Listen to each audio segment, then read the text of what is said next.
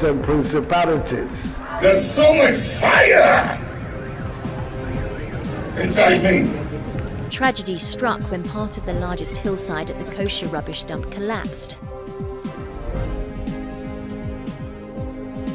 It's going to be fun to see how he goes about approaching this game.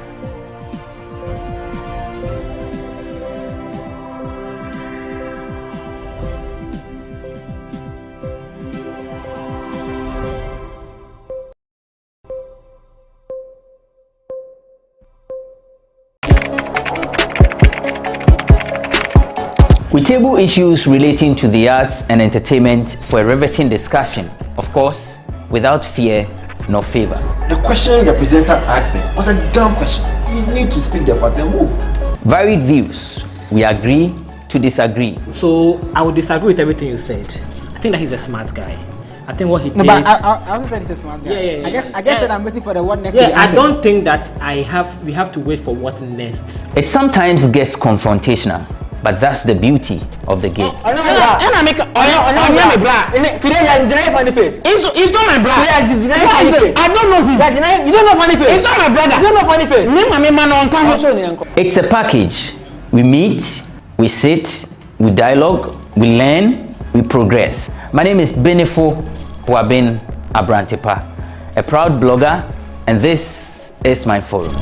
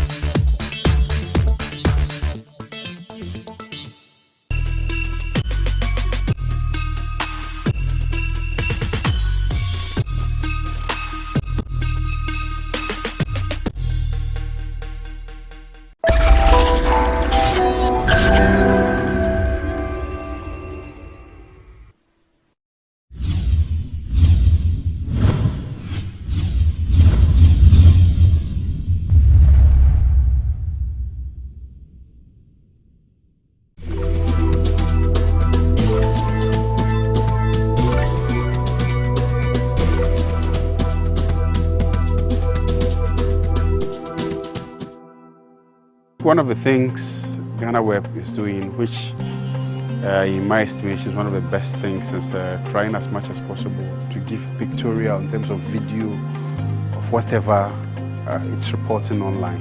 Unlike those days where you only had to read about text. This time around, they've gone a step ahead and to ensure that there's a video added to whatever content they are putting out there for readers to also have a feel of the story.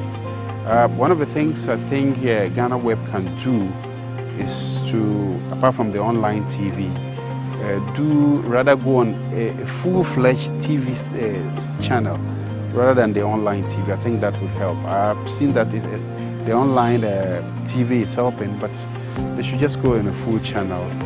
Keep up the good work. There may be challenges, but don't be deterred by those challenges. Challenges are bound to happen in every institution, and try and work harder. Focus on whatever you set to do for yourself, and I'm sure as the years roll by, you achieve those challenges.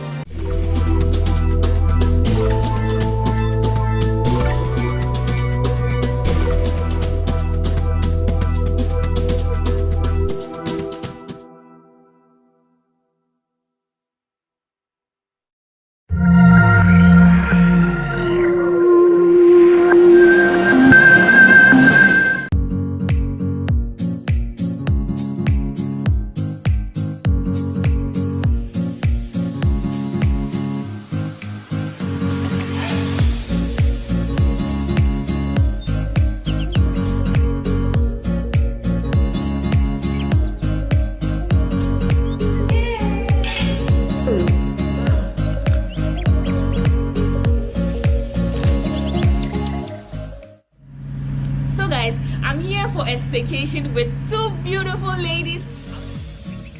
Girl. Say hello to Rochelle.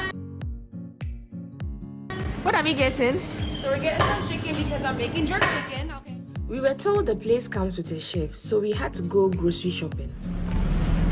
After 2 hours drive from Accra, we finally arrived at the Hyacinth Vome, which is located in my favorite region, the Volta region, in a town called Vome. How do you feel, ladies? We are here! Yeah, this is so exciting! We made it! Wow, I didn't expect it. Yeah. You just turned and boom, the house is there. Yeah. The entire unit cost $1,200 and it can take up to 10 people. And it also comes with a private chef, so you don't have to worry about cooking. Guys, this place is really huge. Wow. Wow. So I'm going to start with the rooms because you know how much I'm a bedroom kind of person. So let's start with the rooms, then we see other places. Let's go.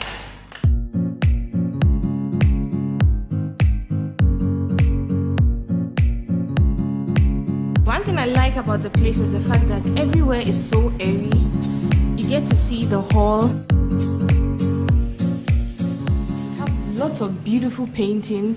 And this is my room.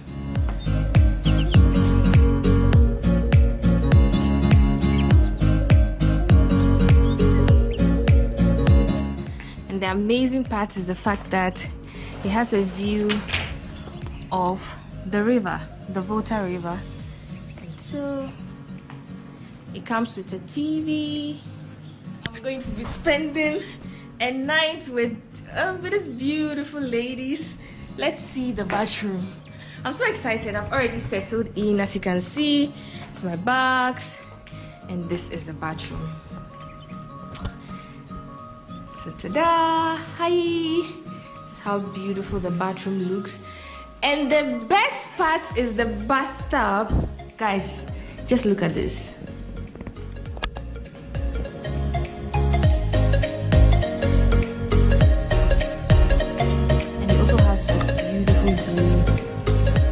The Volta River.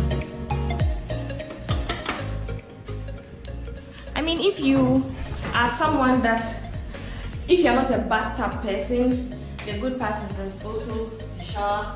I don't want to get wet, but so let's go to the natural Ghana girls room. Can I come in? You can. Hello. Hi, darling. So this is going to be her room. Give us a mini tour of your room. Okay, right. I'm going to show you guys around very quickly. Okay, so this is my bed. So this is where I'm going to sleep for the night, right here. Okay, and then when I feel like it, I'll switch and then I'll sit right here as well. Oh yeah, it swings. Ooh, look at this. Yes, and then I have my balcony out here too. So I can overlook the pool, which is right here. Yeah. Oh my gosh, look at this bait shop. Hey, sexy. Hey, sexy girl. Hey. She doesn't want to get wet because she's also creating content. And so, thank you so much for having me in your room. So guys, are you ready to see how the hall looks like? I mean, this is just the second room. They have lots of room. And the fact that there are like paintings everywhere. And this is a space for like a workstation. If you came to work, you can. Let's see the other room. So this is the third room upstairs. It also comes with a TV. This room comes with a double bed, so 4 people can sleep here. And it also has a fan. And I really like the racks in each room. This is really cool. Look at this. And it also has a beautiful view from the balcony. Look at the boats riding ahead. And this is how it looks from the outside. The bathroom. It also has a shower and a twin sink. And oh, it has a walk-in closet, guys. Wow. I'm definitely having a walk-in closet in my future room, which is going to be in Ebri, because I've always said in my YouTube videos that I really want to own a house in Ebri. I really love Ebri and the fact that it has good weather. So this is also very beautiful, and this is what you get. This is the next room. So this is how it looks like. This is actually a very small room. This is the smallest room here. This is how it looks like.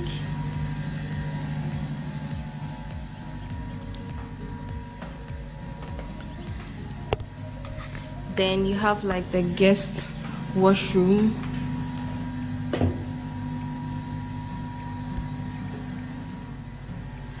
And this is the best part of the house.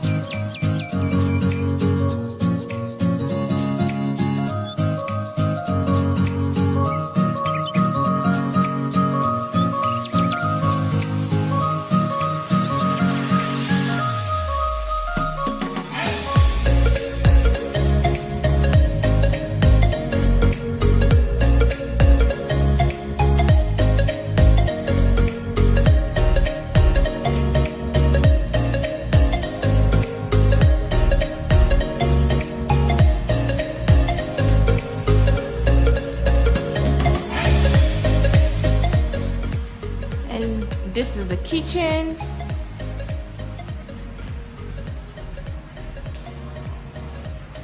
So this is the fridge. This is how it looks like. So when we were coming, we did some shopping, and these are the things we got. The chef is going to prepare us something nice, and I think they have like wine for their guests, and so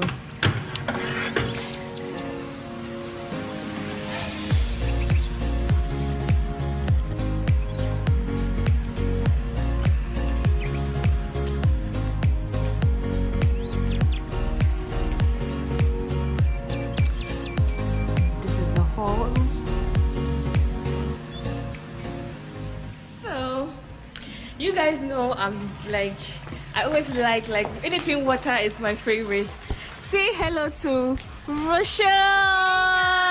She's already chilling, and I mean, this is behind the scenes. This is behind the scenes.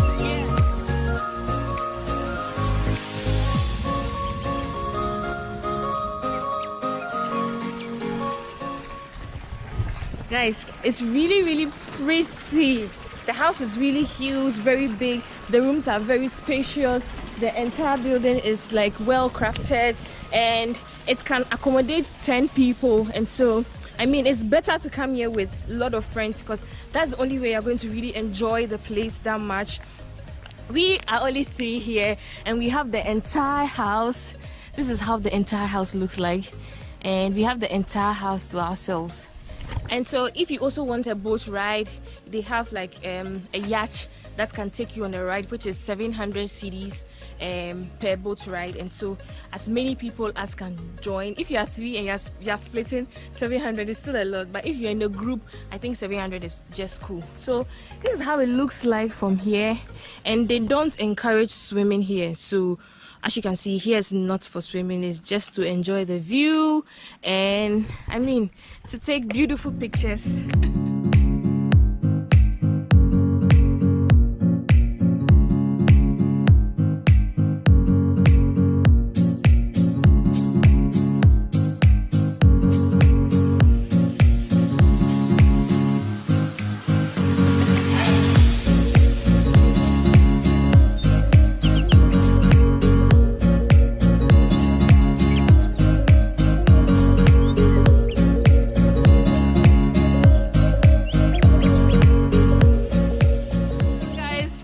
This is a short tour of the place. I hope you enjoyed how the house looks like. Which is your favorite part of this house? Let me know. My favorite is the room and the pool area. What would you say is your favorite? Do you like the hall? Do you like the kitchen? Do you like the rooms? Let me know in the comment section. So now that we've seen the place, guys, let me enjoy the place. Let me soak some energy. Let me swim with the girls. and let's see how it goes. You know, I cannot go without you. You are coming along, and so I'm going to quickly change up, and then we are going to swim. From swimming, we have maybe dinner or something. Oh, guys, I forgot to show you. This is the cinema room. You see, the house is so big, I totally forgot. This is how it looks.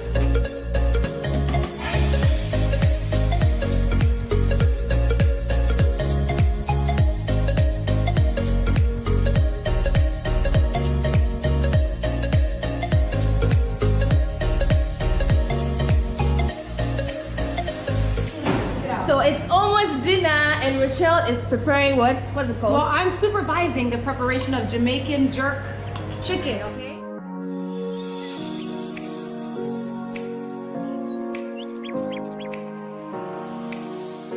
So meet our chef. What's your name? My name is Maxwell. Maxwell. So Maxwell is preparing us the jollof, and the chicken is already in the oven. Oh, it looks good already. So guys, I'm all dressed up, ready to go dip myself in the pool. Whoa! Costume! Oh my God. Turn around so we can see it. Wow, damn girl. Wow. Damn girl. Oh, the water is so warm. Oh wow.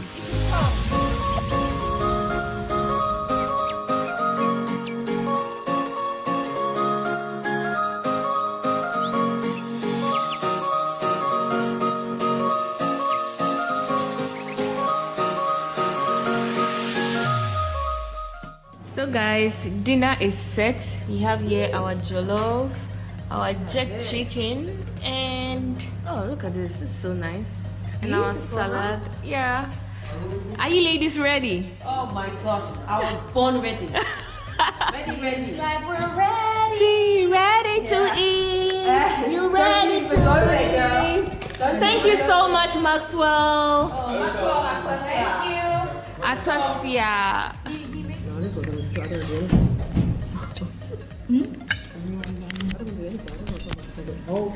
I'm going to be trying Maxwell's jollof. Maxwell's jollof. Make it so personal. This is good. Not too hot. Nice. The chicken is good. Hey, you did not eat at your house. I have to chew the... You did not eat before you left there. I think because of the swimming, I feel very hungry and tired. You know when the food is good, you go for another. You guys are invited. We satisfy this food in Jesus' name. Amen. Do you want roasted chicken? So this was given to me by Tumelu. If you're watching this video, thank you. I'm now having a wine. In fact, we are having a wine. Cheers! Wow. You're not ninja. So guys, we just started playing Owari and Rochelle already is winning. Tells you and money and I am like, I don't understand. I got 2 of your houses. You showed me how to play, but I'm not sure if you know how to play. Can you imagine, guys? So yeah, if you don't know what this game is, it's locally called Owari. You can use seeds, you can use beads, as I did because I lost some of the seeds, or you can use pumpkin or stones, any of them. So yeah, this is how it looks. It's 9 holes in all. 1, 2, 3, 4, 5, 6. Oh, 6 holes in all. It can be played 2 people, 3 people. Yeah, two or 3 people. Right. But not really 6. Not really 6. But you could, but it'd just be really short. So this is how it looks at night.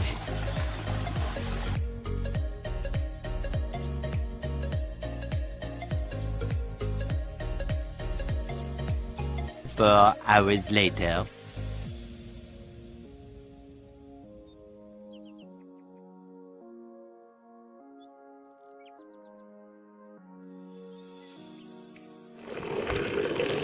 Good morning.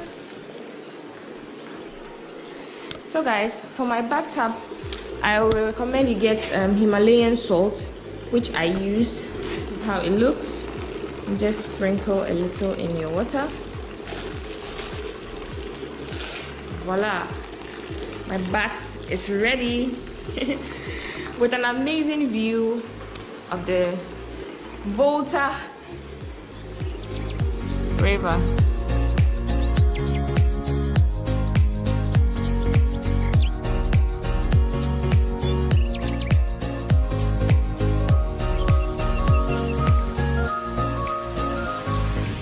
Good morning, Maxwell. How are you? I'm fine. So Maxwell is preparing our breakfast, as you can see. Oh, this looks so good. I can't wait. I can't wait. I can't wait. Can't wait to have breakfast. The ladies are ready. Della is outside taking pictures. Rochelle is also up there taking video. So yeah, that's the update. How are you doing this morning?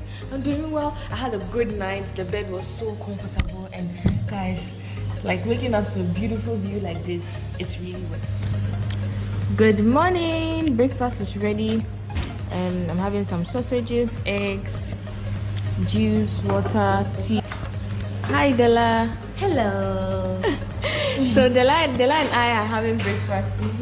Rochelle says she doesn't do breakfast, right? Yeah. She doesn't do breakfast, so I don't really do breakfast, but I'm gonna give it a little try. Just so early. She's shouting up there. You are all invited. We sanctify this food in Jesus' name. Amen. Amen.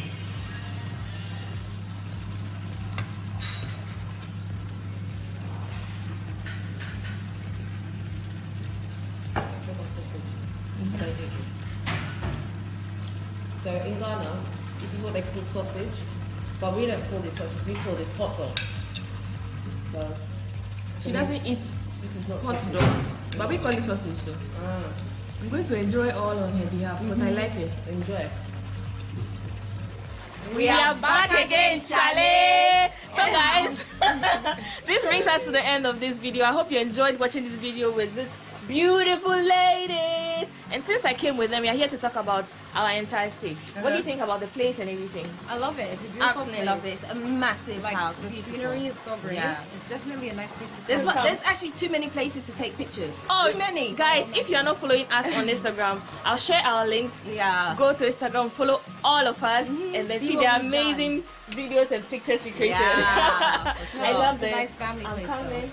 I'm coming. I'm coming. I'm coming. I'm coming. Okay, so let's talk about the place, breakfast, dinner, experience. Yeah. Well, the chef is great, super handy, right? Yeah, the love was really After good. taking your photos, bringing in your stuff, you have to think about cooking. So it was amazing to have someone on site to do it. Exactly. We had breakfast too. Yeah. It was a real treat to have someone else cook because I'm tired of cooking. I'm tired. So you know what I'm saying. I want to see a stove. Imagine. So the experience was good. The pool area was my favorite. What was your favorite? Oh. I like the scenery. I like opening my window and looking out. Look at the water. Show them again. Like that is what we get to see when we wake up. That's beautiful lake. So beautiful. It's so inspiring, you know? Yeah. Definitely. For me, I definitely love the scenery as well. But I really liked the jazz room. I didn't spend a lot of time in it, but I'm calling it the jazz room. I just love the creativity of it. Like you open the door and you hear all this jazz music and you get the photos on the wall. We didn't even get the chance to watch a movie. Can you imagine? I know. Work. Yeah. So the experience was good here. I loved every bit of everything. Yeah. I feel like this place is. I mean, it takes 10 people, 10 or more people, right? Yeah. So the three of us were like, we couldn't get enough because the place was too big. We couldn't even stretch out enough to fill the place.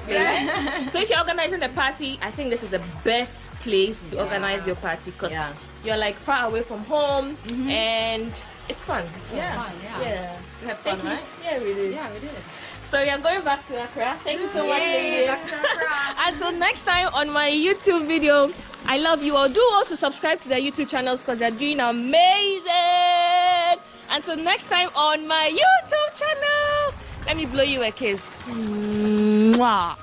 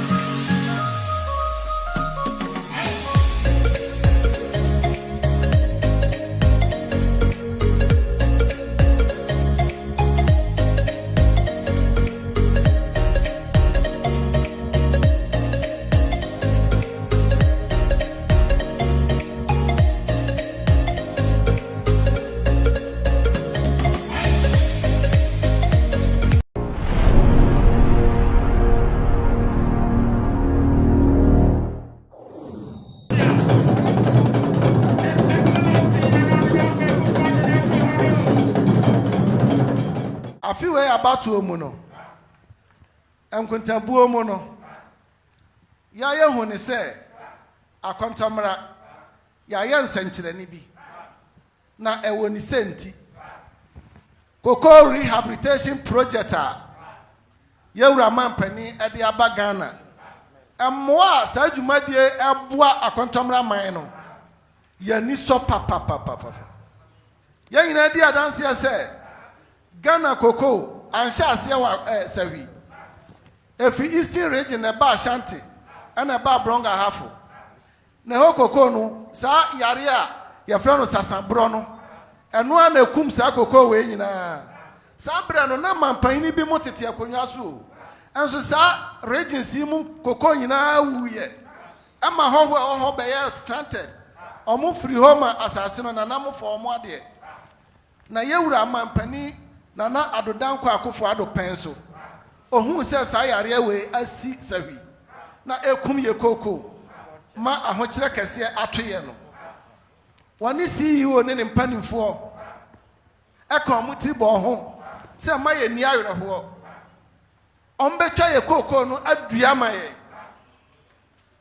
ampa Ghana mramu no se ohini bi wo asase kura na se hoho bi beje odidi so efimfi aduonum ekono na asase no ese ohene no woje wade anka bra na so ena kokko no su enti ahoho e wo ha no na nka wose omo ba renew contract ombe sentue skama nanamo ansa na so mbetumi adua kokko ni biem kro mo tumi adua yewura mampani se da bi na ahoho yi omo kokko awu okofa ska wo he na ode ba renew ne contract wo nana ho enti me 1 hectare bia nanamo mema mo 1000 Ghana wukuya ni so akokwa wu mema 1000 Ghana ndi se wafo no ye 10 hectares a o 10,000 Ghana cedis fadidi me fa workers ye betwa okoko no na ye se dua mode ba free koko free ye dua body e be yini no fa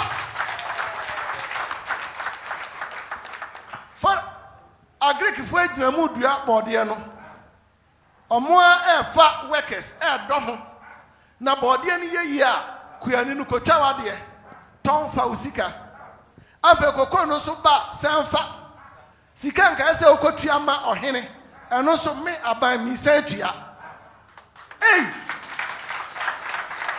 ba sa no na ayati se asam ne ye de dodo etina akuafo nkra na dodo anyi ni enti dodo no asese omone ma kra se omo ko omukrom because nanamo eden ya be fire asase afedi o ho a na nadamfo bi afre no be hwe wofo no sa de agrek fo ye ma no sande ne ne ma aba na se wo ye we nyina ma ye ya na ye nsa kokromotie keka ye nso ye de to aba ma wo no ya se ye de sabe ye bobati moden nti se ye to aba ne ma wo a ene wo ba na wo soma no no a na ni senti no ba kono no niamanti anam soma ya to aba ma wo no se e ka kontomra nko a ena se anya Ghana mra ena e hye yen a anka ye basra za anka kotem ni biem ka ho utwa we anka ko biem because president ebedi akonya no ka say one district one factory obeye ye nyina na esi apini we yemu se we de be dan ye me de minim district bia mu asem na me kasi me bo se akontomra hene me sei na nado adi ne bosha so ama akontomra me one district one factory se si ameka say rat factory no ene ye beko ho ya enya se ye ka no ya no keke ne nsa no adwuma ne bi no no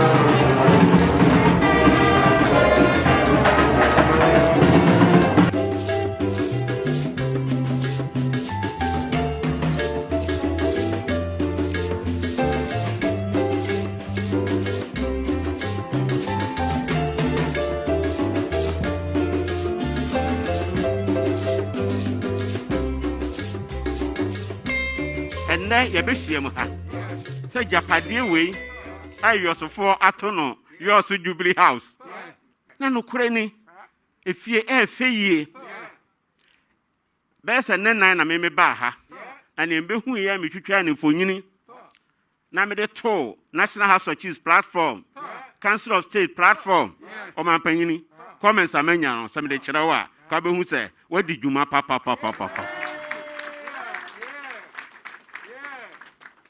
yɛnim akwan hodoro a wayi ɛwɔ ha ne akwan nyinaa sɛ yɛnim sɛ nyɛ dakoro ɛna ɔde bewie kwan no de na hwɛ be nkyɛma nkwanta a ɛkɔ ɔsɛ kodwokurum sɛ ne kwan wayɛ no baabi awie ya akɔye ɛyɛ akwantomra nana wayɛ ade ɛnyɛ no nko yɛwura area sɛ wɔ ha nyinara dodoɔ na kwan yɛde ama contract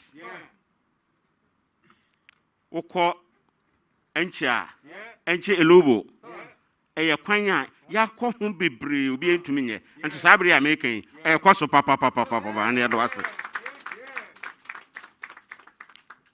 yɛnkɔ so aman enche bia yɛde asɔsɔ bɛbɔ fam na agenda 111 hospitals no so aman so enya baako nana nyame hyira wo nana o yɛ ade ɛbɛbɔ aba so bere bia na ne me ka kyerɛ wo ne sɛ ɛyɛ Western North for de ɛbere bia ɛmoa bia yɛde boa wa ɛbɛma wa mamuo akɔso no yɛde bɛboa wo na me ka kyerɛ nananom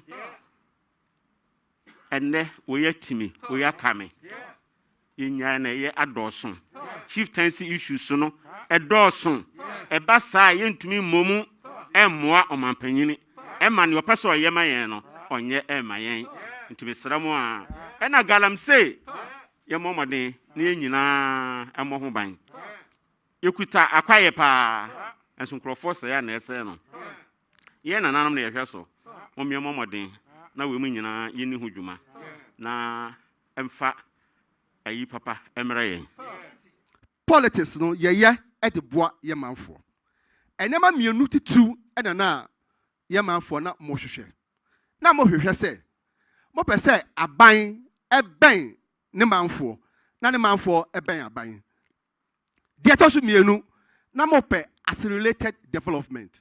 This is what ran through all the petitions are ɔmampanyin nsa kaa yɛ no no so obi ka sɛ yɛte regions yɛhu hwea adanse a nanamadi wɔ ha yi ɛkyerɛ sɛ politics yɛde no korɛ yɛ a ɛboa yɛn the first say we desperate they be all pay 2 million say won kan ekore asa won kan ekore ti na ya na ahomete so be panyin da watwa mu ekọ na rekotif ko kan say regions nye no asa wa pepe nipa no adrodo keke na mo ehia development na na manimu a sananka ya pen paper de dodo keke anka mo atwa mu nyina sanka mo drodro bi o including even Savannah region and so amasa yan kai who say yet about 2018. Mobaji mutumi krata no February 2019. Na samen konta ye pa dia. Na enfie mienu ne fani o. Enfie mienu ene fani. Na new regions no ebeye new regions a yete ye. It is obi ka say yete region ye nya ahwe a. Na hwede mo amabedi hu adanse. Decentralization o mampanyi kan say opese onu de o hyemu kena no. Sabe ya dache emma so bi beka se ye kura baabi e wo no tumi ni wo hwe so nkwa emenyen eti na wa wudi adanse se so ko bibia ni a ye si educational directorate ai no so banglos mienu ka ho okọ dwaboso a ye si ye wie wo mo fi dwaboso mahu se agric regional directorate of agric nyina ye wie banglos ka ho enche pepepe na akọ board nso a health directorate eti akara say afafa bebre ni enya nwie weye mfie mienu ne fa nananom mfie mienu ne fa de omampanyi promises say yebeye no yebeye me depa me ti won crisis say long last one of the regional coordinating councils of the 6 regions no yewie nyame so chade Western North there na ye number 1 a ye de awie first I'm saying Safata says Banasa. And the whole of this regional development, no, when I'm with the here. This is say about the regional coordinating council the first time, except Fata says, a year now. The regional coordinating council for FFA. You know, the cat was say, Misha, old style, old model of development. A capital, Bibia, Kose capital, no. And moi, in Koswa, they are better. Say, every area, a particular region, also, being on the growth pole, about attracting activity and investment into regional institutions, no, across the regions. Now, yes, our growth pole, no. Ampa, yes, shall say here. Bibiani Regional Education Unit, administrative block, is 80% complete. Regional Agriculture Administration, Wadraboso, is 80% complete. No, Bibiani Deni 88%, I'm sorry. Agricultural Development, Wadraboso, 80%. Regional Feeder Roads Administration Block, Inchi, 70%. In a biome, Regional Health Administration Block, Bodi, is 70% complete. Yani staff bungalows, accessories, I'm sure. Say, Yame prayer. I feel baby no. Nasa facilities so no. And then we can get on with the development. And what 3 districts Ewa will be the beneficiaries of Agenda 111. Bodi, Swamai, Bia East. We say Agenda 111 hospitals, maybe 100-bed hospitals with the latest state-of-the-art facilities and accessories. First, no, Ufria, your campaign, Ufria, Echo, Akontomra, and Nafom. Nah, then you're easy. And the man who said, you might open now, home pet. Because home part, we can say, when you Menka. Nanso, ne, ye ba, a crabina, ye winning. So the structures and the developments are also Western North region. When you make Kasana Meka, will be a de need between a dear home. So be Benjamin baby, I can say, Sunday Menina Unhuya. Why, it's the first time, no? I am Mammy T say, Musabakaya, 2016 election. Me can say, or you may say, unprecedented infrastructural development. I mean, so I'm not telling you actually. You can't say unprecedented infrastructural development. Me mum de me who ye. My metia says me take a muno. Yan mada. Ain't in a me who. It's just we better convey. Every first day, Bessine, be a meko road subject and a first subject. Now, unprecedented infrastructural development here. Anka road section, Anka Yetisa. You know, you're fun to crack and you're in Mugana mine. Now, Kosoa, you know, Etchmiaba. It's an annual buyer. Infrastructure development. The air Kosoa, need to Masem Hiakese. The one Kasawaya no there, you can never forget it. Western North region, Sada Sopa. It's a you, and you, many about Bomidin. I have a vested interest in making sure the Western North region progress there. Everybody so no. Not paying for a while. A fancy damoso. A soft one paying for. Cremufo, sorry, yeah, Christopher, sorry, paying for. Nananum. I am for Kessia Waha, Titu Semon Sosono, Mubecas and Papa, akyerɛ amanfoɔ aboaboa ano mo ne hu sɛ ampa sɛ nyinaa de saa baako yɛ na adwempa ɛyɛ Ghana adwuma deɛ yɛhwehwɛ ama yɛ ho ne nsa bɛka bɛda nim sɛ Onyankopɔn ahyɛ da hyehyɛ biribi papa ama yɛn wɔ Ghana. I don't have any doubt about it. Ghana for bebia yɛbɛkɔ wɔ wiase a yɛbɔ yɛ dimpa bebia yɛbɛkɔ wɔ wiase a ɛno na yɛdɛ no President Amidi wobɛkɔ baabi ne yɛhyɛ da frɔ. So you people are doing well. Say COVID say, mo ye say, ma adusua asɛm no mo ye say. Na ye ahoahoa kɛseɛ ma me as a Ghanaian leader. Na minim sɛ saa koma no a yɛde mboaboa yɛn nyinaa bɛde baako yɛ bɛyɛ no no. Sɛ yɛgyina so ne yɛhyehyɛeɛ no nso so yɛhyehyɛeɛ a adwene afa ho ada ho a I don't have any difficulty in believing, sir. Progress here, yes, Abeka.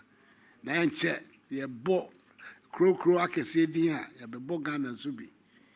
Emma, ye crow ye wohe. You also, and you also so am I, honey, ye bo near boom so dibi. Yeah, Nina Beba.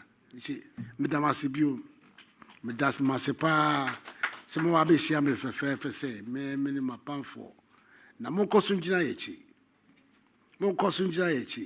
ye ba se ba be ye bibi papa bia ma man nko so so tumi adadi na monta yechi a ne ye be de because ye ta yechi na mje se eze bia wa ha ye to aba se 2 MPP do do de se 2 MPP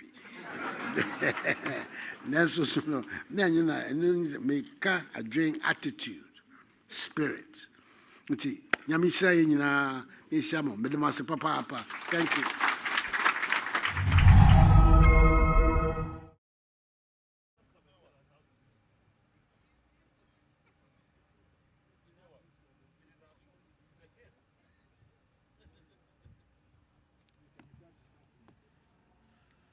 Good evening, members of the Presidential Press Corps.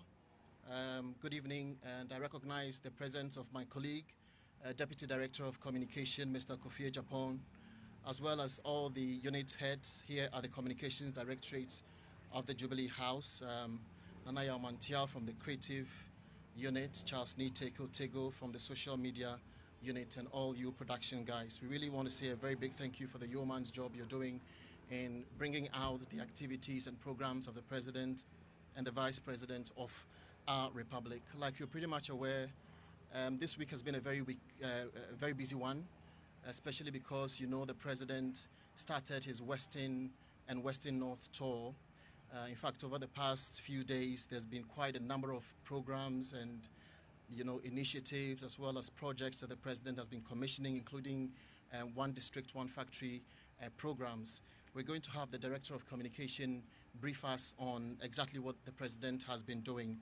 It's been a very, should I say, tough week also. Started especially because of the events in Guinea, and as head of the Economic Community of West African States, what really is the President of the Republic, who is the chairman, the current chairman of the Economic Community of West African States, going to do this week to ensure that the peace and stability that is basically needed in the sub-region is ensured.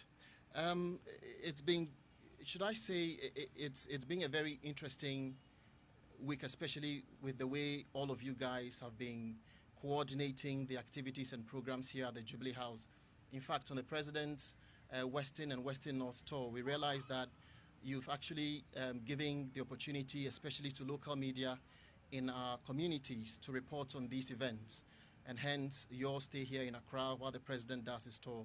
What it does is that it gives the very good people of our country, especially those of our colleagues in communities, in rural communities, in some of the deprived areas, the opportunity to sit one-on-one with the President of the Republic and then also hear his voice as to how the development agenda of our country is ongoing. I'm sure by the end of this press briefing, all of you would come to terms and realize that the President of our Republic, together with the Vice President, have actually been busy. In fact, the Vice President has been this week meeting with our various sector ministers, deliberating and having discussions as to how the government can ensure that the various implementation of the promises made in the 2020 manifesto is actually achieved. And that is basically what he's been doing this week and he'll be doing throughout the week. Without much ado, may I now call on the Director of Communication, Mr. Eugene Ahin, to give us highlights of what the President has been up to over the past 7 days and what he would also be doing in the next 7 days. Mr. Ahin.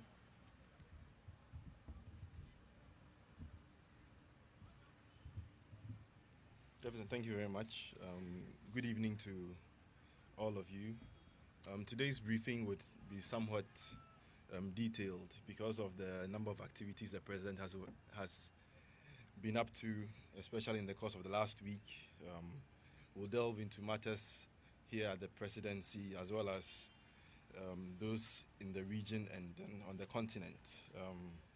As you know, the President embarked on a 4-day working visit of the Western and Western North regions, and permits me to highlight a few of the standout activities. At Wasa Dompim in the Wasa East district of the Western region, the President commissioned the $2.1 million Narubis rubber factory. It's a company which is operating under government's One District, One Factory initiative, and construction of this factory started on the 10th of February 2020. So if you look at the space in time in which it is currently employing 1,340 workers, you should know that the construction was done literally in record time. In Takwa, he cut the sword for work to begin on the 67-kilometer Agunan-Kwanta to Takwa Road, which is being funded by a 95 million euro facility from the Deutsche Bank of Germany. The 67-kilometer stretch is expected to be completed by the 31st of August 2024. That is within a 36-month period. At Diskov, the President inspected ongoing work on the Diskov landing site project. Again, this project was started a year ago. Currently, you have the breakwater and marine work. Currently, they're about 90% complete, and the entire facility is expected to be completed in 2021, September 2021. As you might be aware, the Diskov landing site is one of 11 sites, landing beach sites, that have been constructed by the Akufo-Addo government, and work is currently ongoing on all 11 sites. At Bogoso, the President inspected ongoing work on the 46-bed polyclinic, whose construction again commenced on the 4th of February 2020 and is currently 75% complete. At Sefia Kontombra, the President commissioned the $6.7 million Sefia Kontombra rice processing factory. Again, another company operating under the One District, One Factory initiative. As we speak today, it has employed some 718 people, including management professionals, factory floor workers, and plantation workers. At Sefiri, capital of the Western North region, the President commissioned the newly constructed administration complex of the Western North Regional Coordinating Council. If you go to Sefiri, this particular building has been christened as the Sefiri Jubilee House. It was constructed at a cost of 17.6 million, and it's the first of the 6 regional coordinating council administration blocks to be completed. The other ones in the Ahafo, Bono East, Northeast, Oti, and Savannah regions are also at various stages of completion. And once the President embarks on these stores, whether it is in the course of the year or sometime in the course of next year, all these other 5 administration blocks will also be commissioned. The President in Assam, in the Bia West constituency, also commissioned a warehouse which has been constructed under the One District, One Warehouse initiative. And the purpose of this warehouse specifically is not only to minimize post-harvest losses, but also improve the marketing of agricultural produce in the particular district or in the particular community in the Bia West district. And finally, at BBNE, the President commissioned a National Health Insurance Complex Office, which was constructed by the National Health Insurance Authority. Let me quickly come back to the issue of the One District, One Factory initiatives. It is important for me to stress that currently there are 278 One District, One Factory initiatives at various stages of implementation. Currently, we have 104 factories in operation. A total of 150 factories are also under construction, and the remaining 24 are at the mobilization stage. Now, out of the 278 projects I alluded to initially, 165 are new projects, which means about 60% of the 1D, 1F projects that are currently ongoing are brand new projects, with the remaining 40% representing projects that are being supported by government. Now, you will recall that at this year's May Day celebration, the president indicated that he had taken the decision to freeze salary increments for this year, that is 2021, for himself as president, the vice president, for ministers, for deputy ministers, and also all other appointees of the executive. He indicated that it is our modest contribution to help reduce the damage to our public finances caused by the ravages of COVID-19, and also to help hasten our nation's recovery from the effects of the pandemic. For some reason, when the president received his accrued salary from January to August this year, it was noticed that the directive he gave had not been enforced. Let me use that word. So, leading by example, on Thursday, the 2nd of September, he wrote a check amounting to 237,974 cedis to the pensions and salaries account of the Controller and Accountant General's Department to reflect the decision he has taken to freeze salary increments for himself. And he has instructed the Chief of Staff to ensure that the Vice President, the Ministers of State, Deputy Ministers of State, and other appointees of the executive also refund increments that have so far been made to them, increments which we are not entitled to for this year, because he has indicated that there should be a freeze on all increments for members of the executive. With regards to appointments, particularly that of the MMDCs, in the store of the Western region, he made it clear that all these appointments would be made by the end of September, and by the end of this month. At the palace of the Chief of Seshia Kontombra, he literally announced his first appointee as DC, and that is the retention in office of the District Chief Executive for Seshia Kontombra, that's Honorable Yosin Amwa. And I'm sure as you've seen, the process of reconstituting the boards as well as appointments of CEOs to state institutions are all ongoing and should be completed very soon. On matters to do with the region and the continent, as I speak, the Vice President currently is at the airport welcoming the Prime Minister of Ethiopia, Abiy Ahmed, who has arrived in Ghana for a bilateral discussion with the President. Talks are expected to center on strengthening the ties of cooperation with respect to the outcome of these deliberations. Definitely we made known to the Ghanaian people. On the matter that has also dominated the world of news, especially from this weekend, and that has to do with the ousting of the President of Guinea, His Excellency Alpha Conde. The President tomorrow at 2 p.m. would chair a virtual emergency summit of heads of state and government of the Economic Community of West African States, basically to reaffirm the long-held belief that the ballot and not the bullet should be the only legitimate means of effecting change in the political leadership of any country within the ECOWAS community.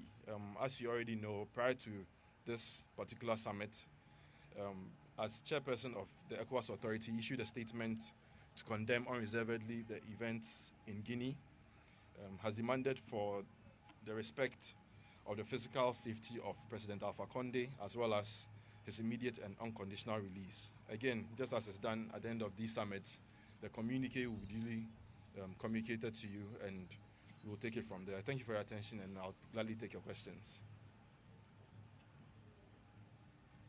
Yes, Elton.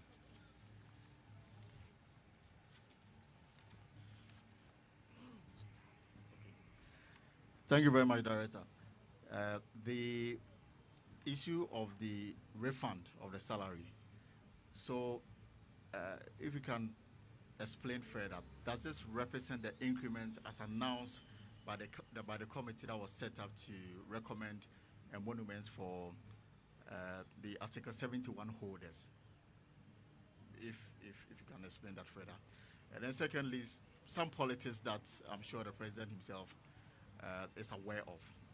Whilst the president was away in his recent trip to Germany, and when he returned, the members on the other side, and particular reference to the member of parliament for North Town, Samuel Okujeto Ablakwa, again brought to the fore the fact that according to him, the president did not go with the presidential jet, but rather chose to fly on a chartered aircraft, which costs the country £14,000 per hour.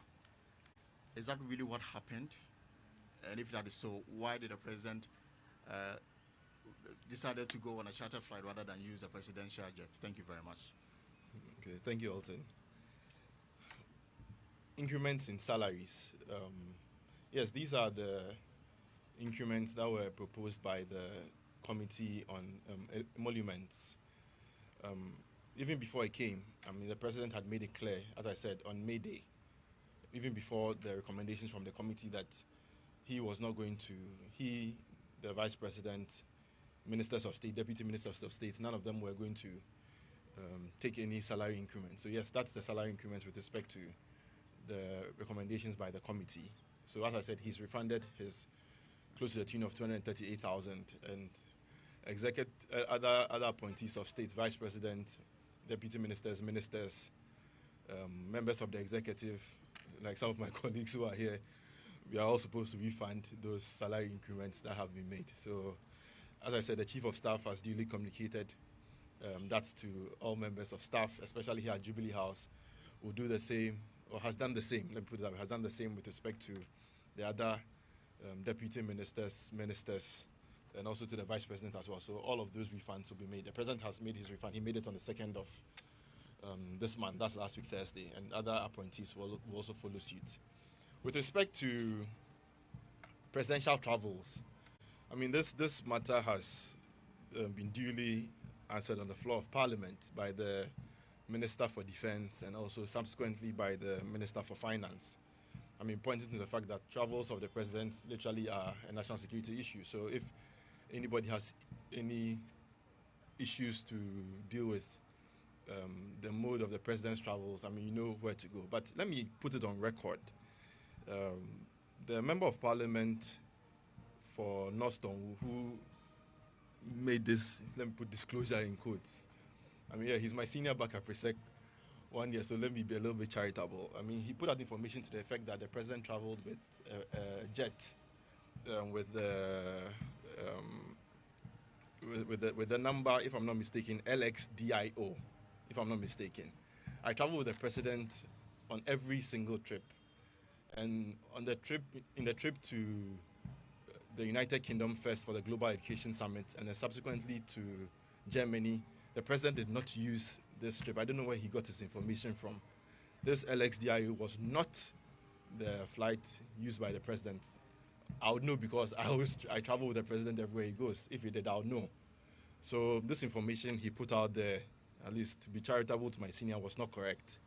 And I'll encourage him to probably cross-check his facts next time such information is brought to him. And likewise, you as members of the media, I don't think it is appropriate for us to jump hook, line, and sinker at everything that's thrown to us. I mean, these things, you can easily, there are websites that can easily tell you where a particular aircraft was at a particular point in time. Just do the checks for yourself. Find out if this aircraft, that's the member of parliament for Northton who claims was used by the president to the UK and to the to Germany. Find out for yourself if it is true. I can tell you in authority that it's not true. Yes, I mean.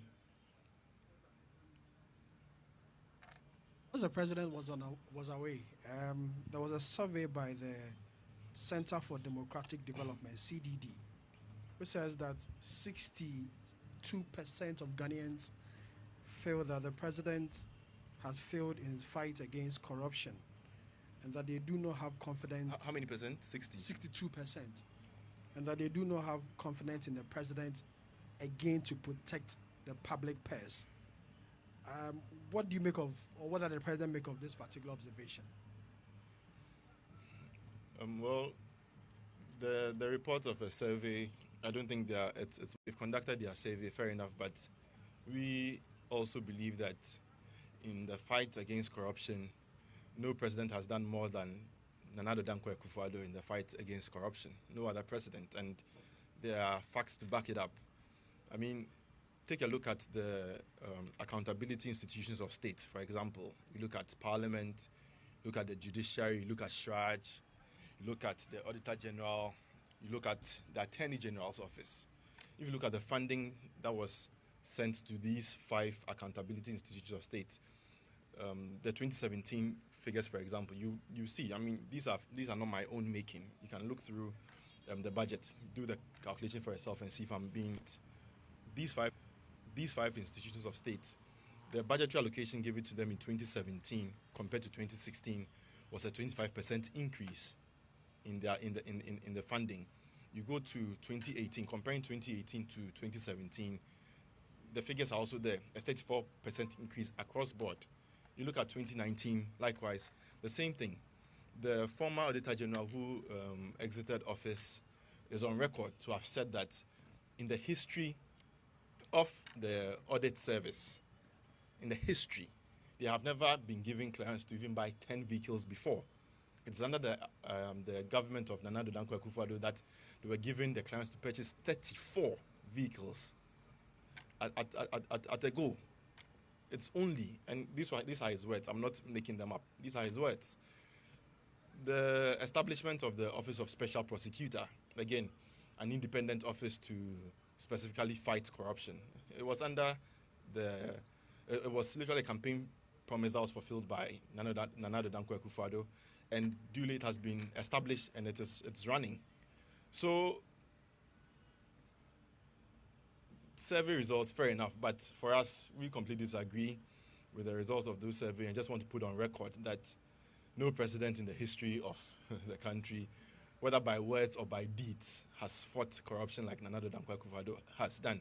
It's a different thing leveling allegations against persons, and it's a different thing proving those allegations. Literally, almost every allegation, for example, that has been leveled against any of his appointees, he refers all of these allegations to the appropriate forum. Investigations are carried out. He's not the person to carry out investigations on whether somebody is corrupt or not. There's an appropriate forum for that to be done. So if those institutions of state come out and pass their verdict, who is the president to say that, no, I've done my own investigation? He's not clothed with those powers to conduct investigations. There are institutions of state that have to do that. They've done that. They come out with their recommendations. His job is to enforce those recommendations, and that's what he has done throughout. Nana. Director, quick on the Ijira killing incident. Can we get some update on it, if possible? Can tell us something on it? Yes, the committee, as we all know, submitted a report to the Interior Minister. He has forwarded it to the President, and all I can say with respect to that is, I mean, shortly, the details of the report or the findings, recommendations, everything made by the committee will be put out for the Ghanaian people to know. But I can assure you that the report has been received by the President, and in due course, you'll get to know of its contents.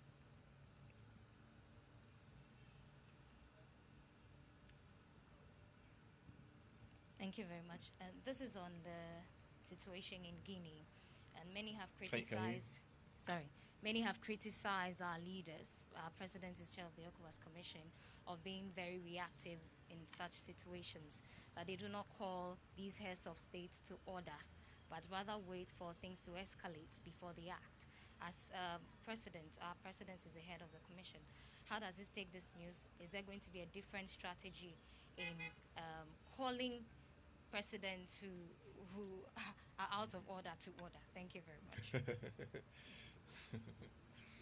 Again, let me put on record the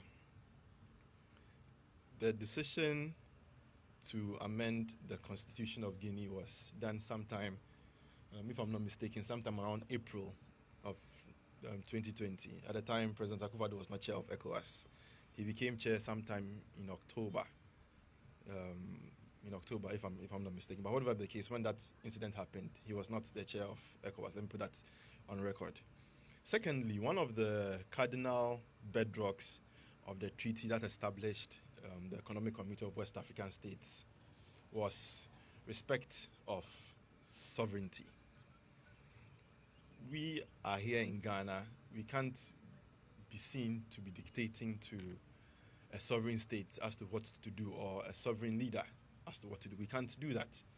Even as chair of ECOWAS, he doesn't have the power to do that. Yes, I mean, he can send missions to Guinea to try and see reason with him. That's as far as he can go. But he can't call him out and tell him that, stop what you're... No, I mean, in any case, this amendment of the Constitution for him to be able to seek a third term was done legally. It passed through the Constitutional Court. The Parliament also reaffirmed it.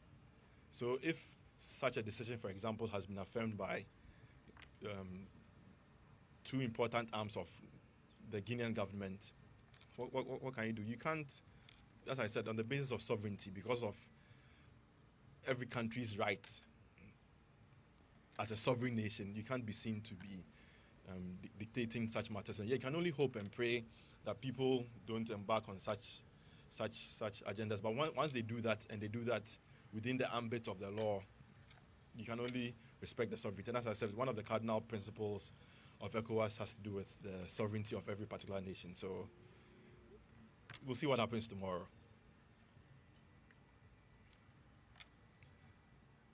Any more questions? Okay, if not, thank you very much for your time, and God willing, from Thursday, the president will conclude his tour. He'll go to the Volta region, and then he'll go to the OT regions. Largely because of such the incidents that have taken place within the sub-region, he had to just put a break on it and then come back to Accra, deal with these matters, and then head back to the region. So from Thursday, he would embark on a 2-day tour of the Volta region and of the OT region. And as we've been doing, once we get back, we'll apprise you of the details of this particular tour. Thank you very much. Okay, members of the Presidential Press Corps, I'm sure most of you are basically going to go back into the official ceremony that is to do with the presentation of credentials to the President by the High Commissioners and Ambassadors of Germany, Spain, Netherlands, and the United Kingdom, as well as Nigeria. And most of you basically will be corresponding with your various reporters in the various regions to ascertain as to how the President's regional tour would go in the coming days. Thank you very much, members of the Presidential Press Corps. Let's get back to assignments. Thank you.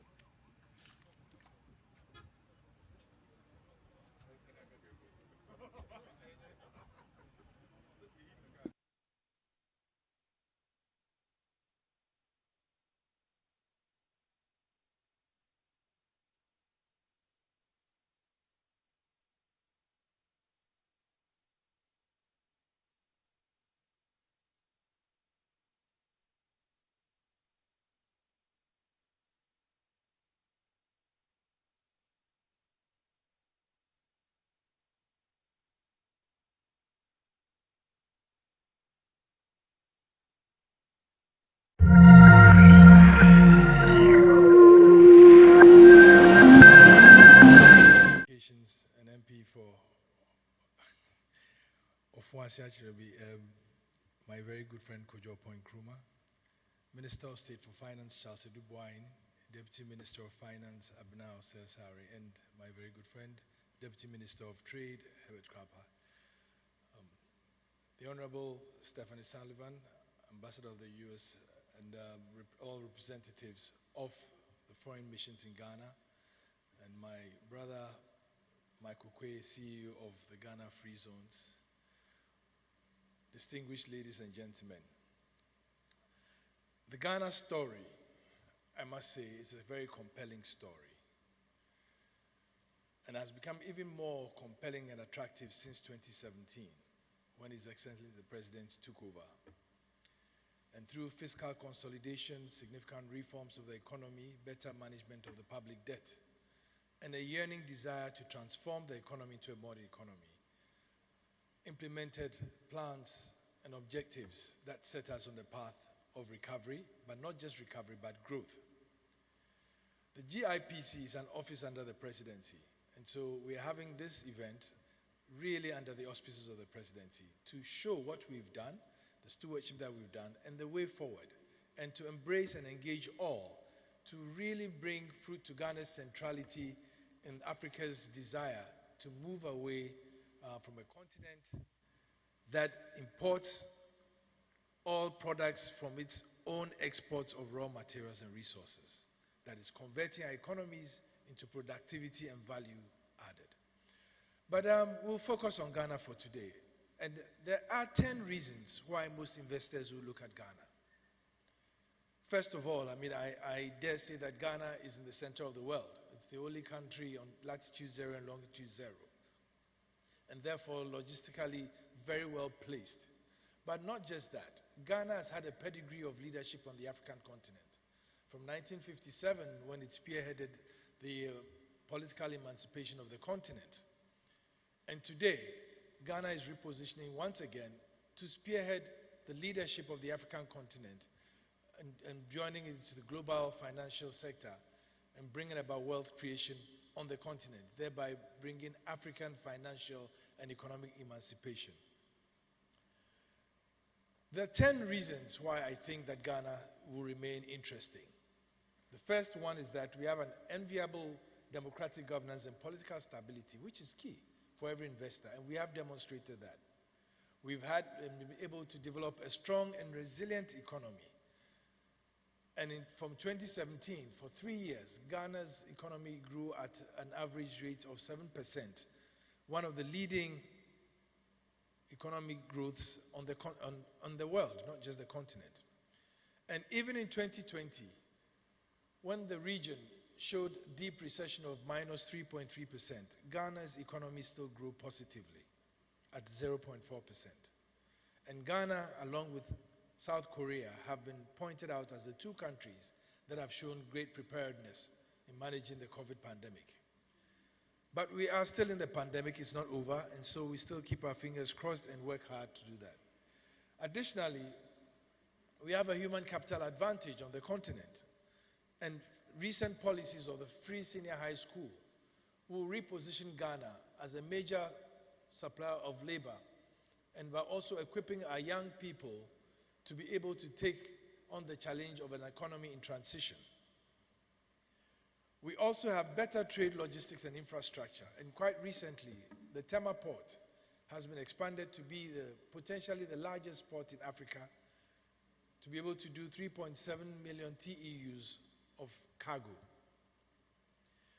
We have vast and diverse natural resource endowment, and Ghana has almost any mineral that is in demand today: gold, diamond, timber, bauxite, manganese, lithium, iron ore, oil and gas, and many other ornamental minerals, and particularly lithium, which is very much required for the new economy of Industry 4.0, moving on to Industry 5.0. We are also a member of the regional international trade bodies, as a partner in WTO and having leadership of ECOWAS. We are very well positioned to negotiate many contracts, and we have significant contracts signed, bilateral investment treaties, and double taxation treaties with many of our partners. And of course, Ghana's great hospitality is undoubted. And I see many faces here that I know are not originally Ghanaian. And it's that hospitality that has brought you here. We thank you for staying and being with us. But even more importantly is our yearning desire to continuously and increasingly improve the ease of doing business. And we have had significant reforms, both at the trade level and at the investment level, to ensure that as we go into the future, Ghana becomes one of the best places to do business, not only in West Africa, but in Africa, and also one of the most attractive places to invest. And then, of course, that has led to a very enabling and competitive business environment, one which we are very proud of. And last but not the least, as I mentioned, and as mentioned it first, a favorable geographical location to facilitate the easy access to the world. And indeed, from Ghana, you are only 8 hours away from almost all the major regions of the world. So yes, we have all these endowments, but these endowments could not have put us where we are without the instructive and firm and strong leadership of His Excellency the President, who has declared that Ghana should be the best place to do business on the continent and the most attractive place to invest on the continent. And it's for that reason that we are seeing that Ghana is host to the headquarters of the AFCFTA and will spearhead the African economic and financial emancipation that I did mention before. So what has that earned us? And I will talk about this on the perspective of what has happened in the world. And even prior to COVID, global political disruptions led to a shrinking of foreign direct investment and a disruption in the flows of foreign direct investment between 2018 and 2019. The event of Brexit was a major factor. The trade wars between the US and China was another factor. And the fact that the US also started looking inward to try and shore up business and trade was very important in stemming the flow of FDI globally, to the extent that UNCTAD and the WTO started making early predictions of the narrowing down of foreign direct investment globally. And then by 2020, the pandemic really hit. And it caused two major problems. One, the cost of lives, and two, the cost of livelihoods. But practically, it ended up in a major disruption of trade and business globally. Supply chains got cut. Countries had to implement quarantines that actually disrupted businesses. And I don't need to emphasize that because you all know, because you are business people. But that also led to a great impact on the financial sector. It's estimated that some $10 trillion of value was lost in the global financial markets due to the disruptions of the global trade system. Now, that was all money that could have been used for foreign direct investment. So consequently, UNCTAD actually predicted that global flows would shrink by 42% in 2020. And if we didn't have a grip on the pandemic, it would further shrink by an additional 15%. And Africa was probably going to be the biggest victim. But God being so good, and through our own initiatives, we've seen that it didn't happen quite as much as that. Africa, as I saw in a video this morning, still has shown quite some resilience to the virus in the world. But we do not take that for granted. And even during that period, Ghana showed strong leadership that also invoked some confidence in investors that were looking at places to invest. And Ghana was one of such places. I must say that the sort of investments we got, the productive types of investments, most of them greenfield in industrial infrastructure projects in developing countries, suffered immensely. And we all know what has happened. And since then, we haven't recovered. As you all well know, global shipping has increased in cost by close to about 40%, further straining global trade. But many other countries have also suffered inordinately from the shrinkage of FDI. As you see from the third box there, African economies have seen a 16% fall in FDI, but have weathered the storm better than others, as I've said. And therefore, we are all in recovery mode and looking forward to improving our conditions to try and ginger back FDI globally.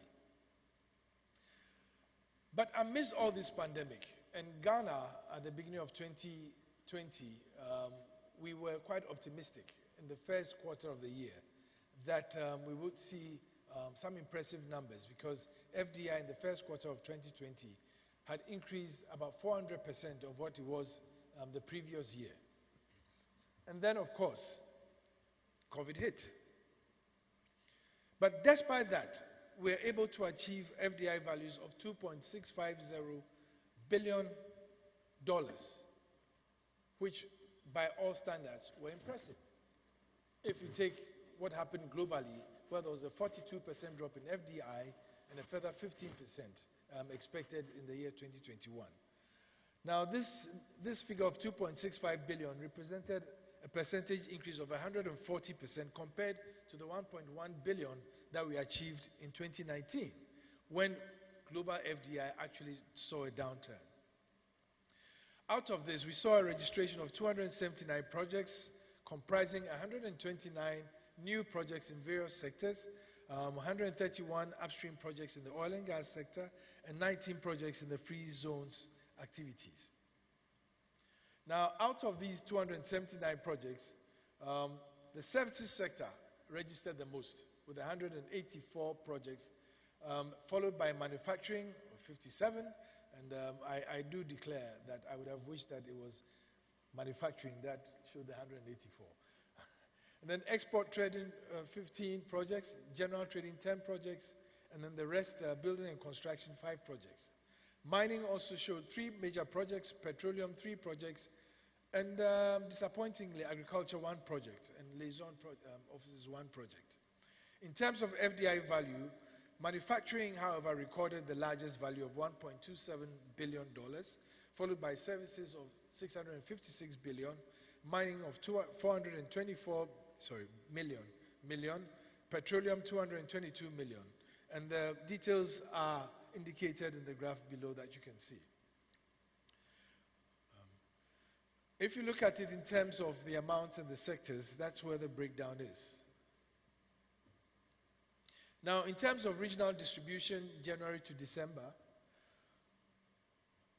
unfortunately, Greater Accra seems to be attracting the most of the projects that were registered, or the FDI. And as I did mention, in terms of numbers, services recorded 184 projects, most of them in Greater Accra.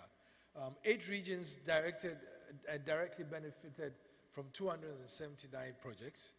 231 projects, representing 82.8% of the projects registered, are in the Greater Accra region.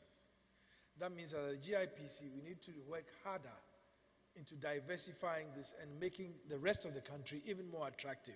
And I dare say that the rest of the country is equally or perhaps even more attractive as destinations of foreign direct investment. The 3 other regions that showed some promise are the Western and Ashanti regions with 31 and 7 projects respectively.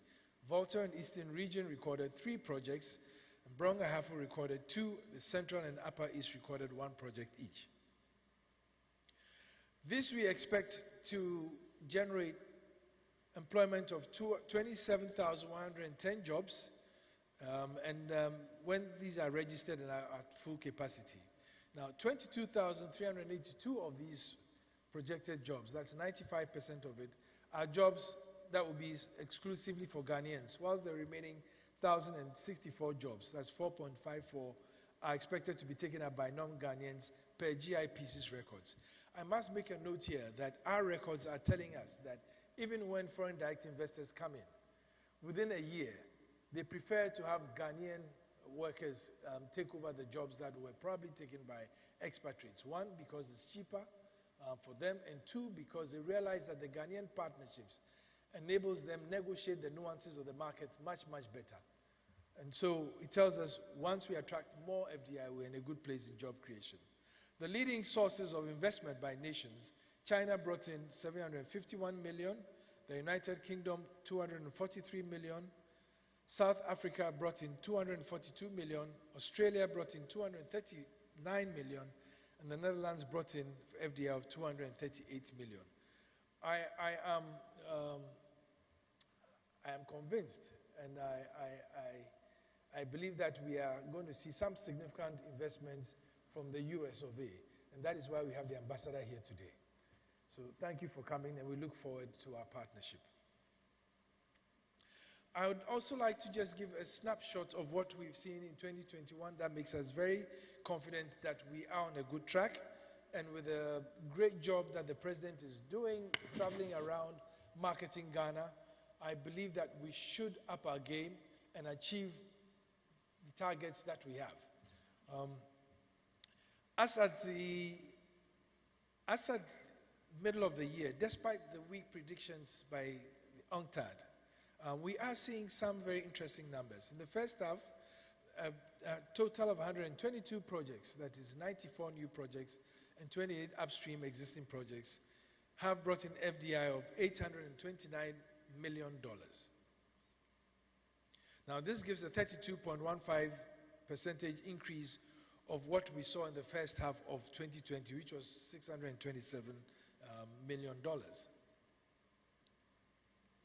Now, out of these 122 projects, services once again came out on top with 63 projects, and followed by manufacturing with 24 projects. General trading, building and construction followed with 18 and 6 projects respectively. The oil and gas sector, as well as export trade, recorded 5 projects each, and agriculture sector recorded 1 project.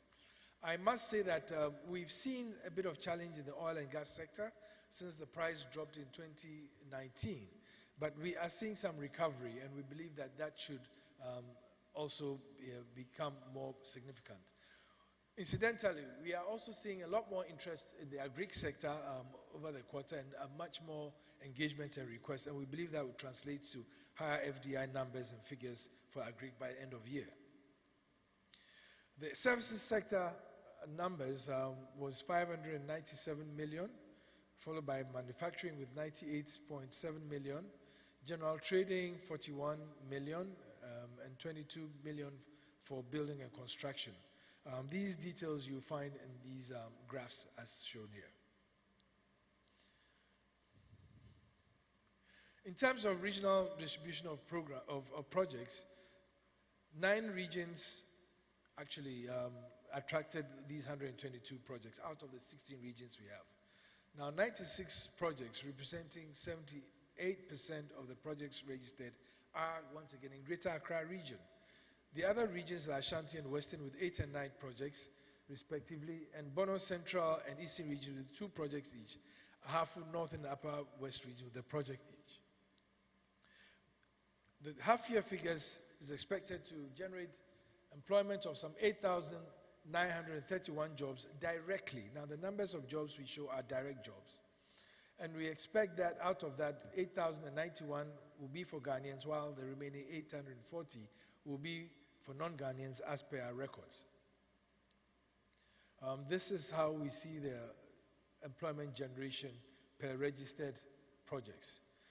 But I must say that beyond the direct job creation, there's also indirect job creations. And so many of these are going to create jobs indirectly, which we don't measure. Leading sources of investment recorded January to June. Singapore brought in 307 million with 2 projects. Australia 204 with 2 projects. India 61.57 with 9 projects. Netherlands 46.8 with 2 projects. The US of A with 32 million with 6 projects, and China 32.46 million with 24 projects. So there you go. I told you the US would up their game and look at Ghana more attractively now. These just show the graphical representation of the numbers I just mentioned. So what's the outlook post-COVID and with the advent of the AFCFTA? Predictions, global predictions are that global FDI is expected to bottom out in the year 2021 and recover some lost ground going to 2022, increasing between 10 to 15% globally and 5% in Africa. This should be realized with efficient policy interventions to facilitate investments and to navigate the economic effects of the pandemic. And I dare say that in the course of the pandemic, Ghana did also do its bit in finding ways to mitigate the cost of lives and livelihoods by implementing what we call the Ghana Cares Obatampa project. The Ghana Cares project being the COVID alleviation and revitalization of enterprises support project. It's a 3-year project that is expected to cost 100 billion cedis, of which government is going to provide 30 billion, and the private sector, driven by foreign direct investment and partnerships and led by GIPC, will bring in $70 billion.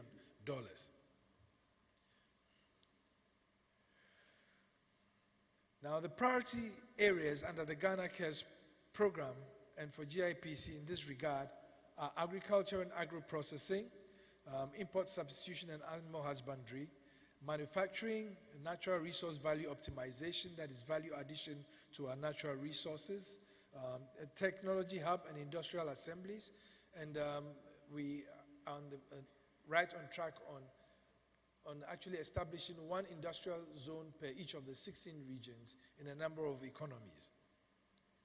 Then, of course, healthcare services and pharmaceutical manufacturing, and infrastructure, improvement of the roads and highways, railways, power bridges, etc., etc.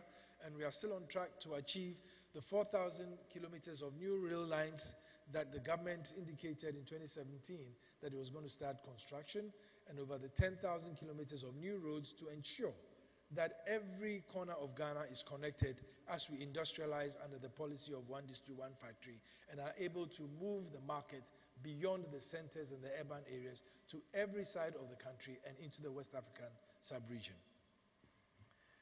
Now, of course, services. And in services, we are looking at expanding the fintech area and making Ghana really technology-driven, and actually making the main route of engagement between the citizenry and government technology.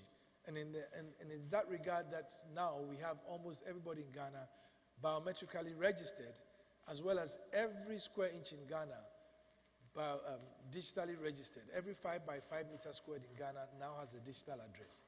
This is going to enable us to separate ownership from usage of land and optimize and monetize our land for better development. I dare say that for all of us here, the architect of this whole ecosystem and architecture of transformation of the economy lies with our leader, the president. And I think that, Mr. President, thank you for giving us the opportunity to put Ghana on a real pedestal of transformation. And the numbers that are here do give an indication that we are on track.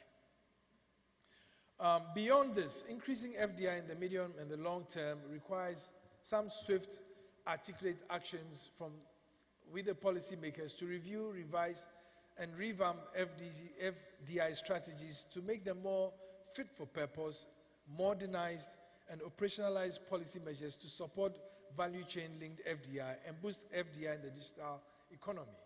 Indeed, the President has time and time again said that our economy must be driven by private sector.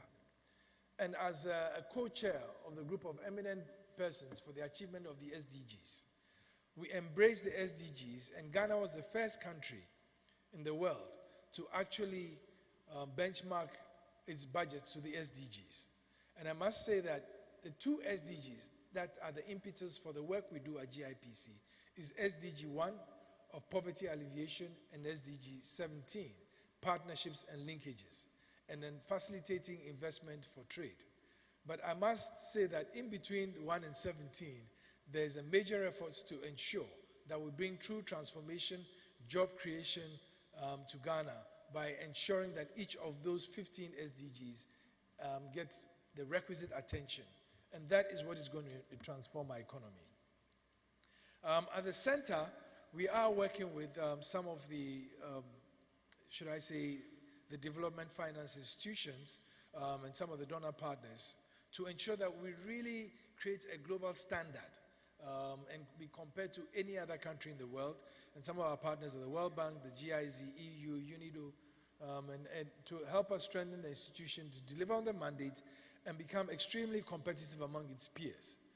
But at the GIPC itself, we've also restructured. We've recently set up a new, two new desks, the Diaspora Investment Desk, which is very important for the country because, as you well know, almost every year about $3 billion comes in informally from the diaspora. We believe that creating a formal channel would actually facilitate a better way of attracting remittances from the diaspora and engage the diaspora in national development. Additionally, we've set up a strategic aftercare service to streamline investor aftercare and encourage investment. And so many of you who are here will get visits from our aftercare. We will preempt your problems and try and bring solutions to them, but we also act as a sounding board for the presidency on policy matters relating to attracting investment. And then we have a revamped monitoring and evaluation and tracking divisions to offer an efficient monitoring of companies and optimize the center's performance. And then we have set up a specific CARES delivery unit to track, monitor, and facilitate the achievement of the targets under the CARES program. I will skip these two and then come to the end. As I did say, we are very keen on ensuring that we achieve the target of a minimum of $3 billion a year from 2020 to 2023, right into 2024, under the CARES program. And the areas that we've identified strategically for promotion are agriculture and agro-processing, energy, because if we are going to industrialize, we need cheap, reliable energy, vehicle assembly and automotive components, manufacturing, and we are pleased to say we are well on track. We also have a great manufacturing template under the 1D1F to ensure that every corner of this country has a manufacturing industry of sorts. Now, can you imagine what that would do for job creation? It means that every corner in each of the 260 districts will create opportunities for job creation for our young people. That would stem the tide of the flow from the urban to from the rural to the urban areas that we see every year, but also create opportunity that will lead into a market in West Africa. Tourism and hospitality, because Ghana is naturally endowed with assets that we can monetize in tourism and hospitality. Innovative financial products and services, and Ghana is also setting up to be a regional international financial services center to facilitate capital flows in West Africa, in Ghana, and the continent. And then, of course, transport infrastructure, such that the products that we generate have easy access in and out of Ghana and into the global market. AFCFTA does give us a unique opportunity. And once again, Ghana is acting as a spearhead for this whole transformation of the African continent. Africa is very well endowed, but unfortunately we export our raw materials and then import the finished goods out of our raw materials we export. And I believe that the AFCFTA gives us a great impetus to change that whole dynamic. And once again, I would like to say that the inspiration from the president of a Ghana beyond aid resonates loudly on the African continent. For us to actually monetize the assets that we have through partnerships and linkages and create a better continent of wealth creation and jobs. By 2050, Africa will be 1/4 of the world's population. It would also still have more than 30% of the world's remaining resources, 60% of the arable land left in the world. And it's now due for us to actually turn that into a real development agenda for the world, not just for Africa. I believe that the AFCFTA for us in Ghana gives us a real good opportunity for our SMEs and SMIs to actually get onto the industrial bandwagon and move beyond where we are. I would like to end here. I believe that you've all seen the numbers. These are real numbers. They've been legitimized, but we look forward to doubling, quadrupling those numbers. In broad discussions with a lot of our compatriots, both globally and outside, they do say that if Ghana is to up its game, it could probably be attracting double-figure FDIs in the future.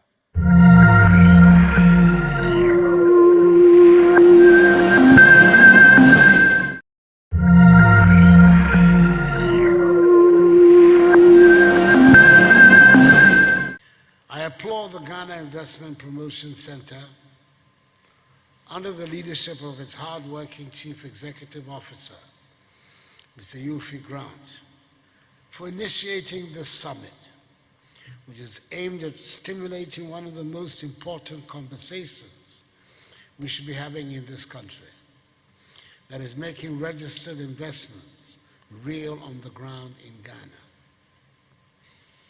When I assumed office in January 2017, I encouraged all of us to take it upon ourselves to help government build a business-friendly economy that will enable our nation get to the stage where the exploitation of the opportunities that are available to us will help us build an optimistic, self-confident, self-reliant, and prosperous nation, a Ghana beyond aid. Towards realizing this vision, government has made deliberate efforts at determining the investment priorities of our country and taken steps to mobilize the necessary resources for the growth of these priority areas. This is because we want to help transform Ghana from being a mere producer and exporter of raw materials to a value-added industrialized economy that will provide opportunities, jobs, and prosperity for all Ghanaians, thereby creating a wiser nation that is a wealthy, inclusive, sustainable, empowered, and resilient one. Government since 2017 has put in place measures needed to reduce the cost of doing business, improve the business environment, and made the Ghanaian economy not only one of the most business-friendly economies in Africa, but also one of the fastest growing economies in the world between 2017 and 2020, averaging 7% GDP annual rates of growth, up from the 3.4% rate we inherited in 2016. Indeed, with the economies of many countries around the world in recession in 2020, having recorded negative growth largely as a result of the COVID-19 pandemic, Ghana's economy was one of the very few that still managed to record a positive GDP growth.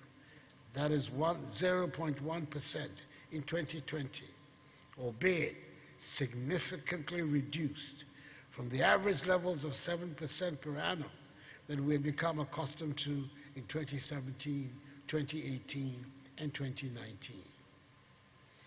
In spite of the ravages of the pandemic, we are working to grow the economy at a much faster rate this year, our target being a 5% GDP growth rate, which will enhance the prospects of a win-win environment for both private sector and country, and create an environment where companies do not just survive, but actually thrive.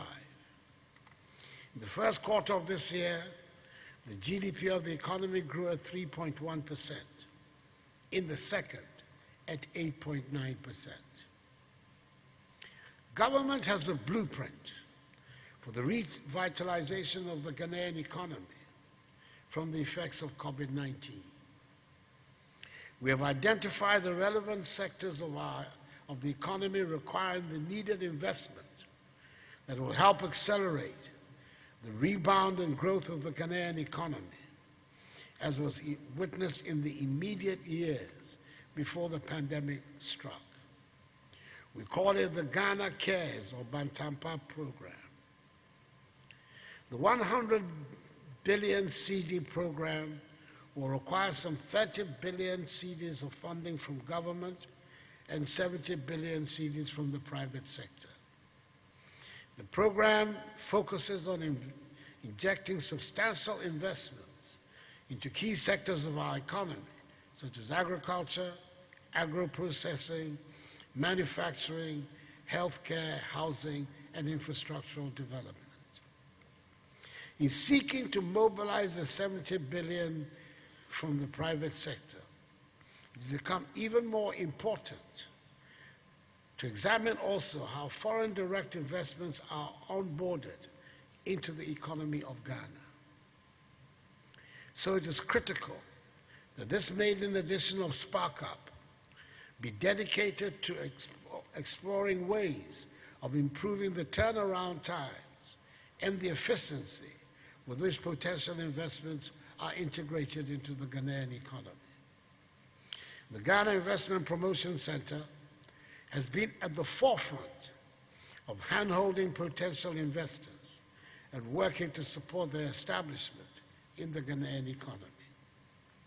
Let me thus take this opportunity to congratulate the Center for effectively discharging its mandate and promoting vigorously the considerable investments and business opportunities that exist in Ghana, estimated at some 12 billion United States dollars in foreign direct investments from 2017 to 2020.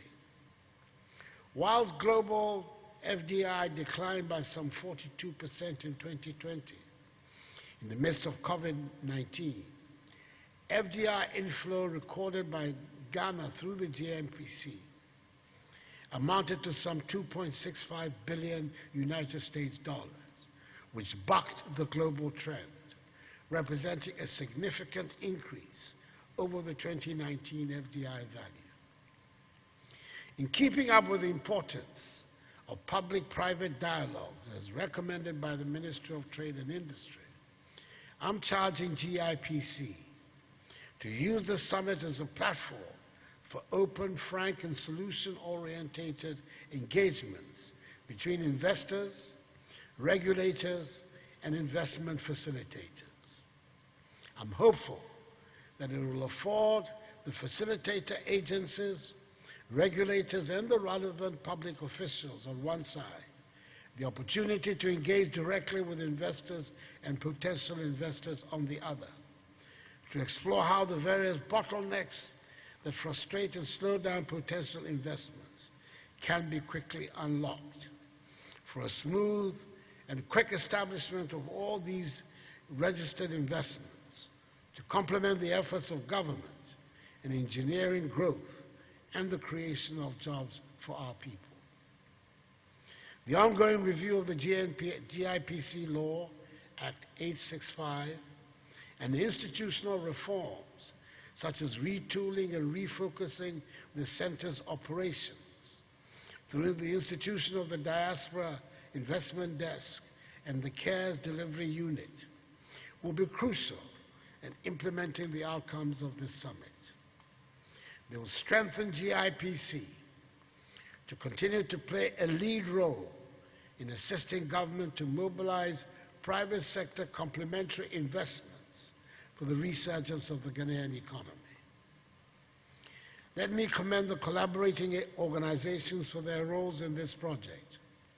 The Ministry of Information for showcasing this all-important national conversation.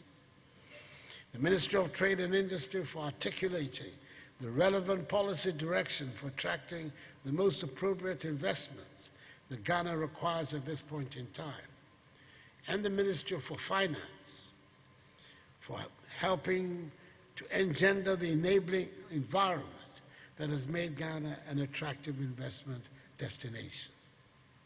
As host country of the Secretariat of the African Continental Free Trade Area, AFCFTA, now is the time for the Black Star to spark up and bring in the needed investments to accelerate the transformation of the Ghanaian economy, and by extension the African one, through the active participation of the private sector in the economic development of our country and continent. I wish you fruitful deliberations, and may God bless us all in our homeland Ghana and make her great and strong.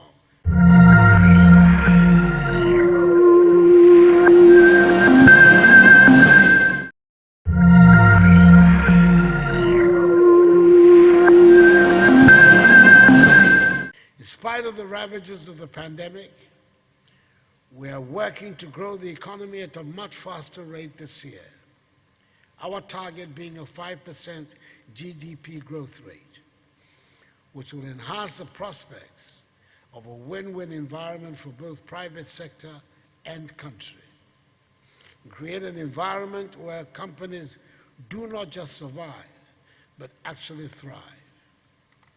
In the first quarter of this year, the GDP of the economy grew at 3.1%. In the second, at 8.9%. Government has a blueprint for the revitalization of the Ghanaian economy from the effects of COVID-19. We have identified the relevant sectors of the economy requiring the needed investment that will help accelerate the rebound and growth of the Ghanaian economy, as was witnessed in the immediate years before the pandemic struck. We call it the Ghana Cares or Bantampa program. The 100 billion CD program will require some 30 billion CDs of funding from government and 70 billion CDs from the private sector. The program focuses on injecting substantial investments into key sectors of our economy, such as agriculture, agro-processing, manufacturing, healthcare, housing, and infrastructural development. In seeking to mobilize the 70 billion from the private sector, it's become even more important to examine also how foreign direct investments are onboarded into the economy of Ghana. So it is critical that this maiden edition of Spark Up be dedicated to exploring ways of improving the turnaround times and the efficiency with which potential investments are integrated into the Ghanaian economy. The Ghana Investment Promotion Center has been at the forefront of hand-holding potential investors and working to support their establishment in the Ghanaian economy. Let me thus take this opportunity to congratulate the Center for effectively discharging its mandate and promoting vigorously the considerable investments and business opportunities that exist in Ghana, estimated at some 12 billion United States dollars in foreign direct investments from 2017 to 2020.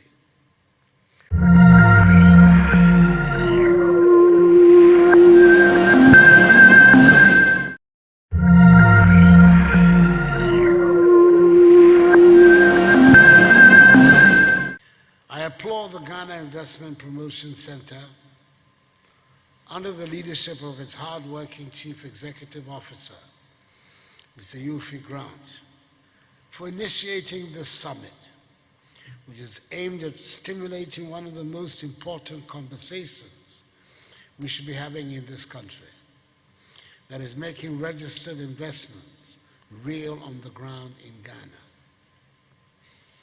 When I assumed office in January 2017, I encouraged all of us to take it upon ourselves to help government build a business-friendly economy that will enable our nation get to the stage where the exploitation of the opportunities that are available to us will help us build an optimistic,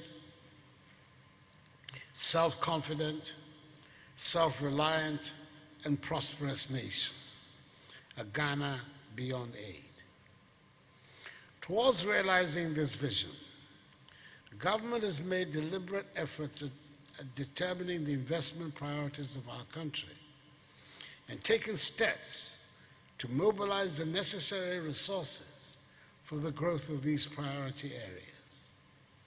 This is because we want to help transform Ghana from being a mere producer and exporter of raw materials to a value-added industrialized economy that will provide opportunities, jobs, and prosperity for all Ghanaians, thereby creating a wiser nation that is a wealthy, inclusive, sustainable, empowered, and resilient one. Government since 2017 has put in place measures needed to reduce the cost of doing business, improve the business environment, and made the Ghanaian economy not only one of the most business-friendly economies in Africa, but also one of the fastest growing economies in the world between 2017 and 2020, averaging 7% GDP annual rates of growth, up from the 3.4% rate we inherited in 2016. Indeed, with the economies of many countries around the world in recession in 2020, having recorded negative growth largely as a result of the COVID-19 pandemic, Ghana's economy was one of the very few that still managed to record a positive GDP growth. That is 0.1% in 2020, albeit significantly reduced from the average levels of 7% per annum that we had become accustomed to in 2017, 2018, and 2019.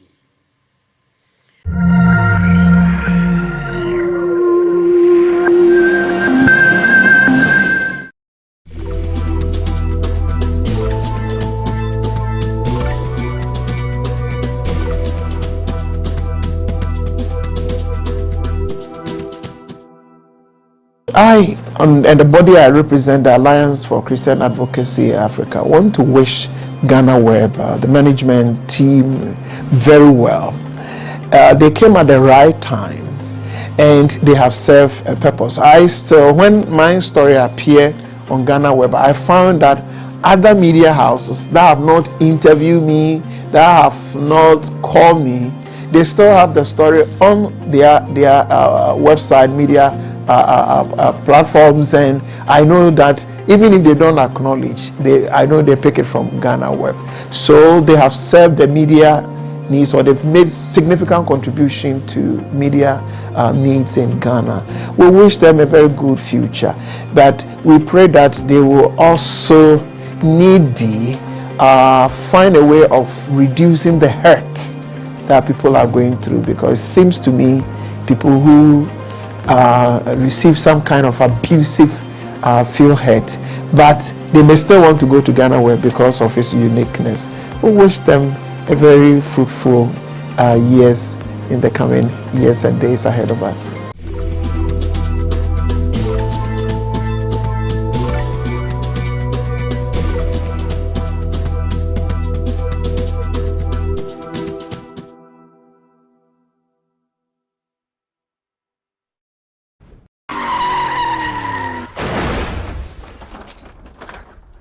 I'm still alive, thank God.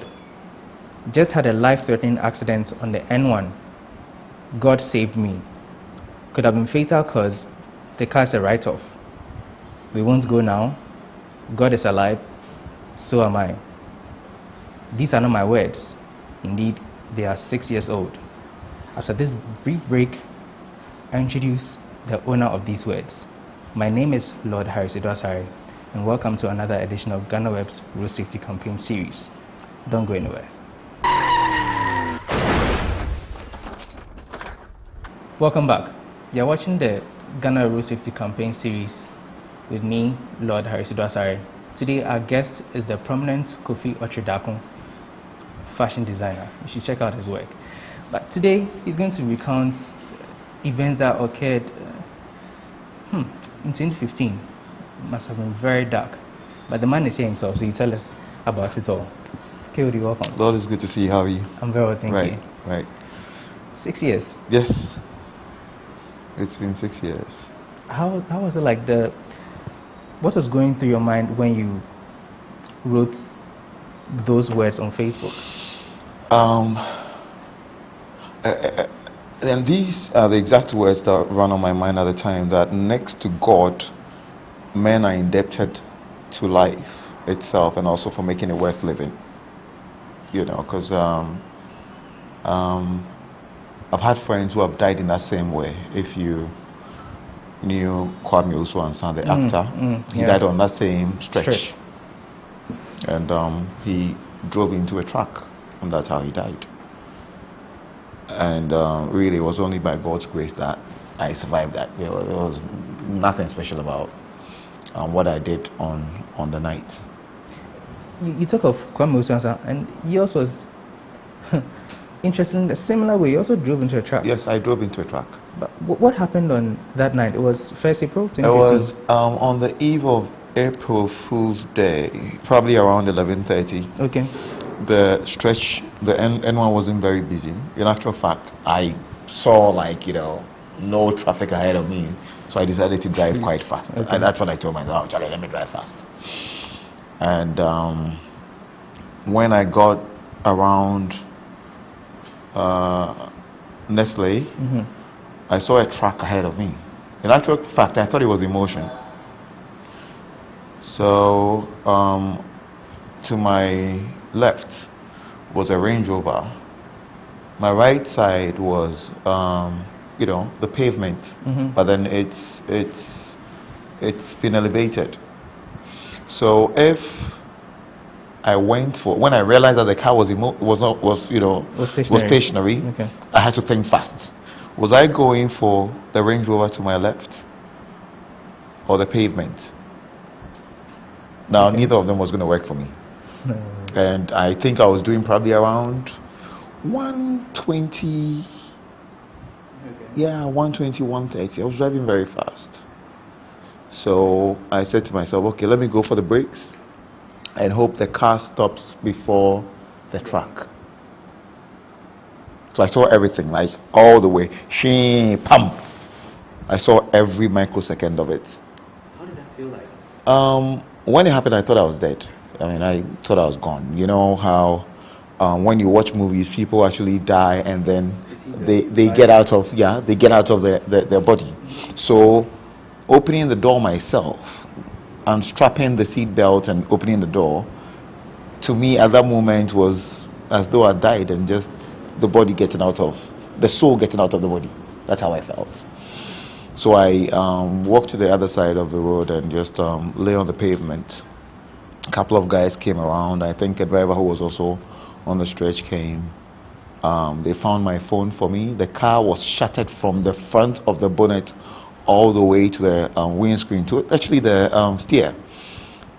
The interior of the car, the way it looked shattered, everything was broken. I wonder how. I only got some bruises on, these bruises. That's all I got. Nothing. This is all I got. But I was in so much pain. And the guys were able to get my phone for me.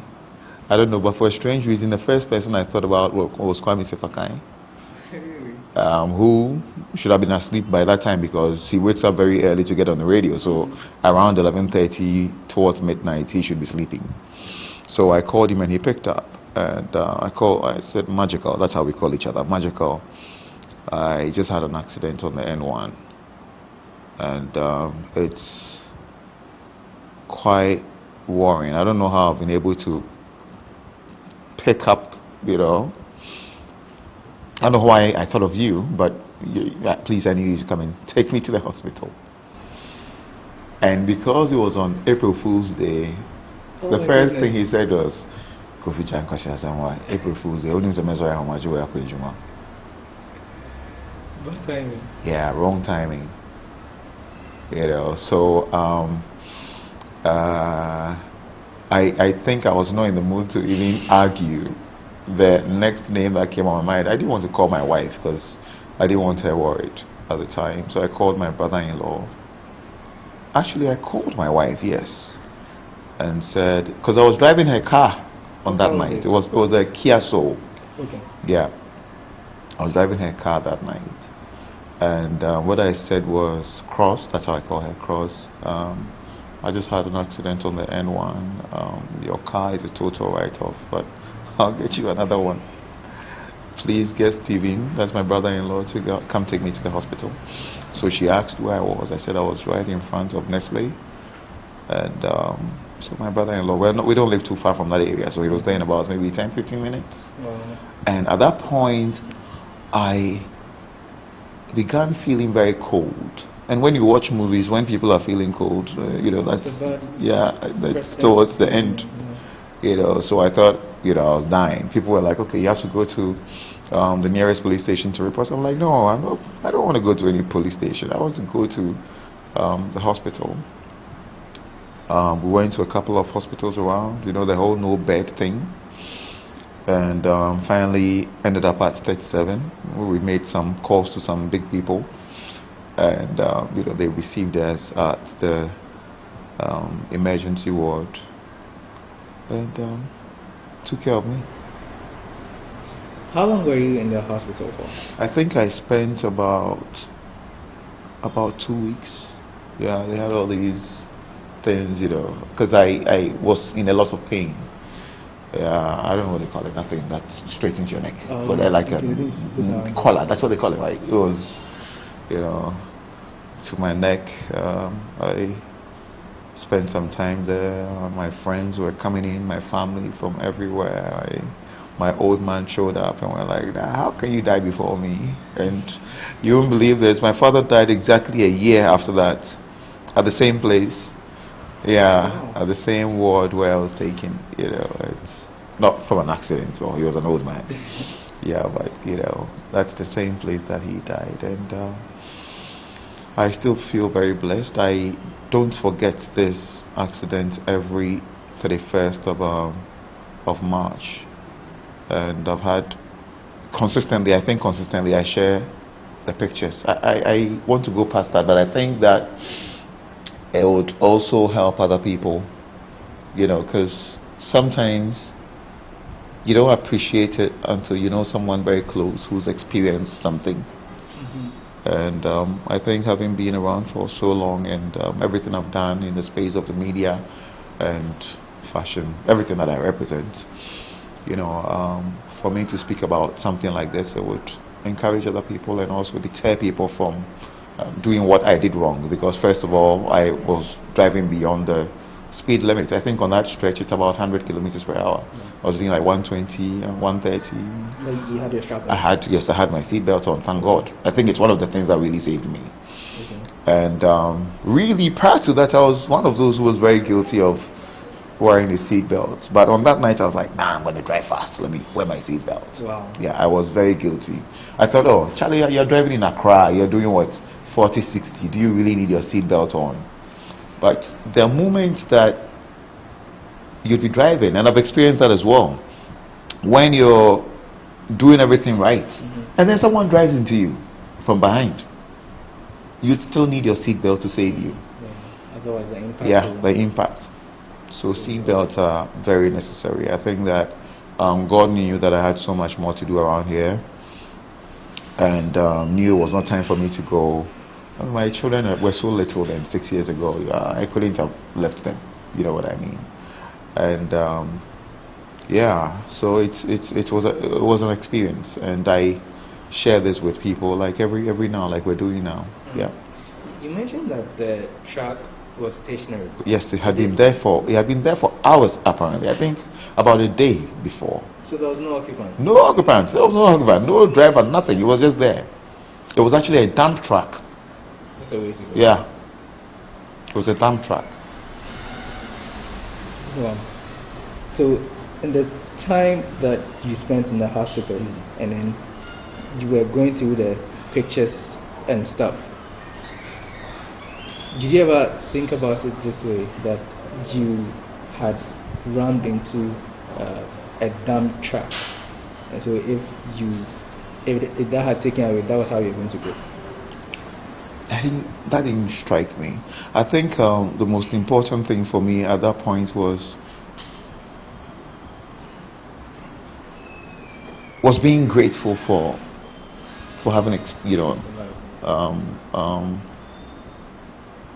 having lived after that accident. I mean, I've seen, like I mentioned, Kwame Uswan's name earlier. Many people have died as a result of having that same kind of accident. I think one happened not too long ago in front of Tesano police station, just a couple of weeks ago. That same kind of accident. I was so angry that morning. Yeah, it was stationary. At dawn, and someone, drove into it. And consistently, we've lost so many lives because of that same thing. A truck is left in the middle of the road for days and no one goes to attend to it. I thought there are people responsible for keeping our roads safe, but it happens. And look at the number of people we've lost this year to road accidents alone. I think it's been the highest in our country's history. Yeah. And this should not happen when people are getting smarter, technology is getting better. Do you understand? There's more communication. You don't need just one or two radio stations saying that. It's on social media, it's everywhere. We hear about the statistics, we see the numbers, we unfortunately get to see some of the videos as well. So I think that, thank you very much for this platform. I can use this to also urge other people to drive defensively when they are on our roads. Todd, let me just draw you back a little bit. You mentioned Kwame Sefakan was the first person you called. Yes. And because of the yeah. wrong And I mean, it timing struck of me it. that, listen, man, the guy was waking up at 4 o'clock. He's not the only person I know, even though he's the first name that came to mind.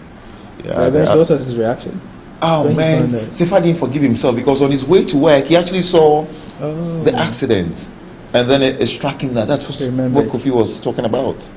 You know, he did not forgive himself. Sefa's been my guy from day one. You know, we have that affinity for each other. So I can just imagine what was running on his mind. Yeah. Looking at the situation now, what would you advise road users, particularly vehicle users? I think we all ought to, because I still drive. We all ought to be very cautious when driving. Trust no one. Drive defensively, and don't trust anyone who's driving around you.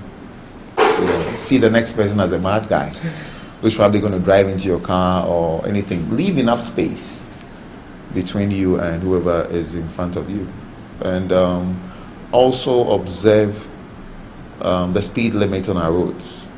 Okay. Don't take things for granted, because the truth is, once you're not driving very fast, you can take care of anything that happens. If it's sudden, you can always avoid an accident, unless if it's coming from behind. But if it's right in front of you and you can see what's ahead, if you're not driving very fast, you can always avoid. Or under the influence. Yeah, or under the influence. Yes. And I have to say this. I'm actually saying this for the first time. It's good you brought that up, because I was from a friend's drinker. I don't drink a lot, but I had a little to drink. You know, I had a little to drink. Okay. So that's also, thank you for that. You know, drinking and driving. You know, I think it doesn't. That's probably why I could not even tell that the car was not in motion. Exactly. Okay. Do you understand? I don't know about this guy who died. I don't know about this accident that happened on the Tesano the Tesano accident. I don't know about what happened. You know, whether it was the same kind of thing. But let me say, maybe if I had not taken some alcohol, I would have known that the car was, because I thought it was in motion. I thought it was a truck. You know, most of them drive around even at night with no lights on. You know, but I thought it was in motion. You know. Okay. All right. Thank you so much for sharing. You're your welcome. experience. You're welcome. Thank you very much Okay with too. you. Yes, for this opportunity to share my story to other people. Right. So yeah, you heard Kofi Ochidakun, fashion designer, prominent one at that, sharing his experience on GhanaWeb Road Safety Campaign. Do not drink and drive, no matter how small the drink may be, and do not speed. Per the statistics from the NTTD and National Road Safety Authority, chunk of the accidents that occur on our roads happen at night. So let's be extra cautious in our vehicle usage and as road users. My name is Lord Harisudo Asare, and this has been another edition of the GhanaWeb Road Safety Campaign Series. Do join us for subsequent ones. Don't forget to subscribe to our YouTube platform at GhanaWeb TV. On Facebook, it's the GhanaWeb, same on Twitter. Send us your videos of some of the things that you may see around that may not help in the campaign.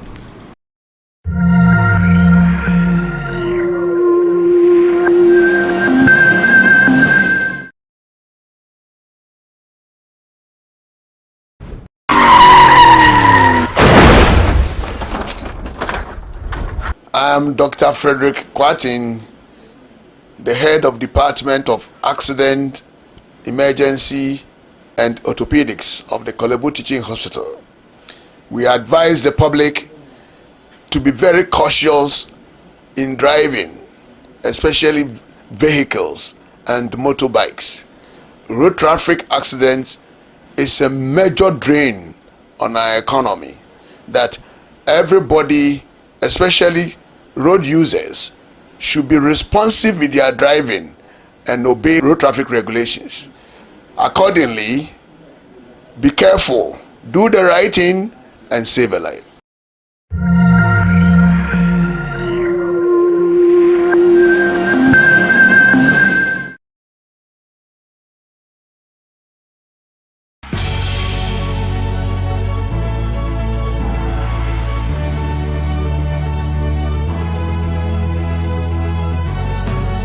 From the dawn of time, people have engaged in several businesses.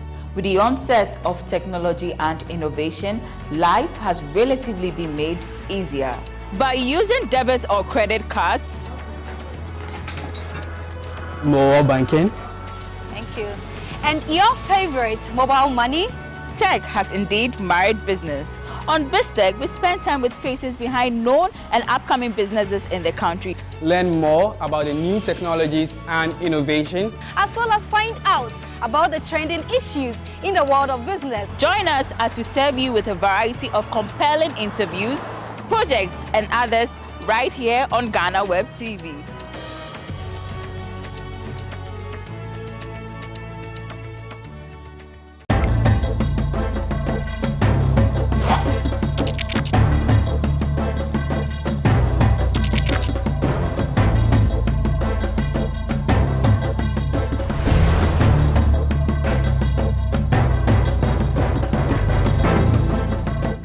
Welcome to the Lowdown here on GhanaWeb TV. This is an external edition of the show, and I'm sitting in for your regular host, me, Akwe Ismail Akwe. My name is Wanda Amihegan. We are currently at the University of Ghana, Legon, and today we explore the subject of literacy in Ghana and where we are as a country. To help us do this, we have someone who is knowledgeable and an expert in his field. I'll tell you more about him when we return from this break. We'll be right back.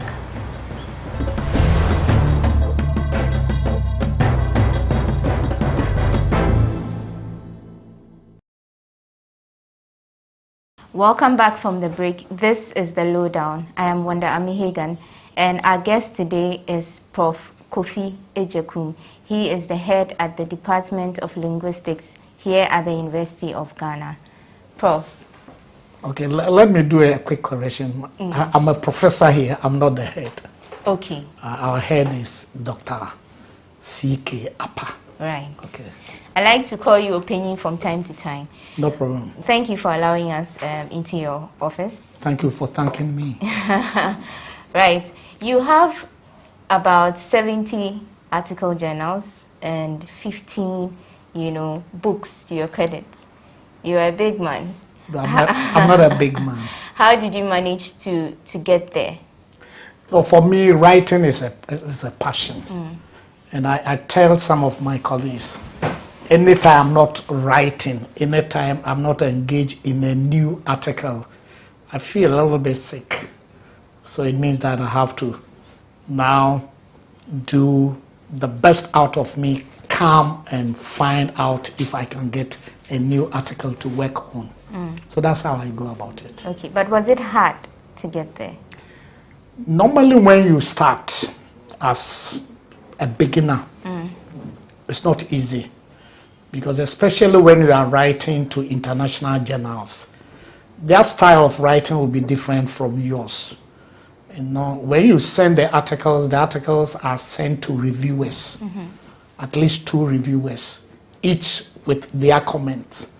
And when the comments come, but sometimes you get saddened by some of the comments they give. But you only have to persevere and strive. So at some point in time, you become used to some of the comments, you become used to the style of writing, especially formatting with regard to referencing is a very difficult area. But as you continue writing and you keep on writing, you master the field.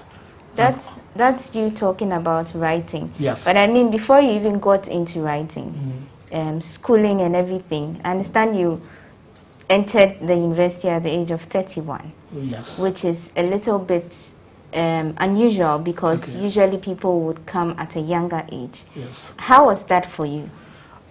For me, after elementary school, MSLC, do you understand that? Model School Living Certificate. Okay. I had to go and do what we called people teacher. So I was a people teacher for 2 years before I entered training college. I didn't go to secondary school.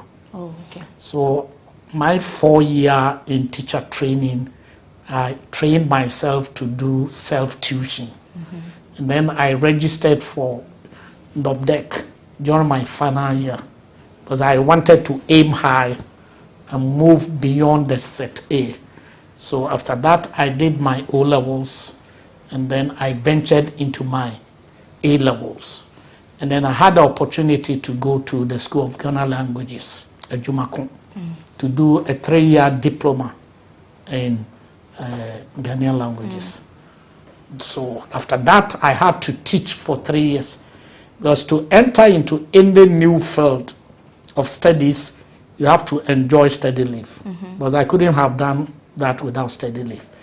To enjoy the study leave, you might have taught at least for 3 years. So after training college, I taught for 3 years, entered a Jumakon, finished a Jumakon, and had to teach 3 years before coming to Legon. So that accounted for that. Okay. So for me, I was doing what I refer to as education by installments. Okay.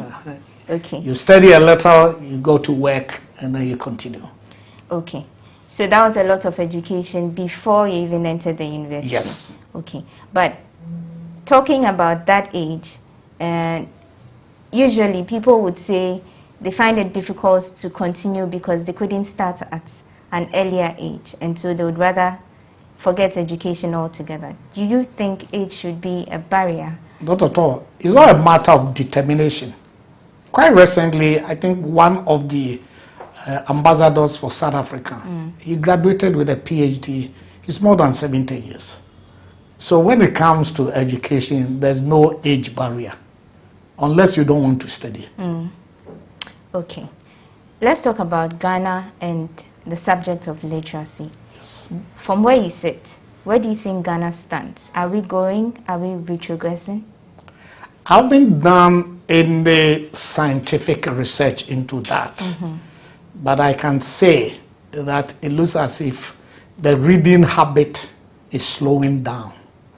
And one of the reasons is that now students and pupils go to school and they are aiming at exams. They come here, they start asking, do you have PASCO? In those days when we were schooling, when the Ghana Education Service was sending books by the Ghana Book Supply, they were coming along with what we refer to as supplementary readers. So every school had that. And after school, or even within break, students are tasked to go and pick some of the books and read. I don't think these days we have that system. The libraries were filled with some of these books. How many districts have libraries? We have all kinds of newspapers. Now the newspapers are more political than being helping the students. So that's one. What was the supplementary book supposed to do? They were supposed to complement the textbooks. Okay. Because the textbooks had chapter 1, chapter 2, with some exercises and drills. But the supplementary books were stories, fiction, prose, drama, poetry, to be added to what they were using as textbooks. Okay. They were all over. These days, the reading habit is more of what you call your technological age, where social media. And people prefer to read things on the social media rather than picking the books and reading from the books. That's also accounting for the low literacy rate. But don't you, where do you think the problem comes in over there? Because, I mean, social media is attractive, more attractive to the youth. So isn't there a way people can put the habit of reading onto social media or transfer it into technology? It's not habit formation. Because habit formation is by constant repetition. Okay. If you do something today, and you do it tomorrow, and you do it the next day, and you do it throughout the week, it becomes a habit. So if people are tuned to social media, and they are interested in the pictorial and the video and sensational stories here and there, somebody has fought with a girlfriend and all those things. I'm sure if you put Chinua Achebe's book there, they will read. So it's a matter of habit and how the attitude and how people tune their minds to. So what you are saying is that literary pieces cannot be made in such a way that it attracts the youth? Because I'm sure you're on social media. Yes. What's the longest thing that you'll be ready to read? Not very long. Not very long. Yes. So you are interested in reading this piece, tuning to the other piece, and finding out about a chief who has recently been fined, blah, blah, blah, blah. You're interested in getting about 40 of them read on there, as compared to we putting Ama Atal Edu's book, the same platform for you. How many of your age group will go in for that? Okay, so if it is not a set book to be examined. And how can that issue be solved? Because there needs to be a solution. The solution will be, normally when people ask of solutions like this, I want to start from the home. That if every parent is ready to get books for the children and then imbibe that habit of reading in these children at their younger age, anytime you move out, you come with a book, you give it to them, you time them, that by the end of these 3 days, 1 week, you might have finished reading this book. The child will finish and ask, is there any other book? They are building up this habit in them. So then, if at some point in time, if you put these things there for them, they'll be ready to read. Because the reading habit, I can tell you, is dwindling. That's why even at areas of administration, somebody comes as an administrator and sees a pile of information, correspondence to go through the whole day. How many people will get the time to scrutinize every single sentence and check what their meanings and implications are before they append their signature? It's not a matter of reading habit. And even in Parliament, how many people get the opportunity to read all the things that they give to them before they give their comments? Even in meetings, everywhere, it could be Legon, it could be any other place. Before a meeting, they send the dossier, and sometimes they are packed like these ones. How many people get the opportunity to go through every single page so that they can make constructive contributions and criticisms at the meeting? So that's where we find ourselves. Okay. Prof, is it enough to just read? Because, I mean, the literacy rate, according to data by World Bank data in 2020, has risen by 8%. But we find people who say they are literate moving around, and you see, for example, road signs, but they don't use this. It's not practical. Is it enough to just read? It depends on how you want to read it. If you are just flipping the pages and you think, oh, I'm done, that's not reading. If you are reading and you want to get information, you read, you come back after 2 lines or 3 sentences to find out whether you have understood what you've read. And that if you are asked about what you have read, can you say, yes, I got A, B, C from that? It's not just reading things like newspapers where you have graphic 56 pages and within 5 minutes you are done. That's not reading. Okay, so you read to understand. You read to understand, and you read to acquire information and knowledge. So where does practicality come in? Practicality in terms of, if I'm reading something, and I do that a lot, I have all kinds of books. I'm reading to use the knowledge in writing an article. So the reading is serving a practical purposes. I'm getting information from these readings to be able to get informed knowledge to be able to write my article. So that's for a practical purpose. I call it pragmatic reading. I'm reading because I have a context in mind. I'm not reading just because I need to read. No.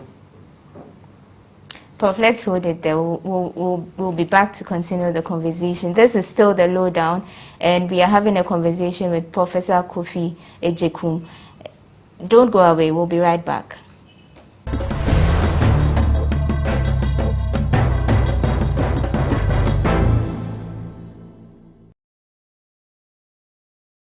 Welcome back. This is the Lowdown. We are speaking with Professor Kofi Ejekum, and he's giving us an insightful background about the current state of Ghana's literacy. Prof. Yes. Where does language or linguistics come in when, as far as the subject of literacy is concerned? So without linguistics, you can read. But linguistics is the science of every language. So the letters that you find in the books, in the written, the sounds that people pronounce, the connections between how the sounds are brought together to form the words, and how the words are strung together to form the sentences, and how the sentences are meant to give meaning, the semantic meaning, and how we want to find out whether this meaning is applicable in this context. They are all parts of linguistics. Okay. So all the things that we do here are about language. Now, the general perception usually is that when people say you're illiterate, it means utebofo, or you speak very good English. But literacy, I suppose, doesn't only have to do with English language. It has to do with other languages. So where does local language come in? So anytime people say literacy is the ability to read and write, I always want to ask them, ability to read and write what? And the perception is ability to read and write English, which is a fallacy. Does it mean that anybody who is not an English speaker, somebody coming from Japan, and you can read fluently and write fluently in Japanese language, and then write so well in Chinese language, is that person not literate? So I think that definition given by people who are Anglo-centric should be put aside. And if we are looking at literacy, it's ability to read and write a language or languages, then all languages can be factored into that definition. So if you look at that, then if somebody can read and write any of the Ghanaian languages, that person is literate in that specific Ghanaian language. So we are going to get literates in Ewe, literates in Kasem, literates in Ga, literates in Akan. Okay. All the aspects of Akan. So that's how we have to look at literacy. So there are some people who are literate in English, but illiterate in their own Ghanaian languages. Yeah. And that's a shame. I don't know whether you are one of them. I don't know. But people pride themselves because they are literate in English. And they don't feel ashamed they are illiterate in their own languages. Illiterate meaning even though they can speak, they can't write. They can't write, they can't read. Okay. Just go to the church and give the Ga Bible, Nzima Bible, or Tree Bible to some people who are scholars with PhD, whether some of them can read. So they are literate in English, fine, but they are illiterate in their own languages. Okay. And they are not bothered about that. They rather tease people who can read in their own languages and cannot read English. In English. Yeah. Okay. Okay. But we are all the same. Right. They are all literate in one language and illiterate in other languages. Okay. That seems to be the issue. Right. So when we talk about languages, it's a broad subject because there are different languages. But when we speak about local languages, and especially in connection with you, it appears you have decided to focus more on the Akan language. Yes. Okay. Is there a particular reason, and what piqued your interest in the Akan language? Because first and foremost, I might have told you that I did O-level Ghanaian language. I've done A-level Akan, and I did diploma in Akan. Okay. So at least I have a strong background in the language. And I've also done research on mother tongue education and what it can offer to mankind.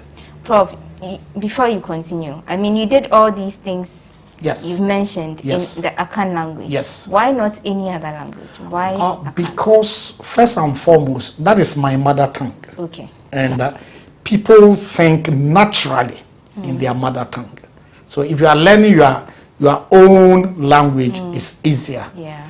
Unfortunately for me, because of the geographical areas that I found myself, it was not possible to learn other Ghanaian languages. Because I did my elementary education in Ashanti region, we speak Akan. I did my training college course in Bono, in Kransa. They also speak Bono, which is Akan. I don't need any interpreter between a Bono speaker and myself. And then I furthered my education in Central region, Ejumako, where they also speak Akan. So I didn't get the opportunity to learn any other language because of this geographical location that I found myself. I would have preferred to learn other languages, especially Ga. I wish I could speak Ga or speak Ewe or speak Nzema, but unfortunately I didn't get that. So then I had to hold on to the Akan that I thought I knew, and then be a crusader of the Akan language, so that people will know that if you can also study Akan, it's not a case that because you are not intellectually bad, that's why you have chosen to study Akan. So that has been my crusader. And I can tell you, I've enjoyed studying, researching, and teaching in Akan, and broadcasting in Akan. And I've never regretted, and I will never, ever regret being an Akan scholar. Okay. Why is it important to learn, you know, or be literate in the local language side by side the English language or any other language? So what happens is that if you are multilingual or bilingual, bilingual is knowing two languages, yeah. Multilingual, that's more than two, right? And especially if you are a linguist, it helps, because you might have the theory, and for the theory you have to support it with examples. Okay. Sometimes the theory that you're learning, you can't find examples in your own language, but you realize that, oh, there are examples in another language outside yours. Then you pick it and you work on. So knowing many languages is very profitable. Okay. In 2019, and I stand to be corrected, you advocated for the learning of local languages in our schools, more of it. Is there any particular reason for this? Because if somebody calls himself a scholar, and you know all the theories and everything, and you don't know your own language. Again, people should remember that language and culture are strictly interwoven. So learning the language, you also learn the culture. And culture also comes with identity. So if you are a CEO, you know only English. You don't know your language, which is Nzema. Neither do you know the Nzema culture. Then you visit Nzema land. You'll be like an alien. So you've lost your identity totally. That's why it is ideal for everybody to at least know his or her own language or some of the Ghanaian languages. As for the English, you go to school, you learn. That's what I do. I tell my children, if you go to school, it's the duty of the teachers to teach you English. If they give you homework in English, I'm ready to teach you. But not when you come home and I'm going to communicate with you in English. No. So can you go and bring the cap? There we go. Okay. And when you do that, you are inculcating some social and cultural identity in the children, for them to feel that, yes, they are Akans because they can speak and understand the culture. And 2 years on, I mean, since you called for this thing to be done, what do you think of Unfortunately, I'm not a policy maker. I can only speak. Yes, but I mean from observation. But I can tell you, don't we do all the Ghanaian languages up to JHS? Yes, it's there. And some people continue with that up to SHS. And some people continue from SHS and they go and do degree. And here one can opt in this department to branch into Ghanaian language section and do Akan, do Ewe, do Ga, do Dagbani. But if you go to School of Languages at Jumakon, there are about 11 languages that somebody can pursue up to MPhil level. And I have even supervised one of my students, Dr. Nana Anima Biafiakente, who did her PhD. The whole thesis was written in Akan, from page 1 to the last page. Aren't we proud of her? Yes, we have to. So that is the issue, that even though we are studying them, we have to do more than this. Okay. And the attitude is the negative attitude towards the study of these languages that are driving some people away. People think that if you're going to secondary school and all that you can study is Ga, then let your father teach you at home. That's a wrong assumption. It's ignorance. Okay. Because don't people in Britain study English for BA, for MPhil, and for PhD? Don't we have professors of English who are native speakers of English? We have them. Yeah. So what is wrong for having a professor in Ga, in Akan, in Nzema?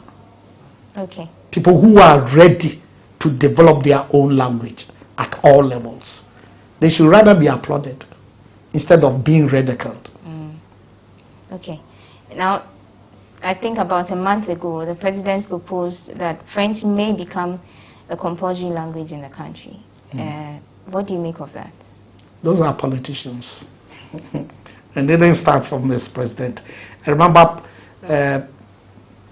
the former president, J.A. Kufuor, went for a meeting in one of the Francophone countries. And when you go there, everything is in French, and you are given an interpreter or a translator. And sometimes you realize that what was said in French is not actually what is being translated to you. I've also observed that. Sometimes I travel, I've been to Niger and some of the countries. You listen to the speaker in French, and the translator comes with something either too brief or too long. Is this exactly what was? So when he came back, he realized that it would be nice for French to be made as one of the courses. This is over 10 years now. It hasn't worked. Yes, it is nice if we have Franco countries all around us, and we can also learn French, so that when we travel beyond our boundaries, we can communicate very well. And given the chance, every child is a potential multilingual.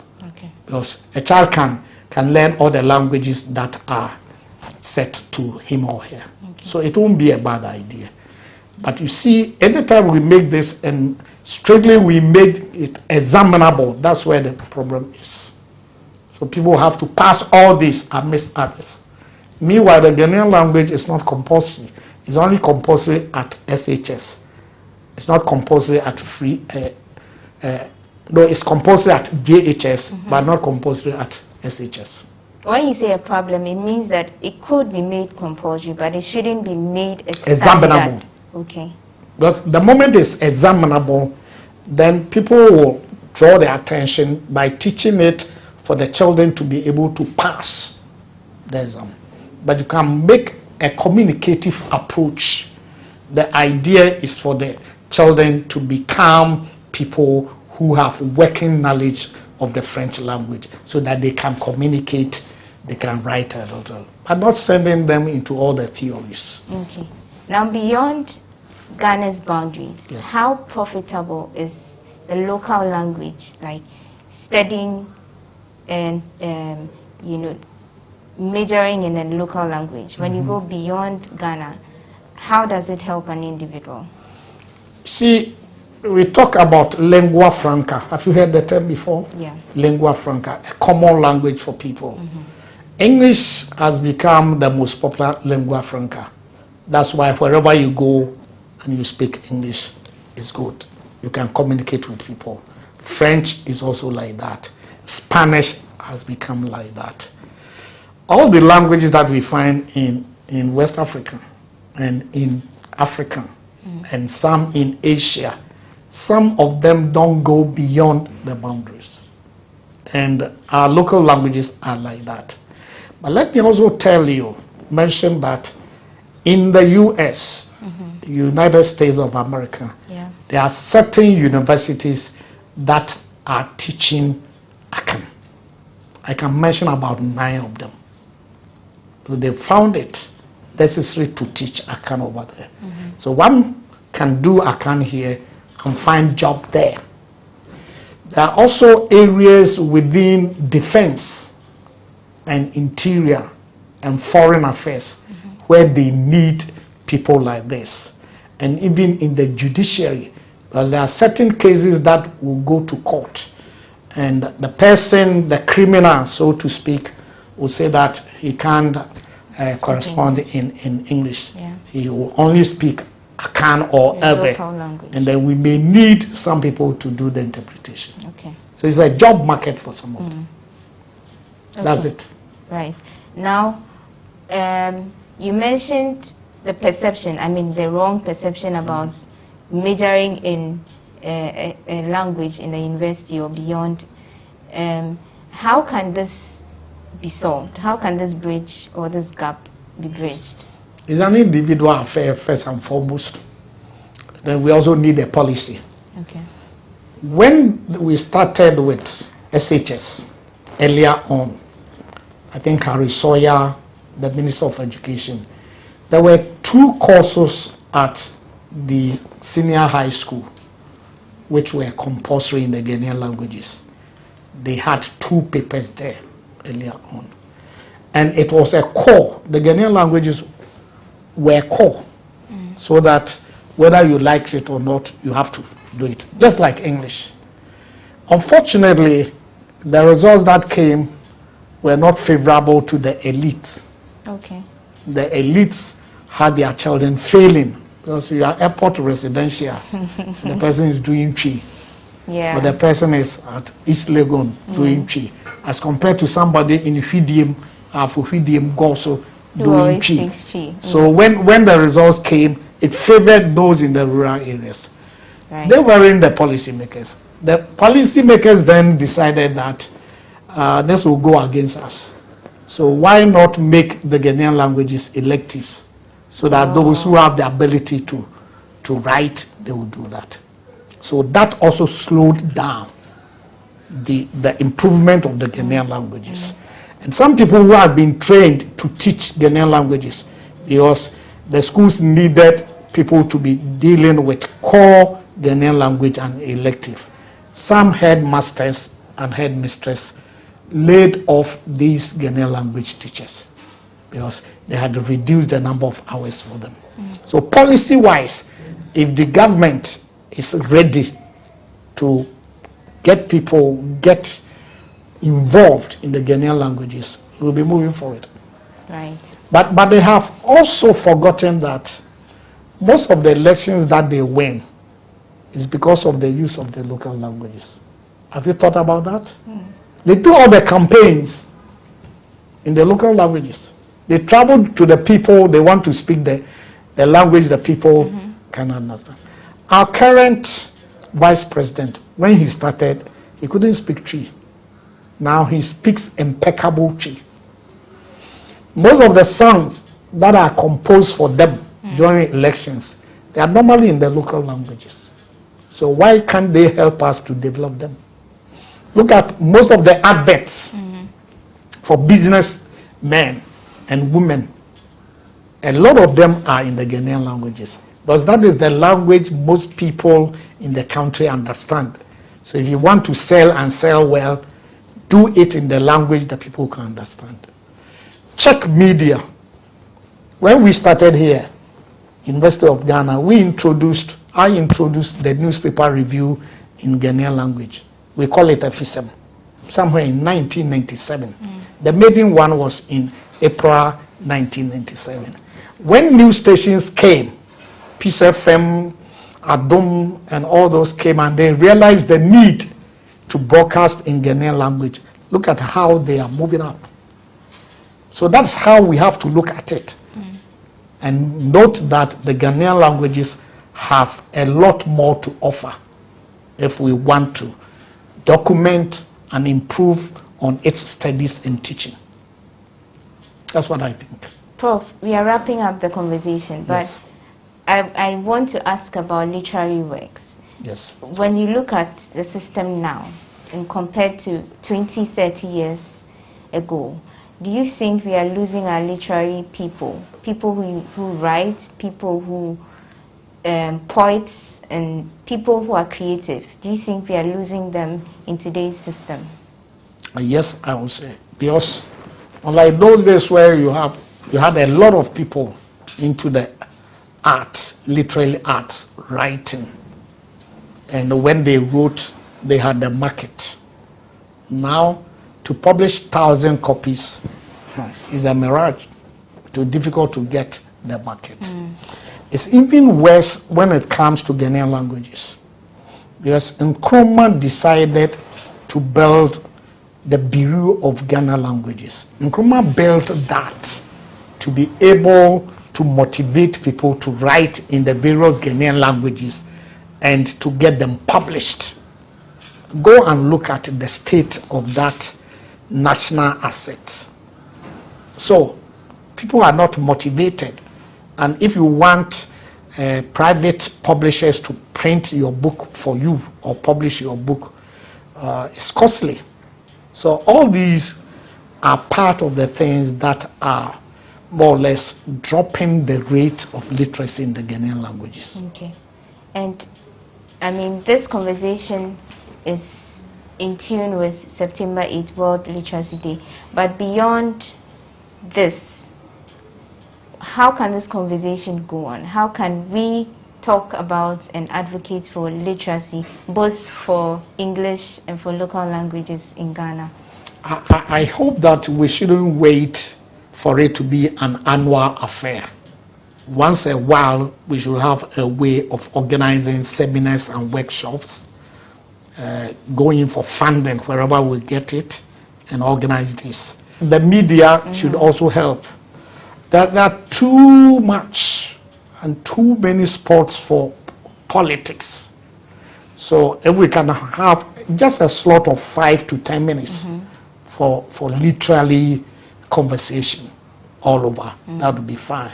And then in our schools, we should have those things. We have drama, and then we have poetry. We should have groups, associations formed within the school where the students will have what we call patrons, people who teach literature to help. And then on TV, there should be programs like that. That can help. And the government should be ready to pump some money into those areas. Probably bring back the Ghana supply, the Ghana book supply, whereby we can send some of these books to the schools. And then in the schools, whether in the local areas, rural areas, or in the urban centers, do well to have school libraries. And then have time where the children will go there and sit and read and be supervised by some of their seniors or teachers. Opinion? Yes. Thank you for this very insightful conversation. Thank you for thanking me. Your time. That's how we wrap up this edition of The Lowdown here on GhanaWeb TV. Our guest has been Professor Kofi Ejekum. We also know him popularly as Opinion Ejekum, and he's been telling us everything we need to know about literacy and the state of literacy in Ghana. Thank you for joining us. My name is Wanda Mihigan, and I've been sitting in for your regular host, Ni Akwe Ismail Akwe.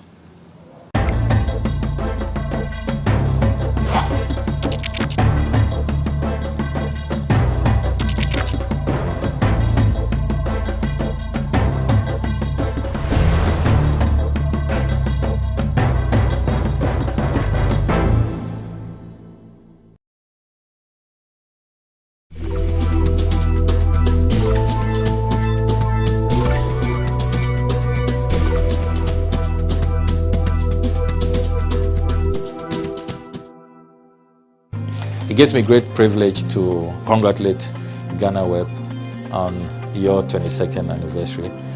You have been a trailblazer in providing accurate and timely news, and we salute you on all your achievements and accomplishments. We wish you another 22 years of top-notch professional journalism. So congratulations once again, and keep up the good job.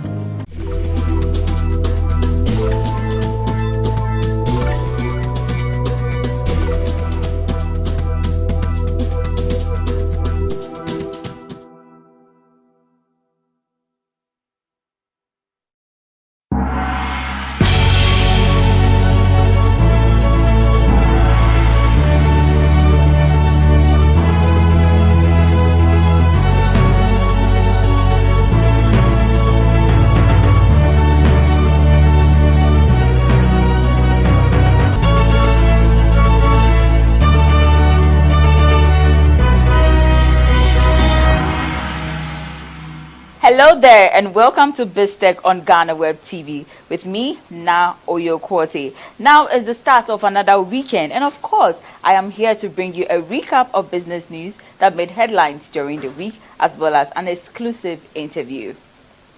This week on BizTech, we'll be talking about sneaker laundry, I beg your pardon, and my colleague Mauli Aholumega sat with two co-founders who turned dirty and old sneakers into spanking new. Desmond Kunedu and Richard Kobler are the co-founders of Shoe Lab. Have a look.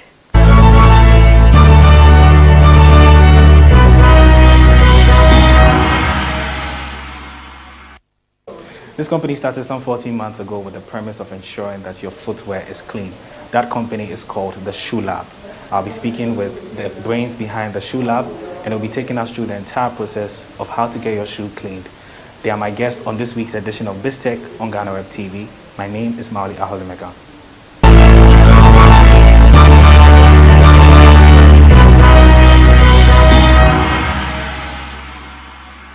Yeah, welcome back from that break. So today I have here with me the CEO of Shoe Lab and operations manager of Shoe Lab, Desmond and Richard. First, I'll go to Desmond. Desmond, how are you? I'm doing well. Richard, how are you? Nice one. So tell us where we are now. We are currently at Shoe Lab, Northern branch. This is the second branch of Shoe Lab. Okay. So that's where we are now. All right. Okay. Desmond, you are the chief executive of this company. What was your first decision to set something like this up? Decision? Well, myself, I'm a sneaker lover. Okay. Just like my friend told you earlier. I wouldn't say I am or he is a sneakerhead. But we are sneaker lovers from childhood. He's been my friend from, you understand? Okay. So we love sneakers. Okay. And then we believe that these days, like this world we live in, is kind of problem-solving world. Okay, so it was a within problem. Okay. Himself and I. We realized that at a point we couldn't make time to clean our shoes again. Meanwhile, we have like huge love for it. You understand? Yeah. So we just sat down. Like I contacted him someday and told him that, yo, bro, now that we have like large quantity of shoes that we can clean, I'm sure people out there having the same problem. So why not start something? Yeah. And he was like, oh yeah, cool. Then there's this other friend of ours, Bobby. Okay. So we told Bobby about it, and he also seemed to like the idea, and that was it. Okay. Wow. And you've been running for how long? For now, I think we started somewhere June last year. Okay. So that's quite short. Yeah. And how's the business going so far? Oh, honestly, so far so good. You like it? Yeah, I like it. I like it myself. And we've actually paused whatever we had doing in the past, and now giving this our full attention. So. Okay. But what first were you doing before you ventured into this? From school, I used to own a boutique. Okay. Like I told you, we love sneakers and also. Yeah. We used to have the same place where our first branches. Okay. So that was what we were into. Okay. We used to travel sometimes and bring goods down and then. Okay. That's how it's always been. Right. So when you first started, how many shoes did you begin with, if you can remember? I can't record the exact quantity. But then when we started, everything in the shop, as at the time we started, was my shoes and his shoes. Okay. That was what we started with. Like, we cleaned them, the dirty ones we had inside, we brought them out, cleaned them, and then we displayed. Okay. And then we had a call from my friend, Rami, because we started making noise about it on Snapchat. Okay. So a friend called and he's like, oh, yo, I have some shoes. And he brought about, you remember? Sizable quantity, I think 12 pairs. Okay. For the start, his own personal collection, so we bought them for a start, and that was how it kicked off. Okay. So basically you started with your own shoes. Yeah. Yeah. And then but how was the response like for yourselves? Not before when you started having customers and all that. Honestly, I wouldn't lie. It was crazy. Okay. Because after Rami called, I don't know if it was because of the Snapchat posting we were doing or no, I don't know. But then the calls kept coming. Started coming in. And please, where can we locate your shop? You know, it was great. So. Okay. All right. Okay, so I know you guys clean shoes here. I saw, checking your website, I saw you do other stuff. I saw something like deodorization and all, some terms. So first, what's the first step if somebody wants to get their shoe cleaned? Because I see a number of shoes here. I'm sure these are for people. Yeah. So what kind of shoes do you first get in to come in here in this lab? Well, we do anything footwear. So whatever problem you have in your shoe, you just bring it and then. But the first stage is, I know, like how you probably like heard of us. So I actually saw you guys on Instagram. My boss shared. When people come across our page on Instagram, what they do is they pick the number, they call, and we are like, oh, this is our location. Would you want us to pick it up, or you would like to drop them off yourself? Then people, most of them prefer the pickup section. So we do that sometimes. People love to bring them themselves as well too. At least tell us what exactly they want us to do on the shoes for them. So they bring it and then we good. Okay. All right. Let me go to Richard a bit. Richard, so you guys are basically magicians of shoes. Yeah. So are you telling me here today that no matter how bad the shoe is, you can take care of it? That's what we want to pride ourselves with. Okay. As we stand, we want to pride ourselves with being the best. You know, because I don't think in this industry that we are in and in this line of business we're in, I think this is the best of its time. Okay. So we like to pride ourselves with that. So what better way to pride yourself in but knowing you are the first and knowing you are the best at it. So that's what we pride ourselves in. So we like the challenge. Like there are shoes that come in black and leave white. Wow. There are shoes that come in white and leave black. So we like those kind of challenges. We like upgrading shoes, we like mending the shoes, we like cleaning them. Aside cleaning the shoes, we do all sort of things when it comes to mending, patching, shoes, sneaker customization and all those stuff.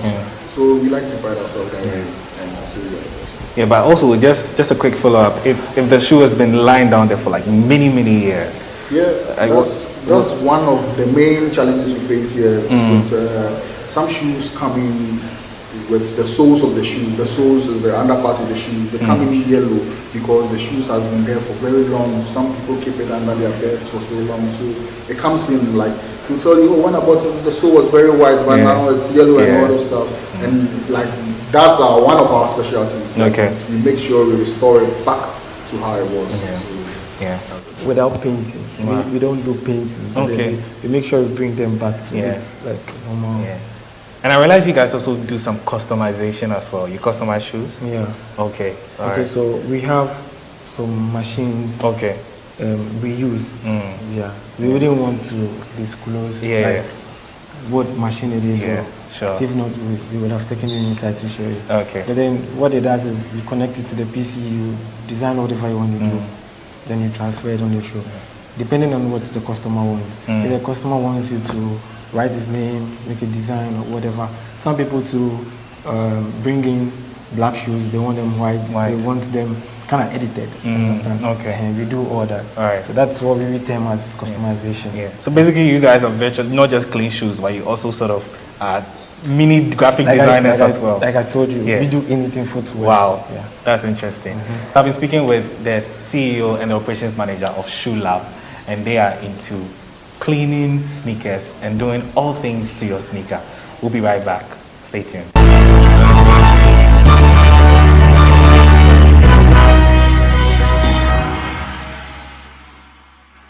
Welcome back from that break. I've been speaking with Desmond and Richard of the Shoe Lab, and now they'll be taking us through the process of how some of the shoes that are being brought here are cleaned. Desmond, I see you're holding some shoe. Can you explain how you're going to clean this? Okay. Yeah. So the first step is we have to clean the sole. Okay.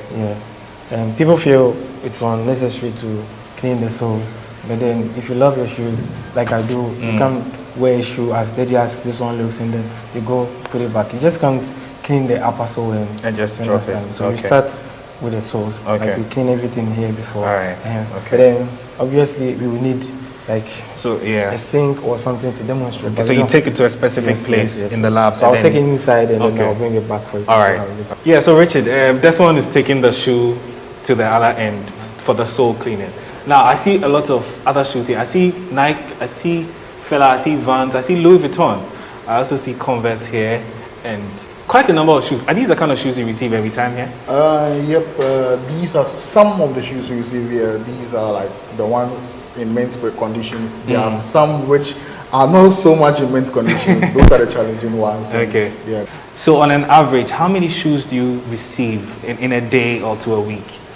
In a day, we receive on average about 70 to 80 pairs of sneakers. That's on average, yeah, if we have to give it on average, 70 to 80 pairs. So within the week, we look forward to receiving about 500 pairs of sneakers every week here. So it's very, very challenging, it's very demanding. Yeah, but is it also tedious, especially with your staff, having to clean all these numbers of shoes? Yep, of course, we are new and there are challenges. We started as 4 friends, like just 4, and currently we have 16 workers. Okay. So that should tell you like the impact it's had and like the challenges we face, because we need more hands and we need others as well. So that's it. Yeah, so I see here that's the Timberland. Yep. Very, very legendary shoe. Yeah. So for a shoe like this, what do you do with it, like to clean it? This shoe actually came in with a different color. And, yeah, and the client wanted it changed into brown. Wow. So that's what we did. So we've changed the whole color to this particular color. So we're just going to polish it and we're just going to shine it up and we'll give it back to the client. Yeah. Because what he wanted has already been done. Yeah. So I also read something about deodorization, which is, I think, it's like removing the odor of the shoe. Yep. How's the process like? Some shoes, you know, as for wear, and some, not all people like wearing socks and all those stuff. So putting your direct feet into every sneaker, because there'll be some little funny sense. So we have special deodorizers that we use for shoes. They're only meant for shoes. So we deodorize the shoes to bring out the good smell back in the shoe. So we leave the shoe smelling like as if you just bought it, like a fresh pair. Who are some of these clients that come in here to bring their shoes for you guys to work on? So our clients is mostly everybody. Everybody is our client. But of course, in every establishment, you want some high-profile names to at least accept to yourself that you are doing something good, you are doing something. Because it takes such people to let you know that you're actually onto something. So our first high-profile name we got to give is Medical. We started with Medical. He showed us a lot of love by driving to the shop personally to deliver his shoes to the stuff. So Medical was like our first top name. Since then, we've had a chance to work with SAC and his whole entire success team. We've had a chance to work with them. We've had a chance to work with Ukiti as well. We've had a chance of working with Familia, with Payday, with Regina Van Helvet. Yeah, she's a darling. She also showed us lots of love. We've worked with Obibini of Xylophone. We've worked with Samiba. Yeah. So, that's quite a very tall list. Now it looks like my friend Desmond is back.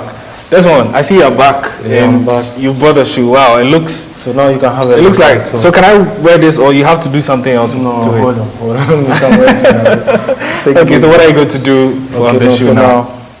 As you can see, this side of the shoe is very dirty, as well as this side. Okay. So I will start by cleaning here. Okay. Here before I get to there. Okay. All right. So this is a chemical you guys use. Correct. Okay. All right. This is water. Okay. I see some brush. Yeah. And And I see, what's this? Yeah, it's like a hand brush. Okay, yeah. All right. And then I see a deodorant as well. Yeah, deodorizer. Okay. All right, so these are the major things that you use. Over there is a dryer. Like okay. Shoe dryer. So when we are done here, you bring it here and dry it. Yeah. Wow. So, and you do all this in like how many minutes? With this one's like maximum of like 20 minutes we should be done. Wow. Yeah. And so for like a shoe like this, how much is it going to cost for you to clean this? Our minimum charge is 30 cedis for a pair of shoes. Okay. Yeah, but then when you bring the shoes in and then you have to do extra like stuff on them for you, we charge extra. Okay. Yeah. All right. So there are different prices for the sole whitening and all. Okay. But normally this shoe, like in this condition, we can't charge more than 30 cedis. But if it's in a really, really bad condition, how much are you going to charge more? That is how come we don't have like a price list. Like, okay. So it depends on the shoe that comes. How dirty it is. Okay. All right. That's cool. Okay. So you can take it away. All right. And then, so you're using this sponge. Yeah. Okay. That's my sponge. Okay. The shoe. All right. And then this is a sponge, right? Okay. Yeah, that's a sponge. Yeah. That's water in the brush. This is a standard brush. Okay. This one is very soft. Okay. So because I wouldn't want to damage this side of the shoe, I would rather use a softer one. Okay. So because the chemical is highly concentrated, I would have to put it back in water to dilute it a little So you bit sort of before. do a small concentration here to sort of Exactly, all right. yeah. That's cool. So I'm starting with this side. Okay. Back here. Then inside, then I'll do the upper sole. Then we dry it over there. And if possible, we deodorize it and then we are good. Okay. All right. So you clean that. I'll still be speaking with Richard. Okay. Yeah. Richard, so I'm sure you have quite a huge stuff here. You said 15. Yep. What have been some of the challenges you guys have faced so far? There's a lot of challenge because this is eventually like you're venturing into a new business. So trust is key because you have the instances where you don't know who you're employing and all that. I'm pretty sure most CEOs face the same problem, but it's something you have to evaluate because you are helping curb down the unemployment rate as well in the country. So some of the issues, they are big, like with some shoes come in and they are not really in the best of condition, and some shoes they are like so just a few washing and you find out it's peeling off. So those are challenges, but I'll try to rectify everything out for those shoes. So let's come to the shoes a bit. I see this is a suede. Yep. You know, oftentimes people try to just use a normal sponge to clean it and all of that, and then the shoe doesn't really stay on long. Can you give us some little tips on some how you can clean your shoes? Suede, what we advise with suede is you never use water on suede. Okay. Because water damages the whole suede content. It changes the color of the suede and all this stuff. So with suede, we always advise to use a suede spray. And we have a suede chemical that we use on a mild brush. We use it to rub through the suede, and when you are done, it's good to go. Okay. So we don't use water on suede. So I don't know. I saw some grinder. Do you guys use the machines to sort of make the shoes, mold them in a bit? Yeah, we have machines that we use to enlarge shoes. Some shoes come in like maybe size 40. The person wants size 42 or something. So we have such machines that we use to enlarge shoes and all those stuff. So we have all those stuff. So from your point of view, what would you say is a good shoe or a bad shoe? It boils down to price. But a good shoe is a quality shoe. That's how we can just sum it up. A good shoe is a quality shoe. A shoe that it will take you that extra mile. So that's what it boils down to. Okay. A good shoe is a quality shoe. Okay. Now I see some tools here. I don't know what this is. I don't know what this is, and I don't know what this is. So can you just briefly explain to me what this is and what this does? Basically, this machine is one we got for sneaker customization, but it has to go through a whole lot of process before it eventually comes, because this machine gives you the actual size of what you want to customize. So it goes onto the shoe. So this machine is what we use for that. So you guys are using technology as well, not just your normal hands to. Okay. All right. And then I see this. What does this do? The name speaks for itself, an intelligent shoe dryer. Okay, so this dries the shoe. It dries the shoe in quick time. So some people bring their shoes in, let's say they bring it in at 12 and they say, oh please, I want to take it somewhere at 3 or something. So can you do it instant for me, like express way? So so when everything is done, you just put a shoe on here. It's a machine, it produces heat. And the heat is good enough that it won't affect the shoe, it won't melt the shoe, it won't bend the shoe down. It just produces the kind of heat that the shoe needs to get it dry right on time. So this is a wow. So you guys are fusing technology. You're not just drying the shoe in the sun, but you have tools and equipment. Yeah, some shoes you can't even dry on the sun. Wow. Yeah, it's oftentimes that's what a lot of people do. Because of ignorance. Yeah, we do it and it's dry, but since we've got to understand more about sneakers, you know, there are some shoes they don't require too much because it affects the material used in making the shoe. So some of them they require machines like this just to dry it up. All right. Okay. Thank you very much, Richard. I'll come to my friend Desmond. Desmond, how far? I see you are using some machine to on the shoe. Yeah. So what are you doing now? Okay. So I'm done. Cleaning inside of the shoe. Okay. So I'm now working on the upper sole. Wow. Okay, so this is a hand brush like I told you. Yeah. So now the first thing I did was I placed this in the chemical, diluted it, and back on the shoe. So everything has to do with some form of mix. Of course, you don't just pick the things and then you just use them on the shoe. Okay. So now what next? So Okay. So we move now to the intelligent shoe dryer. Okay, so you're going to put the shoe inside the machine? Okay, all right. Okay, so I need to turn it on first. Okay. Give it the temperature I want. Okay. Depending on how fast the customer needs the shoe. Oh, okay. So you can dry the shoe in, like, what's the fastest you can dry the shoe? 5 minutes. Wow. And it will be completely dry? Yeah. And the person will not need to dry it in the sun again? No. And they can just wear it? Yeah. Wow. So you either fix it this way. Okay. This way. You just leave it for a while. Okay. Because this one is not ready. I can't bring it here. Yeah. I think we have 20 of these, so we can tackle about 20 shoes. At a go. At a go, yeah. Okay, wow. That's quite a lot of shoes, and it's really glad that you guys are using some form of technology as well to take it. I see this. What's this machine and what does it do? This is also the shoe. It's part of the shoe. Okay. Yeah, okay. So all right. This is where we make the imprint on it. We cut it into size. This is where we heat stamp it and all this stuff. Okay. Before it feeds to the machine. All right. Cut it to the shoe size. And we're good to go. Okay. Yeah. So while we wait for the shoe, I'll speak with Desmond. Desmond. So you've been running this business for about 14 months, right? Yeah. That's almost close to 2 years, right? Where do you see this business going for you? Well, as it stands now, we have 2 branches. Then we are working on another branch at the Pentagon Hostels. We are planning on getting another branch at Tema, Kumasi.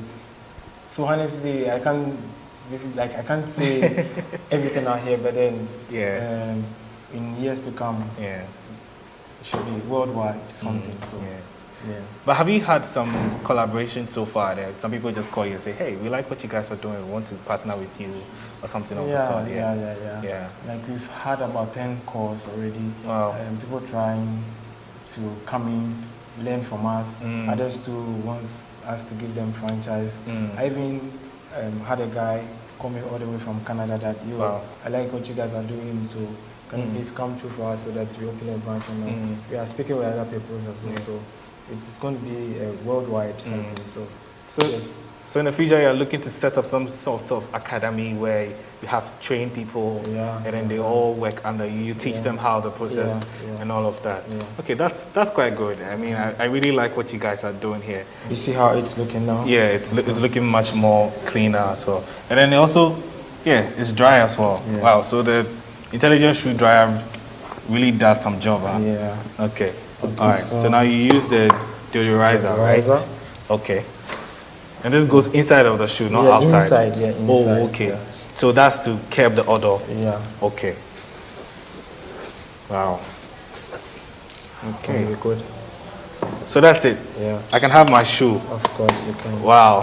This has been very insightful and all of that. And then you package? Yeah. Okay. We believe that people mostly buy their shoes from outside because of the box size, and most people will just drop it somewhere and then bring the shoes down. So, yeah. Okay. We provide these boxes for you to keep the shoes safe for you. All right. So.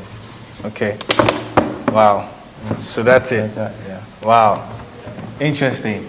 Yeah. So that's all we have for this week's edition of BizTech. I've been speaking with Desmond and Richard of Shoe Lab, and they've been taking me through the process of how to get your shoes clean.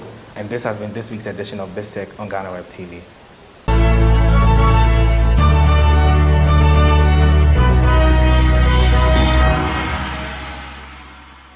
Thank you, Mauli Aholumega, for that eye-opening interview. But up next is Jefferson Seneaza with Tech Bits.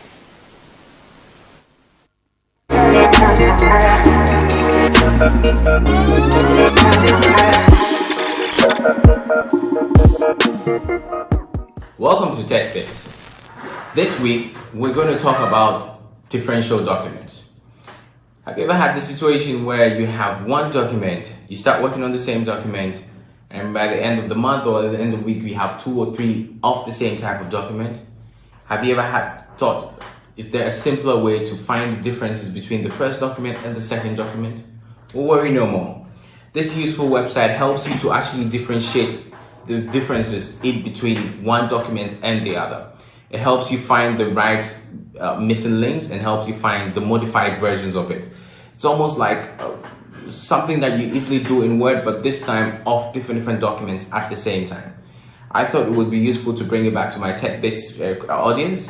So let's get to it. You find it interesting. So, the different document checker is pretty simple. As you can see, the website address is diffchecker.com. That's DIFFCHECKER.com. Diffchecker. And it's very simple. There's actually a desktop app for those of you that want to have and work offline, and it has more features in there anyway, but the web version is pretty much just the same. You can put anything here, put anything there, and it would give you find a difference, and it will tell you this is the difference and that is the difference. You can put off the same, so you can literally just copy the same text into your original text, copy another document from that into the second change text, and click on find difference, and it gives you that much information. So you can see right there from the top, it tells you that and that. So you can literally just for example that, and we can have that, right? Just for example, and click on find difference, and it will tell you which spots are different and which spots are the same. You can use that to even use an editor or just compare the document. So it has an in-depth analysis.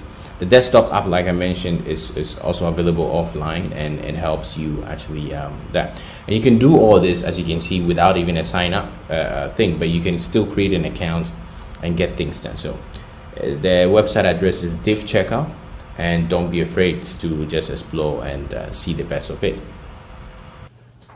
I hope you found this week very useful and very promising. Even if you're not going to use it, I encourage you to recommend this video to a friend or two, and I'll see you again next week. Bye for now.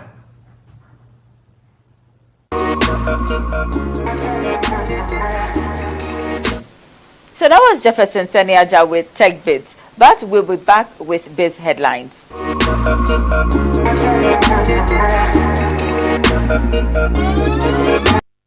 Now to our first story. The Bulk Oil Storage and Transportation Company Limited is expected to take delivery of some pipelines from the United States of America by the end of August 2021. This follows a 12-year delay in the delivery of the equipment as a result of some managerial setbacks and cost the country a total of 63 million US dollars. Managing Director of the BOST, Edwin Provencal, in an interaction said an additional 8 million US dollars was used to repair some of the pipelines that were damaged as a result of exposure to weather conditions over the lengthy period. We started the procurement of these pipelines in 2009 with an EXIM facility. Fast forward to today, the pipelines are still stuck in the United States of America, Houston to be precise. My two predecessors started sandblasting and repairing the pipelines. The good news is that by the end of August 2021, the shipment of the pipeline will commence.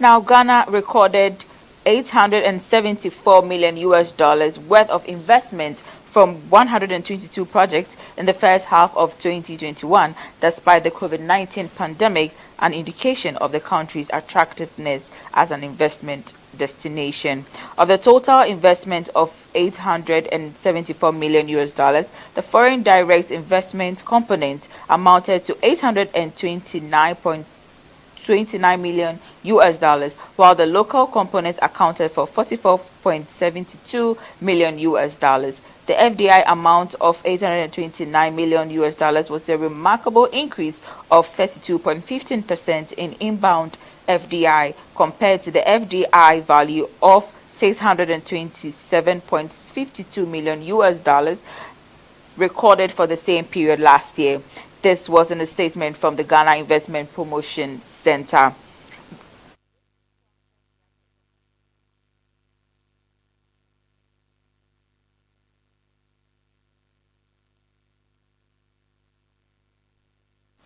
Italian oil giant Eni has sued the government of Ghana in a London court after a former energy minister, John Peter Amewu, in April 2020 issued a directive to the company and Springfield E&P to begin talks and combine their adjacent oil and gas fields. Mr. Amewu gave them until September 18, 2021 to reach an agreement. His directive said that seismic data had indicated Eni's Sankofa offshore field, which entered production in 2017, and Springfield's Afina discovery had identical reservoir and fluid properties. Eni is now seeking 5 reliefs from the tribunal. These include a declaration that the purported directives by Mr. Amewu and any other steps taken to implement those directives represent a breach of contract under the petroleum agreement.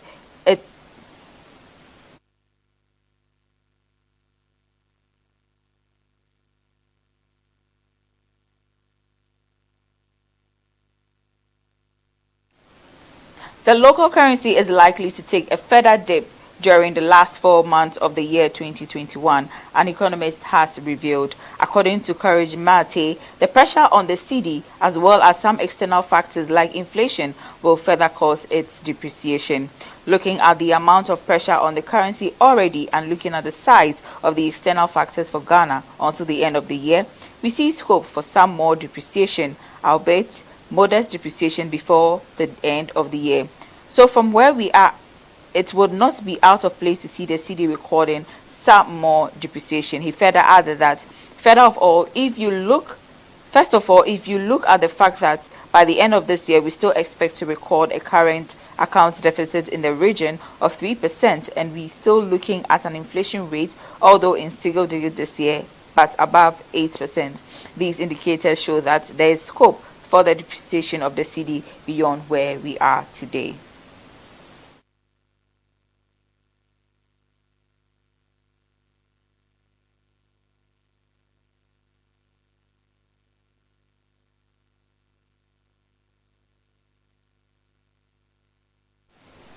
Head of the Institute of Statistical, Social and Economic Research, Professor Peter Quartey, has said the success of the yet-to-be-established National Development Bank will largely depend on the appointed personnel to run the entity. According to him, the NDB must further operate in a well-efficient business model, which will be devoid of political interference. Making his submission during a presentation at a public dialogue organized by ISER on the theme, National Development Bank, and sustainable financing in Ghana, Professor Quartey lauded the idea of establishing the bank. According to him, there is no doubt that we need long-term financing. What we are providing is short-term, but certain investments require long-term financing. Unfortunately, we have given our banks universal licenses, and so all of them go into retail and other more profitable ventures than lending to the sectors which will transform the company.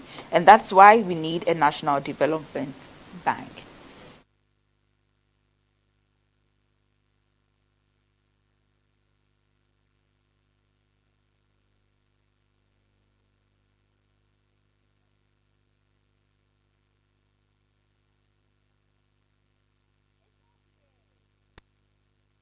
It's not here.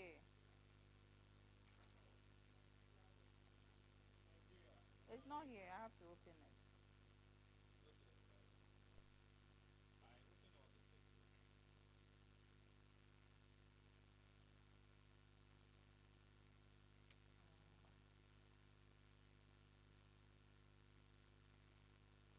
Okay.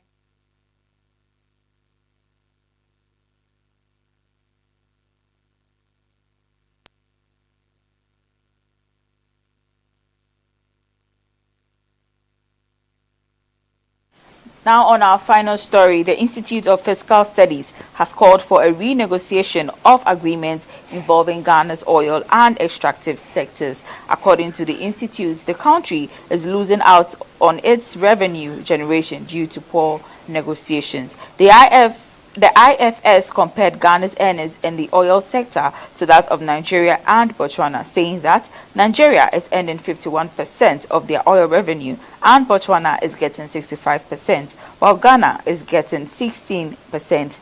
Speaking at a forum on Ghana's domestic revenue mobilization mode organized by the IFS, research fellow at the IFS, Dr. Edu Owusu-Sarkodie, said, "We have to try and renegotiate our oil deals if they are not going to cost us too much. If we cannot renegotiate, then we have to forget about it and look into the new discoveries. We are not part of the production process in our extractive sector. We are only taking royalties."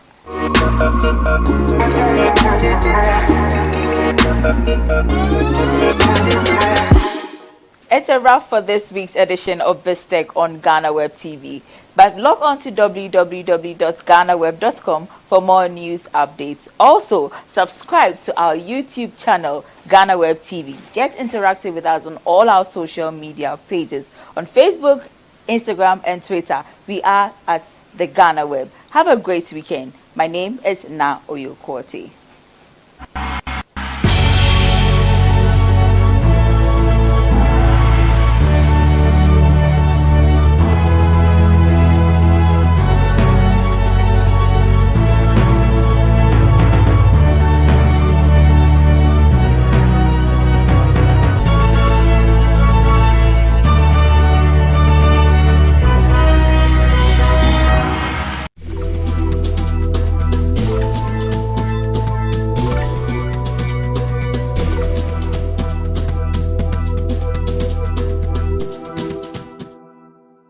Continue thriving and obviously achieve higher, and everybody knows that even though I'm not working with them again, but my personal relationship with the owner and many of the management and the staff, it is where my heart is. So I wish them very well, but I'm sure that even without wishes they will still do very well.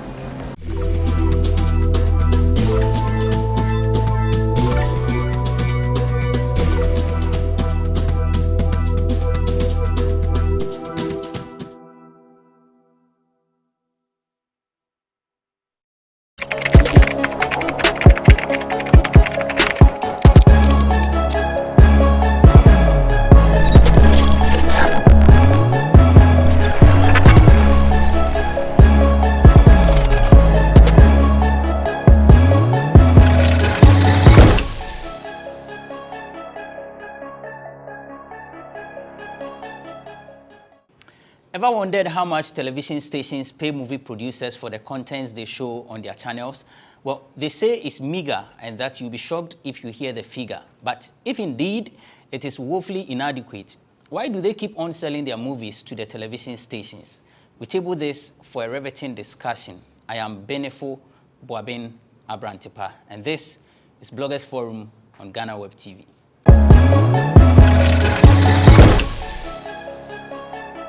Thanks for joining us on Bloggers Forum. The show is sponsored by Cheesy Pizza. Cheesy Pizza has what you want from juices, smoothies, jollof, fried rice, spag, and meatballs. We have great deals for you all week round. Cheesy Pizza gives you the McCheesy combo every Monday and Thursday. With only 49 cedis, you get one small size of pizza, fries, and chicken, one cola drink at all branches. Tuesdays are Super Tuesdays at all Cheesy Pizza branches. Buy your Super Family Pizza at half price every Tuesday for 40 cedis at all Cheesy Pizza branches. Be part of the midweek bonanza every Wednesday. Buy and get one free at all Cheesy Pizza branches. And also remember to start your weekend with special jollof and fried rice from Cheesy Pizza branches every Friday. Call 026-41-33397 to place your order. Cheesy Pizza, your way. And I've been joined on the show by Vida Educhumwa Boatin, the vivid, vicious, vociferous Vida. Vida is a columnist. Vida, Kwaba. Be fine. Between me, dear. Nan saying, dear, almost power. Now, I feel me show ye. It's been my signature look for years. Oh, really? Yeah, will be your name, say. In time for me, a big name for special occasion. Hey, special occasion be a day. Oh, so what now do birthday? Obey teacher house a cocoa now. Hey, it's not be UT. You're also a September born. Yeah, I never knew. I'm 22nd actually. And now yeah. Oh yeah, date 2nd September. 2nd. Yeah. 20 days. So it meet my train when he a birthday now. There before who they di kind the kind and I'm more to near to. How old are you anyway? How old are you? Who they eat? How old are you? Who they eat? Eat what? Nane already do is what? Eat what? Who they eat? Cheesy pizza. Any and I commercial ones. Nane already do is with oneplayafrica.com. Nana Kwaba. Just advantage. Yeah, fine. Oh, nice.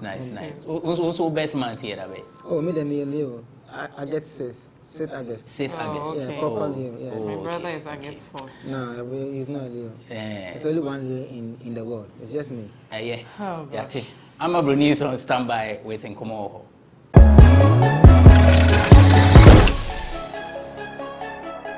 Now them come had ya dankasa na watwi bia nkofo den senfoforo ba 1 minute bia na information mama bonu na watwi masanso atwimiti nkoma cause entertainment industry na ma hyeda na ma bob me homode ma hyehya me de brem zo ma yen twan hu sesia na yen fa na yekọ embrem and as I yes, the mama for Osikeni ba Island Frimpong, a medical and fella Makafu. Now what China one ban would 1 year. I in Thailand said, oh, 1 year old. Now, in an my post knows, oh, maybe who future the secured and Casana then she scared a theatre bank, Papa score. Oh, my miss owns or born home or the any day, a Dumayo will be free. In Thailand, never scasem their wounding how crowd. Your future is secure, and the picture see them say, photo to some be my buffet and Island was to say, the young shout. Number who mode was ready. So my Mrs. Scar with you, how we are. If you are don't way, I say the morning in our son swab into the music scene. I offer for quite a one fan base and open with you at them. To see an artist, not just to say, dear, Waba back, Waba, you want back, I say, and same be by and I was an home fan and I did to take a break. To say, your offer for the Waba. No bands was also a rebranded Kakani, Dini Craft and spelling and was a assistant. Open so cancel a release a year 2 of any videos, any song videos, back or bust up and a chest up. Since you won't tell your media, no about more than half of penalty, now say a dance of a crane near Muniadi. So, for the Mafo, now some working in and say, Waba, Yamawa Snas. na me bisa unim eye Ghana ni num tini ya friend G-man ai say na say na wo bai de mu ntia dan tini num ya but nunyom bi e ko say tanana shining bright pomodi ana ko sheti num na nka seti nipa na meka ne ho asem na G-man na wo de munim story na e se bi ko bai no board driver ni bi tio wodi no ko to prison ya de say de won yi na ni de won yi de dada but o the book bi aba out a o kire eye ni okuo mu ni ade from fame ene amani ohun nyina eyi na okọ eye interview as a promoting or promoting bookie na nkomon mu ba ko na de betu jaso ono de say person worry eye television presenter delay and delay ya no so person worry no na isemi ba na ma focus delay na so be worry na ekoso no bi cast o delay what nsem na etwagu chroma o G-man so person worry no say we de eye cloud chasing as a person do hu dide mu ni ade nti ono de on say asem na na G-man aba replies ade na nkasa o kan keke kana fa ya mu analyze sa mu fa na ma fa asem na sa na mu digwan nti o say anya sa na o kan no kwa wasan so atwena no asanse sa delay nsem no ka so person worry o wan kan yenti wa twe asan amanfo se dey say akodi ese so ba krom ha ye Ghana ha na wo hwehwe artist a wo twabon na wo yibon na wo didi na tema na kamo fa henche ne man sa akodi ne ese o so krom ha do no na oye artist a wo ye yawo na nkasa anka mo fa Shatawale kran so nchen nsem ye kwaka wo eye one play Africa on a TV nipa e kasa no so krom ha de Shatawale na wo baka se obi a wo didi na tem wo trolling wo internet ne so but there be ono no sa akodi ne ona manfo didi na tem amanfo za sama sa akodi ke mo ne ya adua na muso sa akodi so waka se won awoye yawo na anka wumbe mu pray so yes also the air trip of general and do crime ono din sem bia betu jo twema krom ha se mu makwakoye mu ho se se new art bi ba kroma na fe de one na wo ho old timers na fe de ma park mu akwakose o zada mu ye enye fine ewo mu se new artists for aba new crop of artists wo bo won ho modern music industry say de wo nwom na yebo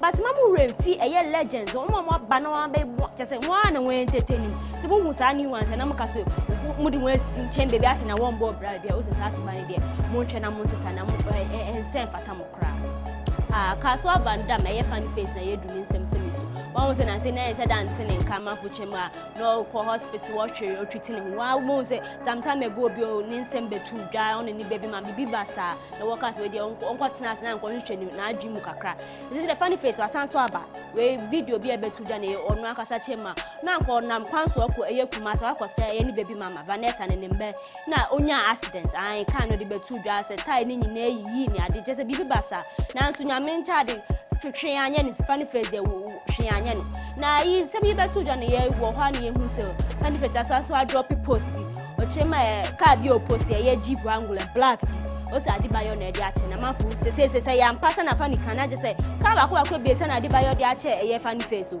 na funny face nsem ya aso na post bi o sanso de betu dwa chema so no in less than 2 years when ya 7 suicidal attempts mafu chema na kwa committee suicide na soldier fu bi hunu na woboa no na nsem de bibi basa bi je se won sha dan ti ase funny chema onu a ye Vanessa mame opeso okunu we de onu a na o chire ye de ye ntumi nche asem no kana ya mpana o se ye Vanessa mame opeso okunu se mafu chema funny face mumbo ma de na munya ne bad because the bia oba no de we betuja o chira sanso de we ya betuja mu je di se bibia you okay e wo na adwuma na from had so him say artist one that drink kese ba for a royalties I want the gamma reason what chesa na musician say na asema betuda ye Stone Boy dance on musician Stone Boy o share ye Ghana's High Commission to UK papa wo so ankoma no chire me o say papa ubeje di say you say me artist Stone Boy na ye bo dim beam native royalties when you fe ye gamma ho 2000 Ghana cedis ayo 2000 Ghana cedis pe na wonya na say me beto say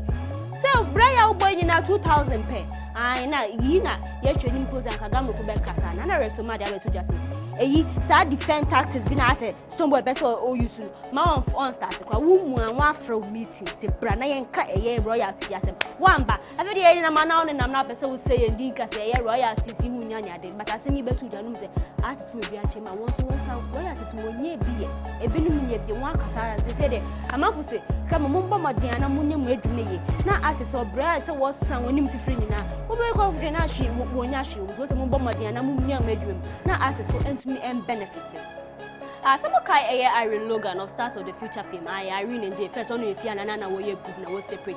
Irene or the same back to your chima. We Stars of the Future by head say, you know, 1 year man after year or started so cigar, cigarette, or no starting was a fun now the one who born. I want another one, then a PP be chilling. Bonds on 1 piano so and because what you want to crop baby a busu of him, I mean, and great. Never pants on so she's great. On because on shed and tears in your comb, but I said Irene Logan, Eddie Numbuphobia out. I read the said was she's a minister of the gospel. Won't say Irene Yomibia, not more than Wako Pipi. My friend come away in track. Crapping polo, back I to say was if a crapping polo, I return to a year twerking. Sister, you say no, than a passing so boom. Yes, I could you me out body demon. I tape into an alcohol pebiety. Now, it's me better than I say, Polo, no one was so repenting and to nudity. Polo, Nanka says, I honor no kind. But said, oh, you know, on shed and yes, and your man on the room. But one castle orange to keep you. Tamafo, Moon was some no kind, Moon Cassena, or no kind of also on you. Also, twerking the castle on you. Twerking, yeah, copy polo chairman, no name and drink. And one on your deals, no division. But if you want to make a chance on the jar twerking, the polo say, on the twerking, the any jail, or bet twerking. The polo chairman twerking the own giant and no judge. Aye, twerking or twerking at the deals be fear this cabin. As they don't giant, a man for Mamma Cassan and polo, some men can't say it depend you. Aye, now what you don't come across when the same means in that shows I'm a bunny. The born I'm the best so much. That's the neck. Ever since Russia, I crabble.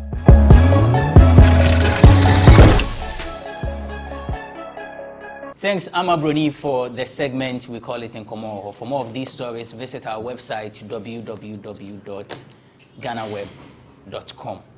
Let me begin with Vida. Let's see which of the stories she wants to touch on. Yeah.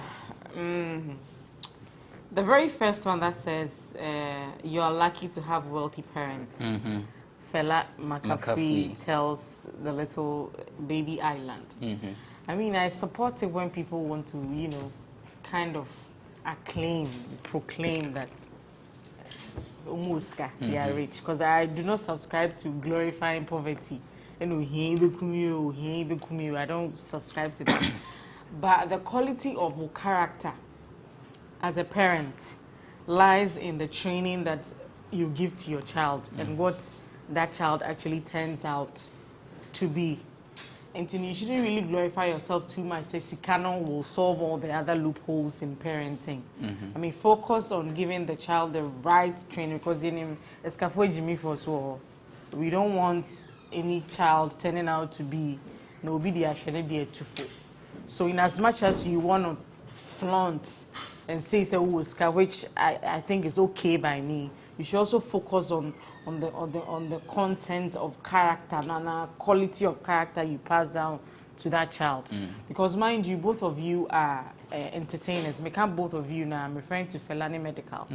Your child may grow up seeing a lot of people smoke around you, engage in other vices, and is linked to what we do in the showbiz industry, or very prone to that.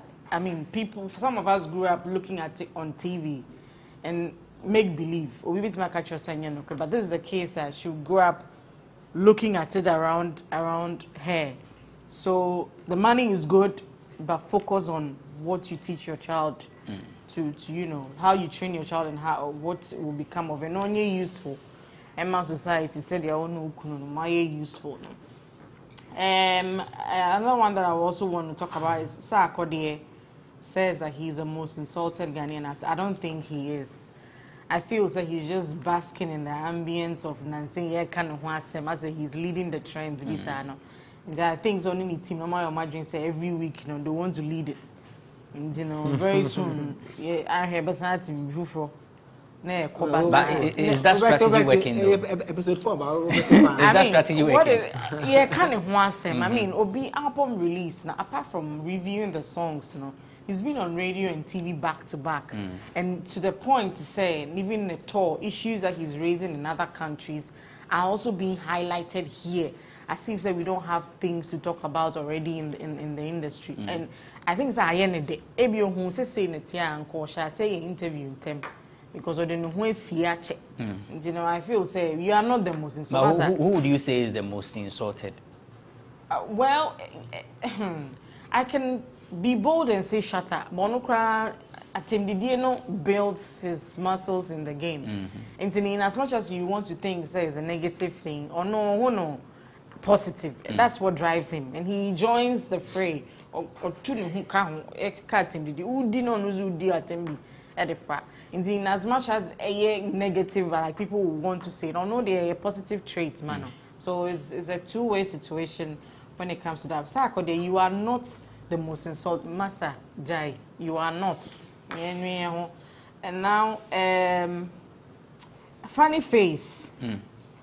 I mean, I was very sad, you know, watching videos of an accident, you know. I mean, funny face is my brother. People don't know that. Or you mean, so like, I on the low. But then I have me say all these things are happening, and I've heard say the lady is also not giving him the opportunity to see the kids and all that. And apparently, who said when that happens, now it takes a toll on no funny face, and caught so much into the Nyoma on a daily. But then looking at the comments beneath the post, you know, some people also drew my attention to the fact that Drivia, we all know say he loves music. He loves to do like several antiques near the or Drivia or Tonyom or San or Bonnie some whilst driving. And we know it was a long journey to Kumasi. There could be a possibility say opinion for company na ebi enyom no verse be any deba. Which me born in Seman refi say ebi anastia kra esininim. And I'm tempted to believe that because we've seen several videos of him in a car riding. And then he has to turn to the camera and say a few things to either the haters that we don't know or to the baby mama's family and all that. And then I'll plead with him, say, worry the back up. In as much as you have life today, no, who drive it, especially now. But then during the video updates for your fans, you know, sometimes they're unnecessary. And I also plead with Vanessa, say, and you have 4 kids. I know, say, it will be tough walking around with 4 kids to you know, to have other suitors or try to live a single life in Pua. It's difficult.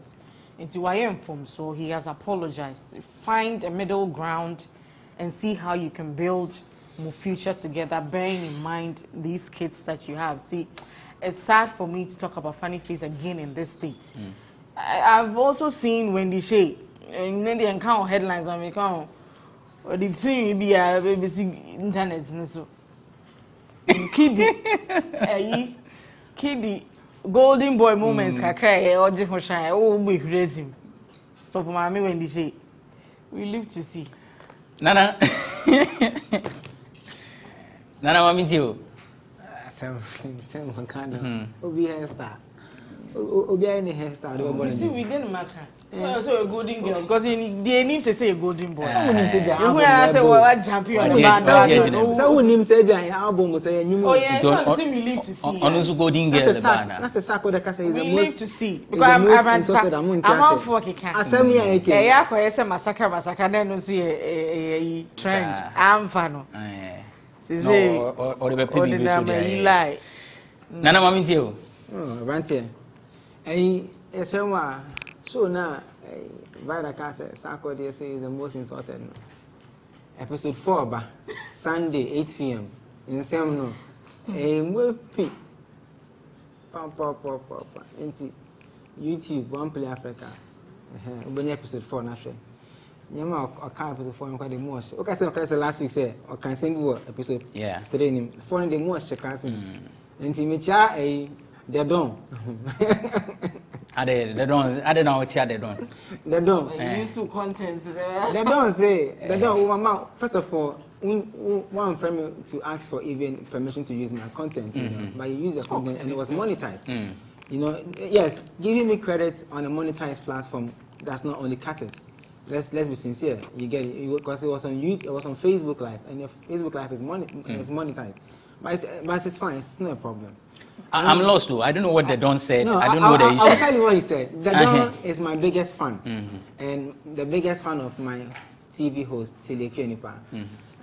You know, he was overexcited. I know Mama shout out no say Tilly does not deserve to interview Sarkodie. I think he said that she lacks the experience to. Yeah, and I felt happy that he said that. At least it shows that he's a fan of what we do. And you get that. I said, as a matter of fact, season 2 of Bold Convo has been renewed. And this September, another 4-part episode series ever. Tilia Nijnem. Tilia Nijnem.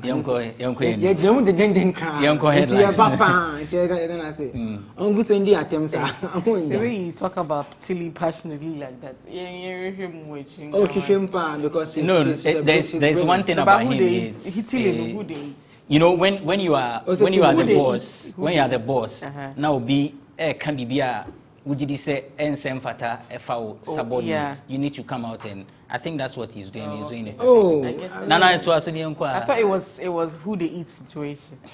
I know they mean to me. Me fancy. Say be me gay.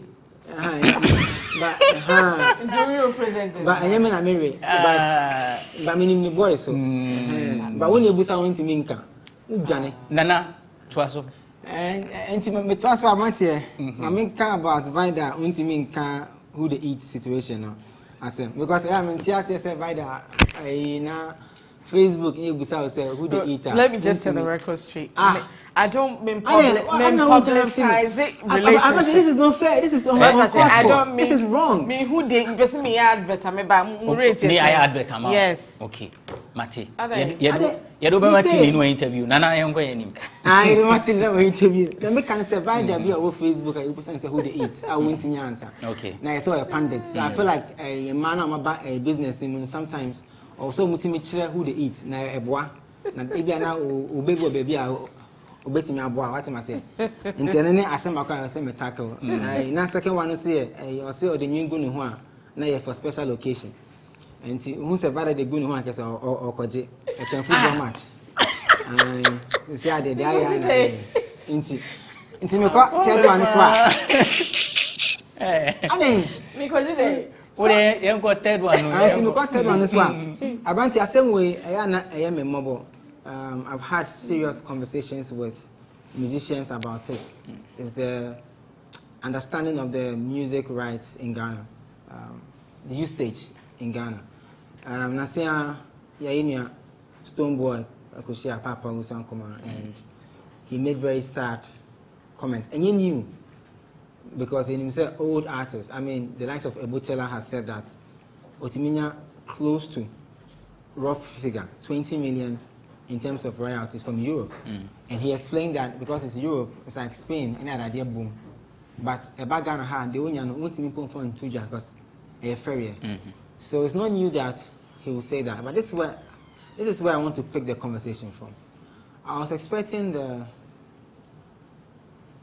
Ghana High Commissioner, right? If I'm right, is that to UK, Papa Usankuma, to have made a certain comment that, if not on camera, we would have seen a certain move that he, as somebody in power, in authority, could reach out to Gamro and say, hey, the artists are complaining too much.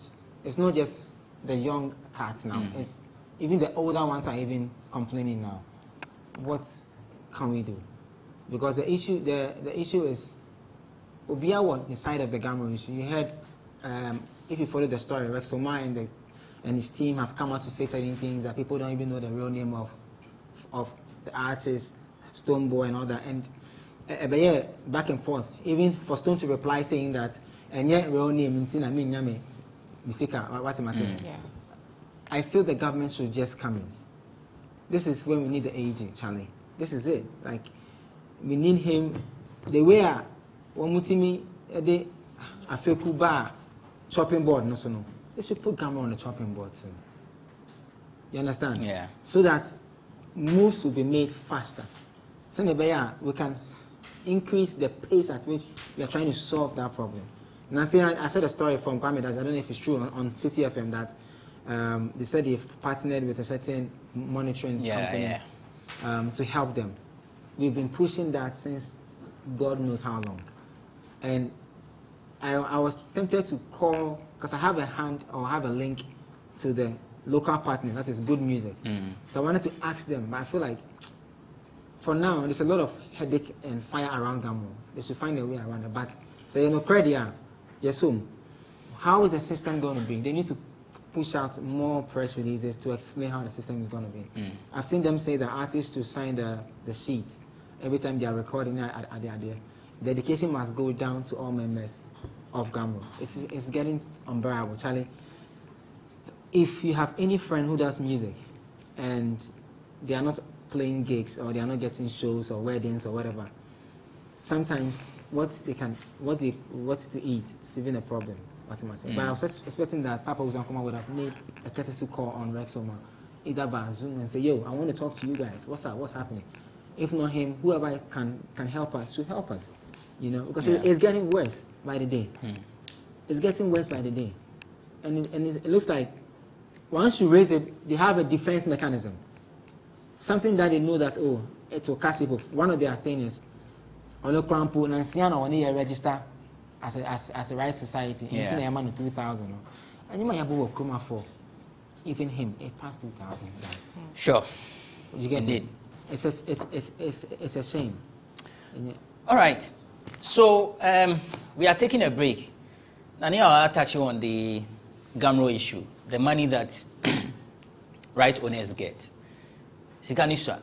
In fact, whoever is part of the industry or has been following the issue, Unim say, and so any. A big crowd or how Modi said in any kind. Some are 100. There was a time some people said they earn 100 cedis and all of that. But you see, there is also another issue that we need to look at as far as the movie industry is concerned. This is because some producers say that they are giving small amount of money, they almost say peanuts, by TV stations. So they take their movies and show. But we need to have a conversation on that. And so we'll have that conversation when we return. It's Bloggers Forum on GhanaWeb TV.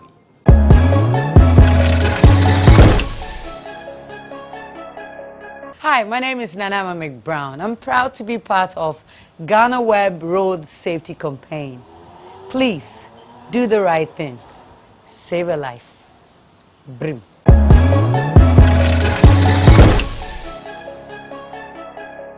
Welcome back. It's Bloggers Forum on GhanaWeb TV. The name is Abrantipa.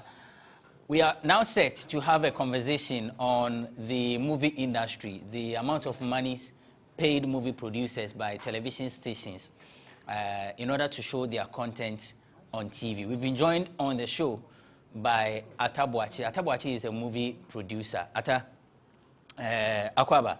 Yeah. Bibi aboko. Yankopanda. Ya no akasa de yama na yakoye nim. Mpempi no, when I meet movie producers, I may say mo amoye behind the scenes near nkofo nimu because time be our camera. And you share me a ye kamia director we dina ho ya aja. Da bia wone ne yire kasa ofunsi. Obi a nim. Movies DNA na wotwa you bet me kai say oh okay movie Atta Boakye na ye. Okay, me that's it. The edika mama enchia wa hwefo. Ma oni so ma ufi team. Movies are media be adepa ana mejeme da no ankasa ene ye mi ankasa misika na me university adepa na mejeme do. Yeah. Ya ka de me ye mankofo. O ye mankofo. Nti adepa na mejeme do no u release no da ben ye ben. Me ye mejeme do no 2013 na me ye adepa no 2017 and if you na me ye production bi. Adenti na onye production bi. Me boka. Uboka. Yeah. Uboka BSN. Sika me di shame no manya me sika no back. Enti odi say ni shame. Me the bet is close to 30,000 but manya sika no back. 30,000. But try. O break even. So 30,000 when you back. Manya back. Me fan is unya BSN back. Manya bet 20,000. 20,000 10,000 aka na I am a car. Obo bisia ena etwa ye enkofo bi na so wasene ana se sika no na ye wan kasa ode na me die wo ba me chi bi on se aduma na ebi wo ha o se wo mo bi so wasene kaka ntimi de obi die kakra e be shem ti se omu gusu dan ka won oh na eyamia hu nam ne panti me ka se fiasa Movies, you know, mucha distribution, marketing, nice anime. How do you go about it? Your marketing, a tupe, a crano kumasi, cantamanto, and a cajetia. And she said, a babon tia, she said, a nay Monday, and maybe Lizia. Many marketa or cantamanto, baba casa. Na many marketa or kumasi casa. Na quantity a pesa ye channel. Ebia a place or danoa, ebia a crass sounds and answer SKD. Ebia a kumasi 5,000, a craft 5,000. Nay say Ediaba, Sana Yeno. Okay. And 5,000, Kumasi 5,000, craft 5,000 is San. Yes, I place another order. Characters, no actors now we use no. Omubwa Emma Oton movie no marketing the movie wise. Omubo who the rule and I say Omoda so omo de omo chewi no ma pom baby atina. Ebi no mo bi okura movie now ye no ka wonim ni title. On kai biom. O ka chen say onu na be ye on kai kra say waye wadwuma kra da. But obi also a obetimi adi akira kopim say ebeba ma waton awie nyina. But obi wo twa bia wawie wonim eho asem bia. Then ebema obi ayesa say metwawie. Then I also say ana omo team ho akira say ni nti. Ebi ho ayankofa da oni nipa ntam. Ena ma bia odi akire. And odi akire kopim say time a ebeba ma waton awie no babu also so a onni ni ayankofa no ye tia ne ka be ko ba bia fine no e fa ne manager nsam na on do ba set be ya adwuma no. Ti oni woni bibia bia me. 2013, 2017, and I will try any free one. I will try. Some movies in me, TV station be ebe to free ho. Sena, because me nya word ni, omo to anaso omo yede, omo kan say. Omo discan mamu so omo be sure. Mo ka so wato movie no anaso ayede. Wato to time bia opel bia obeshu. Who movies me no na will try no. TV stations etoe. Bako obi na fa koye me hu ye no omuyi esi o kan team no ho anaso obi o nchen kra no of market copy no ko fa no de koye tu ye ne me free TV station na o se we se na de bae nti me free ni pa na be ka che na o se wona na de koye na wonu kra wachi wo mu wachi ni pa na could never hard drive so until say one can't say when you media and come home. She said no need to only movie. And echo was one can't or so yeah no or no copy goods one can say on only or like assembly. Me catch me they come out copyright for. Okay. And see omuguso any omu delay. Dabeno. Yeah, this year. It is okay. Okay, I see. Na ono no de no okay enye wona auto yen tu hu sika oje because na ye ono no mu obatebi wo ha minim sika ebije sen ebitimi je 100 series 50 series kwa wo de wo show movie no o TV station tin ka se me ma onu kwa tin ka se obi kra de che me okay e basa wo movie producer no minim se TV stations o mu movies on bo adverts omo who check fan adverts name and I say only check fan bia oje 100 series ni ya wajawie say part 1 and 2 waje 200 series ono ma wie je omo de benya bia mfa ho time ye ope bia o bet sure obi timi ka say oni time a odi bejayi minim station bia otimi ka say ono oni time a odi bejayi na aden na adena mo ton no fofofo sa because 100 cities there. I mean, production, in production, and you may come the resources, time, money, and you pay props near Nina Iska. Then in our movie 100 cities. Obi o wa ya na onu hu ni say ade ne kwa ba market awienti eda ho ya nya me hwe nti ade na se bia na me obe 10 titles a me find 100 no na me find nya ma ade sa na bidwene no ana me say me fa ma because eda ho kra enye bibia ma me dia but me property ni kwa say me de 100 cities no na yeyi obi wo yeyi a obi hwa obeka say wajiska because say be betima yi o movie wo DSTV na so unya skabia ba obi tie kire obeka se ye yi movie o DSTV nti wonya ska bana so wonya hwe me who say o champion this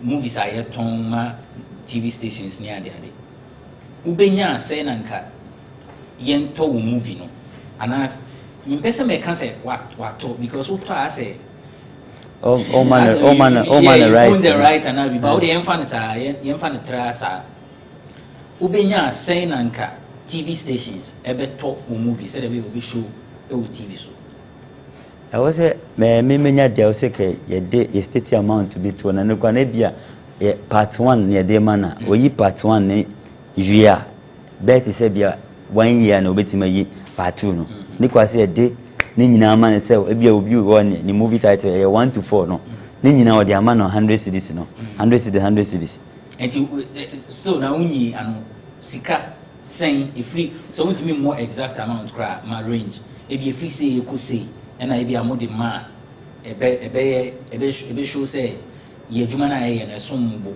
mojitum na mubu ye adwuma na ye okay around media to me then cause see as me obi be jimi movie e be each part be am de be man 10,000 but movie producers no me I say mwana mama omo TV stations no efam adwuma no for sa because meaning say 5 again pushy for me can for omo ebi omo ni Film Producers Association of Ghana omo mo twesi ni nka bomuko 5 again pushy senka members no mo betimi a twentwen so but many some of the executives said in komo producers no mo their 5 again kan na mo mfi mo ye na ma sa ton 100 200 dodo na nye 5 members enti obi wo ha hu ni say we businessman on na di ni sika a share djuma ndi opɛ na oye emra bia nsi ne kwan say nka mra bi da ho say ye chew say bia wo de movie akoma station say ndi say na wo de akọ eno kra wo say nke ye ma yes bia nsa na eno so kra no o matimi ayi but obi wo kra e ba na ekina obetima fa ya akoma TV station say omunyi enti wono hu ni say wona di ni sika hye mu enye obi na aboa no enti de opɛ bia na wo ye no emra bia anya adwuma e wo sa de no but we are 5 member menya 5 member na dey na mo association e wo me say freedom of association o pa na wo join but you say prayer o kan bo mu emu but o tintema ebu adena unfa ho nom 5 ana say enye se mi hu by time am pese camera mu no enye ma no mo hwehwe free me ho no na me nyanya ye entina me nko mu no but o mu na hwehwe ni mi ni den yes media ya juma no ni and number of movies I was say one sana there is a quarter you can say there is a what's the word me refi word now but so drew a certain yes that's the word so drew a certain engineer so work movie for how many years and I so produce science and what you join satana me title back up okay nti afi na miguso a omu efese omu de mi ejimitum wa wo sha or how we ni pumesi brand ni den how do we solve it yeah o say creative art industry ni maye mra maye say movies no nka de area ma TV station ka yen omu fa ya de maye ma yansan shamra say sebe ko krampo na ti say de make us be 10,000 per part no enka yen ma figure bi say we eda ho say untimi nyia ana untimi nto a ema ho na wo sha ebe because I say much ado about nothing obia ye ka say ye ebe okay mama ko abeja for her na mama sha say free vider ho say the wo gu ahomekoko yi runisi sai mama tio over nkomo wele nkomo dada o yaka yenye hunu pon asibre ana mu bi dodo na so nye ready say edwuma na eje aguru mu besom enti no nko content cry na mane ko na kwakoye bi amika bi ncho nko ofo no on ye sini no ebi ton no 100 cedis because ono akokra semina bi free China ba obepe ho advert abo TV so nti obeye bata oje 100 cedis na wo kana osan wo mo ne anwa bi a wakra ba wo de be ma TV station so fambo adete ma no nti ono hu ne say sinini ye avenue a ebe biye kwan ama no ama oni media for edi nsawoso na wafa saa kwan no edi aton na ade a ofo se na disika bebre no nti bi asa details no de omo fama but omo fa ho de business de bia with media owners no sini egu obiso obia o de nti ofo se egu me chocho bibi kaka me sesi edu se YouTube ba na sini na egu se obia twin ni sini o de koto ekope kakra age akrobeto any Frank Naro ye okumasi omuso si eye dumso ena kofa sinini go ni ebi nso say ejako sa personality cult see ye no was the doom of sinini eye no ebi nso say transition na buy free cassette ko VCD ko DVD ko hwan I mean obia ni nasemonko if you don't have a united front na no bia so assembly sene ambassa not to said your pa how are you able to come together to have a unified front na mon company for nkoko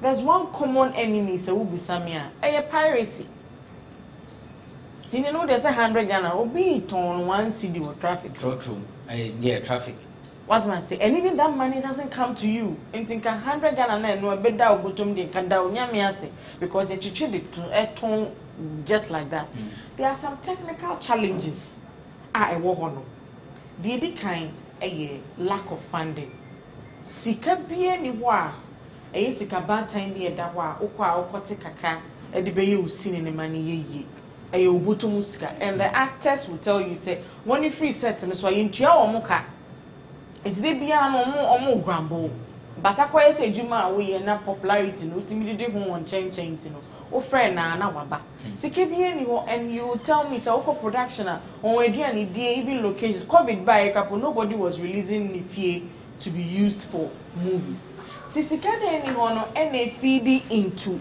some poor production ya omo di feeding no but we say producers you better catch us no matter how poor the production is your market your target ni say be you omo mu che dan ko school ntino atembidie no keka bombia na ekona kanea nsokra eyesum kra na obehwe because kane no na Chinese movie no ye nka twi kasa nso no mu the action na determine killer ni blow man you get it and you know there are technical issues that what say yehwe Kofi Ajolola be complaining kotna radio so can say we dey nika okogu won ani masasa producers na ekofa eche akopisika na momo we need funding you hear commitment from actors say hwe omo yin si no bia by force YouTube star obia woni show YouTuber or ye interviews ama ye say media phone kra ye hu be bia ye fa because show na wo pe invite no nka so ye bi dada ena nko yie so be ne den. You need to broaden your market no? And to do so one thing I been here a translation I've seen movies Peter said if I will tell you Arabic in the mama other markets and so emoto na same time Jackie course Ivory Coast sedation nipa doma push it means almost any but somebody has taken the pains to do a French translation who has in near the abusa say why and yes our French translation now all ton was our Ivorian market no wo kakrawa e was a wusaka yana so bro fufu bi e am through TV so say mo translation what kind sini bi pa bro for that ya utira ya na me kase fa ko French e na be dinya me kase fa ko Arabic Arabica e na be dinya enti afuo na e wo ye fie chi no to 2 weeks na e wo mu na how can you come to abide and I say any unified front to say yen wamo 5-pack president Nana Akufo-Addo ABA cinema what radio so say me ABA cinema no when we leaders no I don't think I'm sorry for being your mokwa sorry na still sini for egusi tiwa sini good dem ma yenya cinema FM because okendifo be feel say e be for half capacity ntima ye ABA cinema na half any zero half any share and ka de we na nkan fa so wo so enti me de meka kire mo say adwuma no fana wo mu fichire until you start to work from hono Now we benya sa unified front. Aban bi ene ho person de ne ho bo a group na industry munye unified a chase ka ye hu bebi e befa. Me say my creative arts for fund see a chase cafe obe ho atwede e koji di no ana koji ye adwuma no obe ho atwede a mo be bo wo sika ho. Sika no so aban no de mawa okọ account for. It won't mean too ngusa. So must tell your people problem ni fakese na free mu fiche start solving na munja pesemin kuminya no obinya baby jina wa ban mu be kakra bia na mo maka no watwa moja no you have to tackle the issue from there. Ya kana ya bre sini I don't know what to say because ya nkomodada enma so de nya de mbetie nti ya kana mo fa sini esu yetie baby ebe ya obi anko ye bie YouTube page ni bi. Nana I want to. I meet you. Hey, the vibe I can nature. I'm say be a what's the vibe I can nature. I meet you. Okay. Moving some media is to me it's just one thing, lack of education. That's what's affecting our movie industry in Ghana. Education not just from school. Education is not just from sitting in a classroom or going for like school, whatever. But I'm talking about understanding the arts that comes with of making film. To film, there's also a business side. So let's look at some of the conversations that has come up. First off, why would a TV channel want to buy a movie for 100 Ghana cedi? I mean, why? On what mathematical basis? Because if you are a television network, you need content to run. Three key things that help you to run your channel. 1, sports. 2, movies. 3, music. And these are the passionate points of Ghanaians: movie, music, sports. So you find a lot of channels, they create content around, either they are heavy on music, or they are heavy on sports, or they are heavy on movies. Yeah, you get it. Movies, you find these foreign ones that are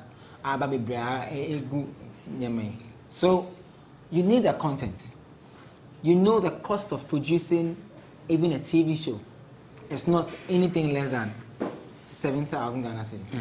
I mean, for one episode, it's not less than 7,000 Ghana cedi. Yeah. But because there's lack of education in the system, the TV guy knows that the people who bring the movies to sell, they don't have the technical know-how to even bargain, have a conversation. Even if it's for barter, there's a way we go about barter trading with movies, and the way we go about barter trading with TV content. You get it? And even music. There are 3 different conversations. So it's education. Let's talk about the IT part of film. Let's say Messi is right by saying because of YouTube, it's affecting them. It shows you how there's lack of education on their side. These days, people are creating amazing movies, and they are monetizing heavy on YouTube Premium.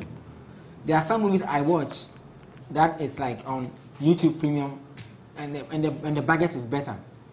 Also, lack of education. Amazon Prime, Netflix, Hulu, Roku, and all these guys have, even Twitch have VOD platforms that are giving out support to movie producers. Where is education? How do you package? How do you go there? Nigeria has Netflix, Niger. We don't have, because there's a certain lack of education in our system. So it's like what we were talking the other time on the other show, where I was explaining how Ghanaians, we take things for granted, right? I have a passion for filmmaking. I follow after 2 movies. I call myself a producer. I call Abrantepa, I call Benis, I call this. Muncha cinema me, my pet camera guy. Hey, director mami. Maybe I'm a also producer. Now, system, I work on just like that. And the issue is, listen, the fireback issue Vanna talked about, when I was heard it, I was laughing. I laughed and I even fell down in my office. You get it? Systems are changing how films are being made. The word Corona hit Hollywood, right? Yeah. And we all said that, the cinema culture in America was coming down. Look at how they use VOD platforms to rejuvenate or retell their stories. But even coming to America was on a VOD before it hit cinemas.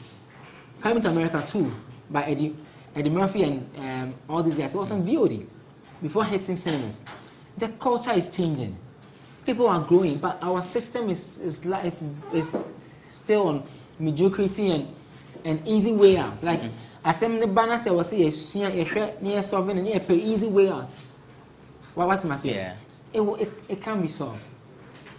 I was asking somebody that why is a Nigerian movie, this movie, King of Boys, I don't know if you've seen it, trending in Ghana. It was like, oh, movie never fair. I said yes. You see, Netflix is making sure that before I put a certain movie on my platform, it has to be a certain standard. Here, what is the standard? Even the person who does the correct movie that meets the criteria for Apple TV, VOD and I say VOD, Netflix and all these platforms are being mocked. Yes, sir. Oh, and I move there, and I move there. We glorify mediocrity in Ghana over the right things across board, from music to movies. Each one for himself, go for answer. This thing is not going to solve. A TV station knows proper to do the right thing to set the mechanisms in motion. That if I want to buy your movie, this is how you have to get the movie to me. No Ghanaian wakes up and says, I'm going to give my movie to Netflix. Now, have you cleared the sound in your movie yet? The music in your movie, have you cleared them yet? All your actors and things, have you signed off with them? What is your process of paying residuals? You think Netflix will just wake up and say, give me the movie? It's the same thing with television stations. They know. But one more day, lack of, and you see, and almost everyone now, when movie at the right time, people say, one more movie, they don't even think that it's coming back to affect them as a TV network. Because if you are showing his movie, part one at a less prime time that nobody is watching, and you bought it for 100 Ghana cedi, so watching now when you be when you put that movie back on the TV, your viewers will tune off because like your stress and your bread. Hence, they keep buying these foreign movies cheap from these guys. Telenovelas. Exactly. So you keep buying the movie at 100 Ghana, and you show it at a horrible prime time, like less prime time. Minimum TV station be almost show area, no more show anymore. And there is a movie almost showed for like a month. Like every Wednesday and I said Thursday be almost show that particular movie. Let me speak as a TV person, as an African TV director, right? Do you know why DSTV certain movies are repeated? Why? It's called a cycle. Because it's a paid platform, and we know that Vida and the people who are subscribed to DSTV hardly sit at home to watch a movie at a certain time. So the movie is rotated in a certain time frame. Sometimes it's a month. And see, you set movies no 20. Now you push up a system. Now you rotate time necessary. And it's a 4 p.m. 2 p.m. That's how it is done. To meet the subscribers of their platform, their taste and their time. Corona by I say people were bashing DSTV power. How many call lockdown? People were saying the one-way movie, it's not one-way movie because you are home and you're not doing anything. It's an ultimate shift. You're always tuning. Yes. It's rotated. It's a system. And TV stations know it's a system. But it's my headache. It's a system. System works elsewhere. We are here working around the system. I see there's no system for movies. It's a system. How are people in South Africa able to dominate world movie scenes and theater now? How are they doing it? There are big movies from South Africa now. People are collaborating with Hollywood now. They are breaking the records. They are changing the conversations. You could say you're talking 100 Ghana. Say we'll be saying YouTube movie I come from and then and yes in nature go to YouTube. It's education. What am I saying? Yeah. I've met Atani, I've met producers, I've started with some of them. Now maybe say time I DSTV and we wanted to do a channel, okay, that we're going to bring all of them together. Do you know why I stopped? Why? The producers no the lack of education among them. One year, organization you become a bad person. Because once I say what opinion will film? Come go clever, I also want to go clever. What do you go clever? Now, when you say medical to me channel, the right thing is that I have to pay on that. So you go and clear it so that when we are paying, you and I can split the pay and then we'll pay. Listen, fight away. This is in Ghana. This is much ado about nothing.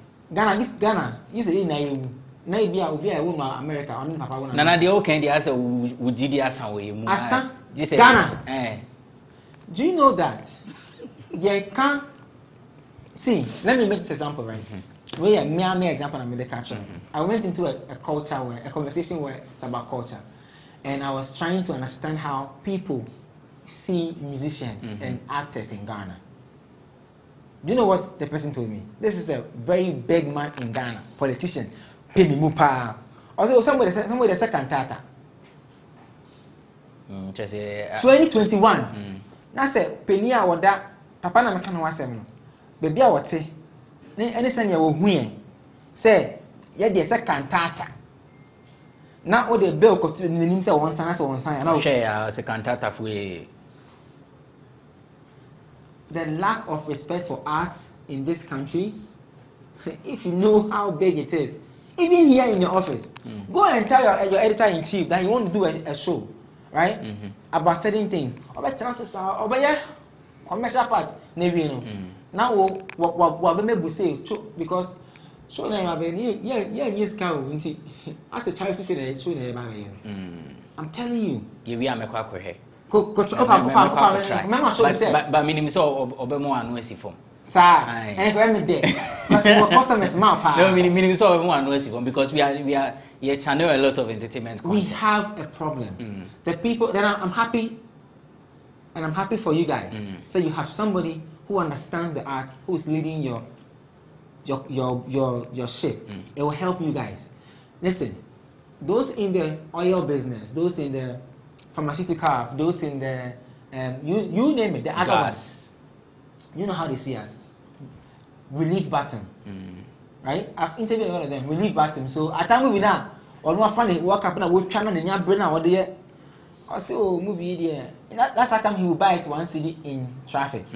Because we won't art, no value. On value. And could you say na Ata what ye mabeja for omobu abemana. Oh, omomu abem. The omo can no more a adwin and I say fan baby react to that. Ata munko you guys have to go and learn. It's the truth. Television content creation has changed over time. Content hasn't changed over time. Okay. The world is moving. Nana, what response to? Nana, seminar can as well say in Siadia. I found baby me I made them to move Siadia. Nana Manokai Unina Oniano. Hina would you to me Hina Union. Sir, all baby producers in Siadia. Generalizing? Yes. Yes, and your producer Biana. Untimi kanje salam se onsuade salam nim de oye pa nti so na ya ka se ensuade a o se ho no twesan na wo kire so omu nyina na ebi mu ana dodo na obodi ma say Abdul Salam right I sit on a conversation summarizing mami let me tell you something when I say unsuade enye yawo everybody learns to be ensuade the fact that you know a certain way mechanism doesn't mean that is the only way so because ensuade the issue of selling the content for 100 Ghana cedi. Like I just said, I gave it to you example. Say there's a way I sell content. I produce content. There's a way we sell content to TV stations. There's a way we sell a movie to a TV station. There's a way we sell a music video to a TV station. So over Abdul Salam there, I know what you're talking about. It's the line of Iroko TV. That's what you're saying. But aside the Iroko TV, there are other VOD platforms that generate more revenue. And even Abdul Salam movie now can say no. What do you think? Because I'm sitting in a conversation right now about a certain tall line of blockage near the idea. Do you get what I'm trying to say? Your system need. Okay. That's all. Twaso. Your numbers be a more jet to me say omo de. We omo day. On find 100 cities no. Obe keeping moving it to da obe free. ate asefo sa so on fa nko jisika bia ebi wo honom sa ndi sankofo ne epi se nko bia meye se omo eno na woka ho yes okay na nka se ye mfa nje Vida make a statement say omo ton 100 cedis no omo other products omo pushi on those channels more like a butter nti bia woton cosmetics now ton we've seen in 100 Ghana na omo ye omo san abo what better amount eno no enye ento asmo ma no matibida but me catch say me mfama matibida obusa o catch station bi wo ha catch say uni ade bia o pese obo ho kafabra na bebeje anam se me ni bibia se un bibia anka obeye menye me sika no me bo amount bi ma no se omonye obi kura ntise ko se obi kura de bia be che wo mo ana wo ti wo de be jisa sika we papa bi de bia che me station no o se papa bi de bia che ye enti de aka wo ha nyina se o bo no po a den na obeka the American say I was say ye nyina ye come together na the I was say ye man ye because any say dia ye nyina betina fie te say the tifie say ye adwuma no ye ka say asori ba nsori na say je say ye nyina ye wu na ya oboa so say adwen no na ya oboa bibia no wa o ka say obeya ye ye entiase ye tiase a na ya ka say ata nana listen. Me time also. But maybe for last comment now. No, say about when na ti ase a e betima ye. By anti ase de yentimi ye. O se nyina ye kan ho bom. Na ye ti ase say ade we ne pese ye. Na ye. Na ye be ye. Okay. The wo kan tratwa. Nana. Under 1 minute. I want me point no. You see, say muntimi back together and lack of education. My example, I know about going back America.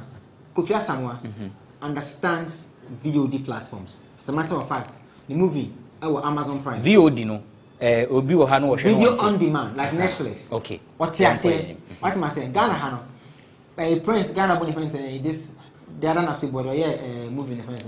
Peter. He also I've had chance to listen to him on radio. Obi anya we na watena so. Pese minkuminya wom. No, on matena so. Because you know why on in showing the next person, what show say nipa na command direction. What we take criteria no. Now on the video the movie kwa I bounce ye na ye den. Ye ban. And the other part too is that they also feel like my brother and menya me path.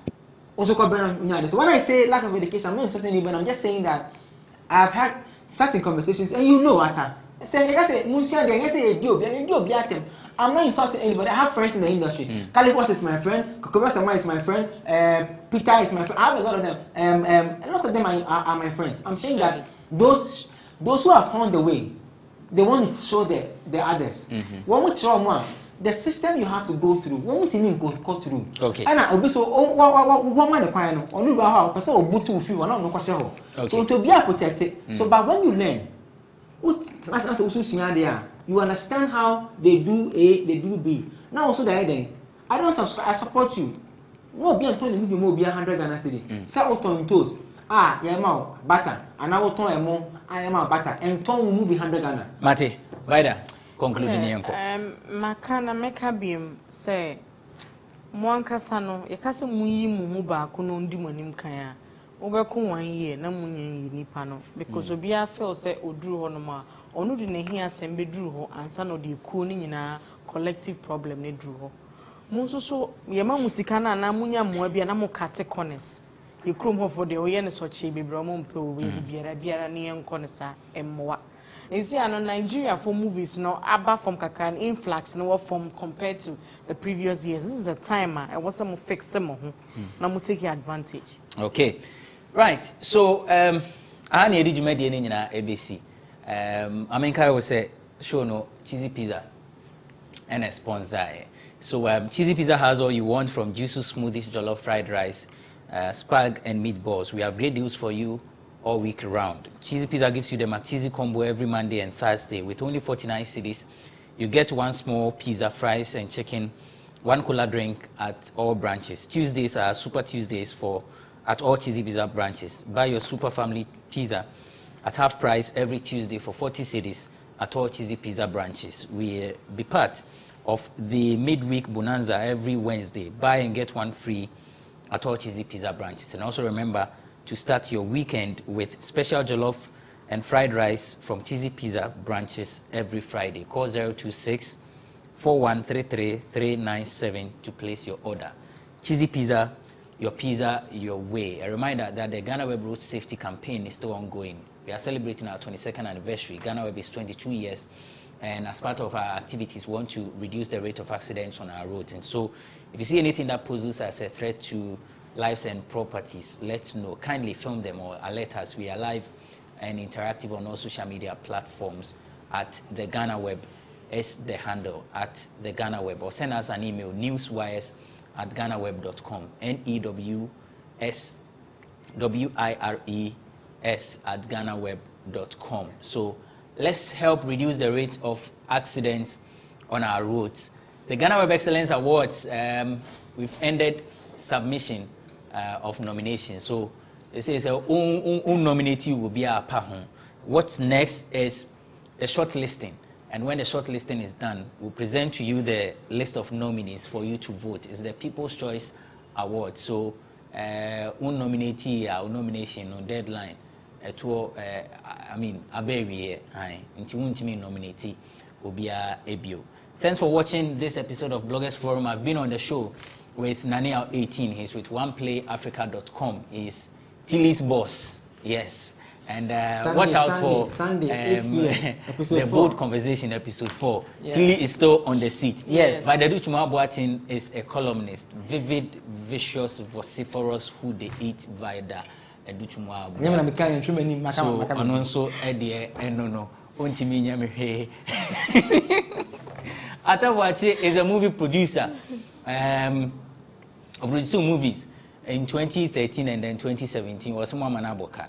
So in the Atawaja now will be tribute. Will be tribute on Trefo. Dabi. Sa Eja. And one year, yes, say in so far by no just say numun so view. Ha in Tisane Bay, the movies never bontia. Montoy Maye, ne yeshamu se monso, and I say ye can actually must more standard and cautious, said a beja. None I'll see ye, but a be maybe with you. I be pa. A from a ben. You say, Medin the benefit was in Abrantiba. None I'll see you see, but Nana know that thing I disagree.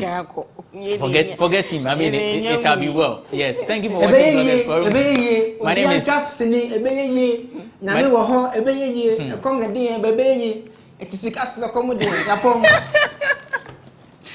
My name is Benefo Boaben Abrantipa. Thank you for watching.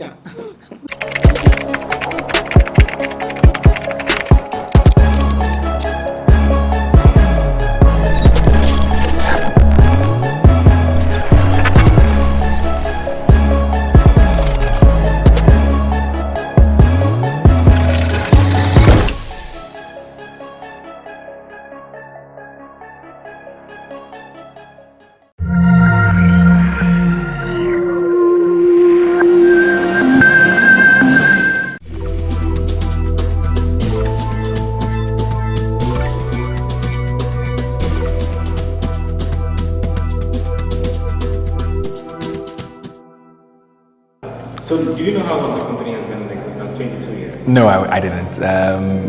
It's when you reached out to us and mentioned that you're 22 years, and I think that's shocking. I've followed, GhanaWeb for quite a while, more than a decade, but I wouldn't have pegged you guys for having been in existence for more than 2 decades, and I think that's really positive for you guys. You've served the nation really well with the kind of contents that you've delivered to your readers over the past years, and I think that it's been a pleasure, having worked with you.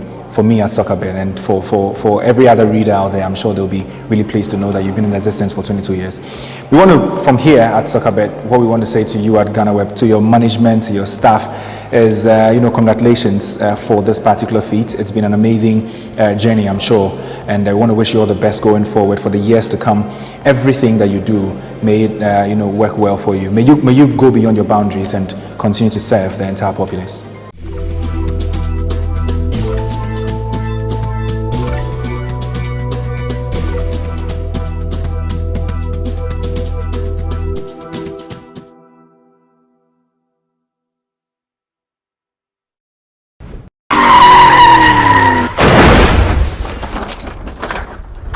Welcome to another edition of the GhanaWeb Road Safety Campaign series. My name is Lord Harris Idwasare. Today we are at the Ghana Police Headquarters, specifically the Surveillance and Monitoring Center. As you are well aware, quite recently, the MTCD, or essentially the Ghana Police Service, launched this center to monitor the way things are happening in the country. So they are using the center to, as it were, help the road safety campaign and also monitor activities, criminal activities that have been going on, to help curtail it. We'll be speaking to the Director of Public Affairs in the person of Superintendent Alexander Obeng. He's going to give us more details.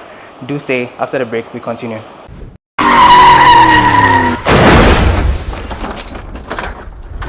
Here with Superintendent Alexander Obeng, and he's going to take us through how essentially everything works.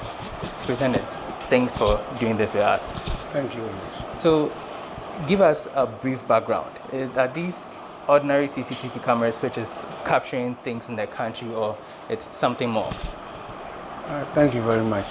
I think for the opportunity, and first of all, police thrives on certain things, certain basic things, that there should be law, there should be evidence that supports that somebody has committed, broken that law or committed an offense.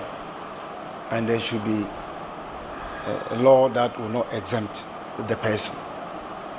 And therefore, evidence is always very critical when it comes to policing service delivery. And you know, traffic is one of the operational support systems that police enforce on road laws to protect lives and property. And incidents of road crashes as a result of indiscipline, in other words, non-compliance with the road laws, is costing the country so much. And it is in light of this, among others, that as part of our efforts, the police administration, together with other stakeholders, have come up with this back office support system, which is a monitoring and surveillance center of Ghana Police, where you see police officers at monitors who are glued to the monitoring devices and looking at real-time occurrences on our roadways across the country, in all police jurisdictions. Before we continue, how is this different from the CCTV cameras we have installed across the country and the back staff you have that monitor it? Is there any difference? I think we don't see any CCTV here. What you see is we have a back office where real-time information, of movement of vehicles, goods, and services, and persons on foot walking along or across our routes in Ghana are being monitored. As to the devices that are deployed, it is right. These are not hidden devices that the state has deployed. But what is important for you and I, where we are standing, is that police is able to receive real-time information of which we can decipher and then process into something of evidential value in order to know who has committed what offense, where has the offense been committed, so that whoever has come in contact with the law or has breached the law will be forthcoming. Because if you see police officers here, they are more or less like investigators, gathering evidence and processing it.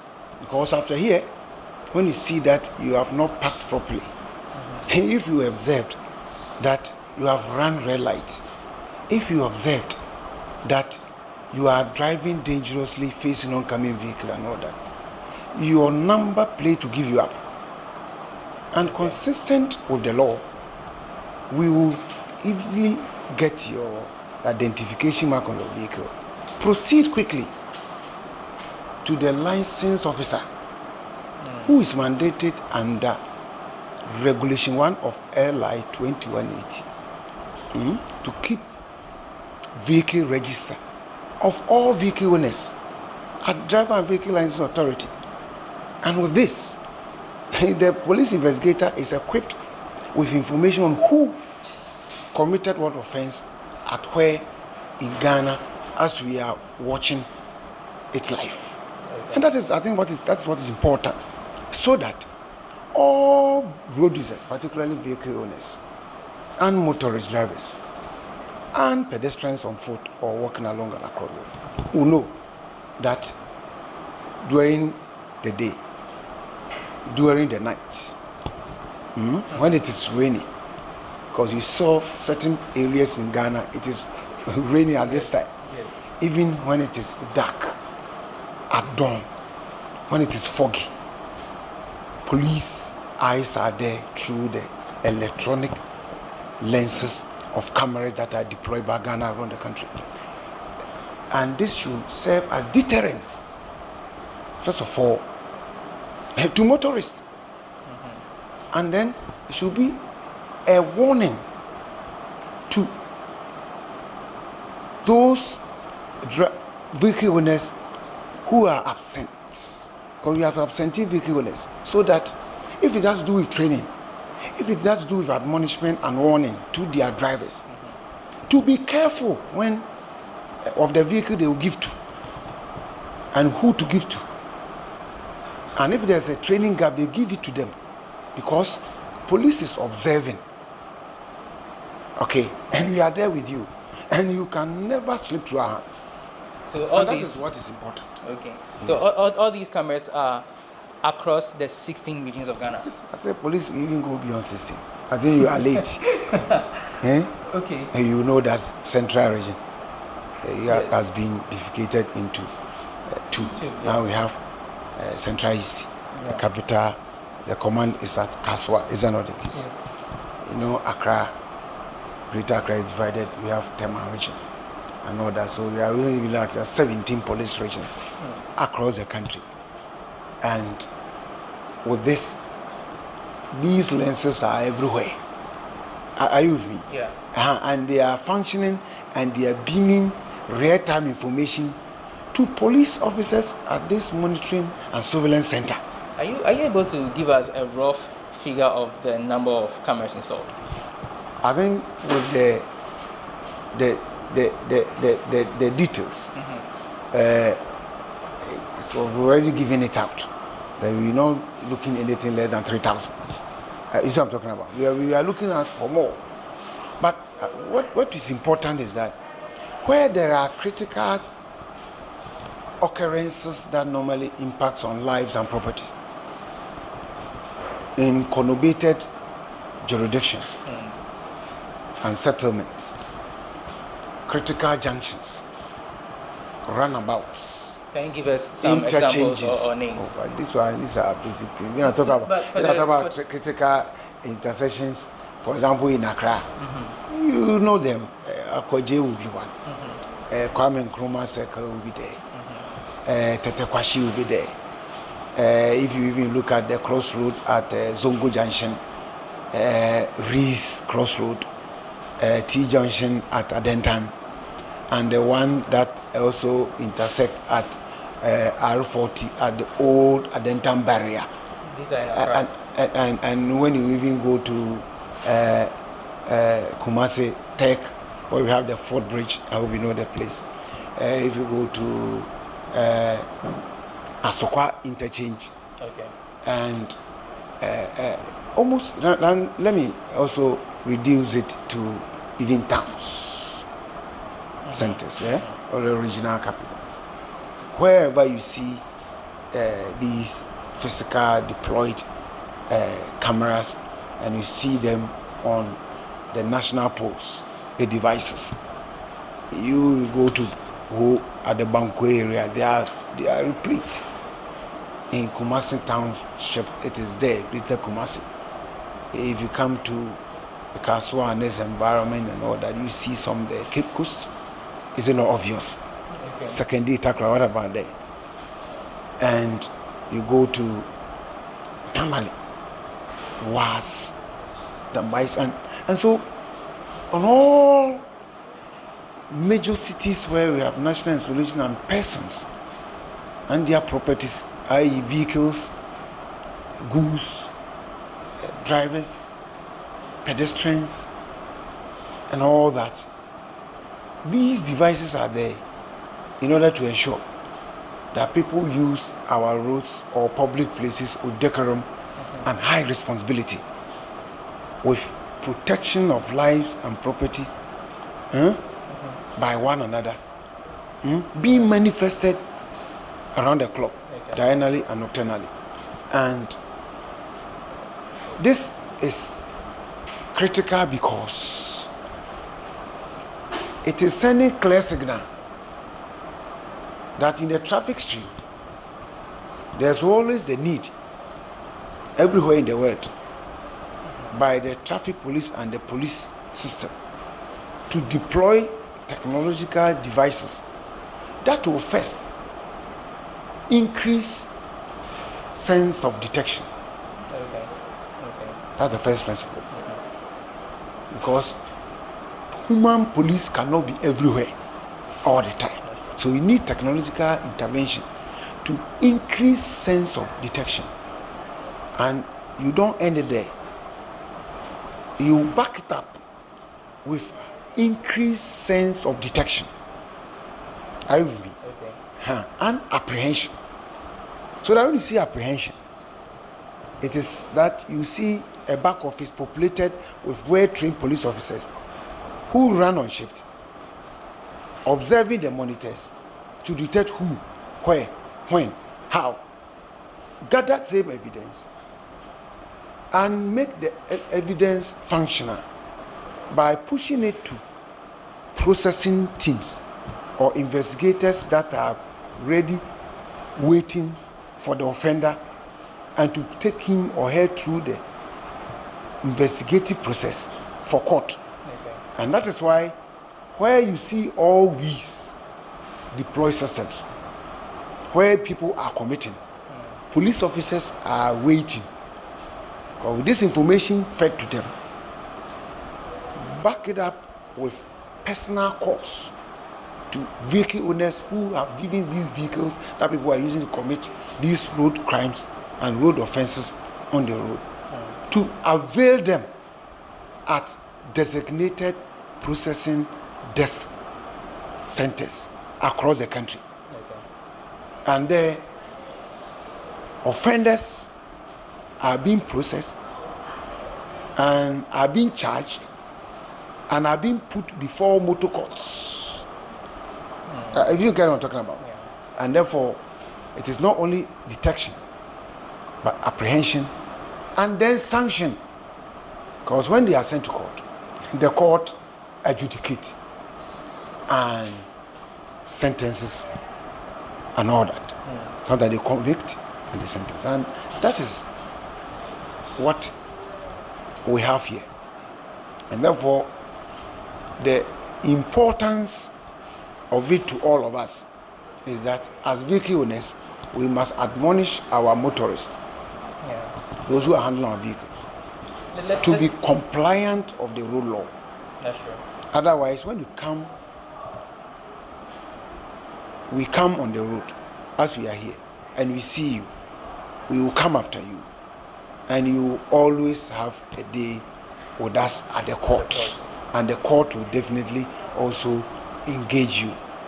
And at what by our experience, because these are straight liabilities, because it comes with evidence, hardcore photographic evidence, undeniable video evidence, who doesn't call for elaborate investigation. After this, the courts have also been positioned to deliver fair judgment and has been convicting and has been imposing appropriate sentences consistent with the Act 683 and LI 2180 of 2004 and 2012 respectively. And we believe with this, more people will be deterred. Few people will be seen to be committing. And we will begin to see its impact in terms of reduction in incidents of road accidents and such behaviors that compromise lives and properties on our roads. Okay. Let's talk about the backroom staff that I have here. What is the personnel size? Well, I think police have adequate personnel who run shifts for us. For the monitoring? Oh yes. You can see currently you have over 12 with supervisors. Okay. But there's a police, one person cannot do the work. You mentioned that they work on shifts. So at a shift, about 12 to 15 people are working. In the morning, they will come. Okay. And in the afternoon, others will come. But you see, human beings also have guaranteed right to work, as was guaranteed by League of Nations in 1990. So it's a right that police also cherish and allows personnel to refresh so that work can be perpetuated around the clock. And it's also communicating to road users that police eyes are open. So we are monitoring it to ensure that where the roads are busy, we are there. Know that we are not only here, others are also patrolling, isn't it, in the communities. So there's that connectivity.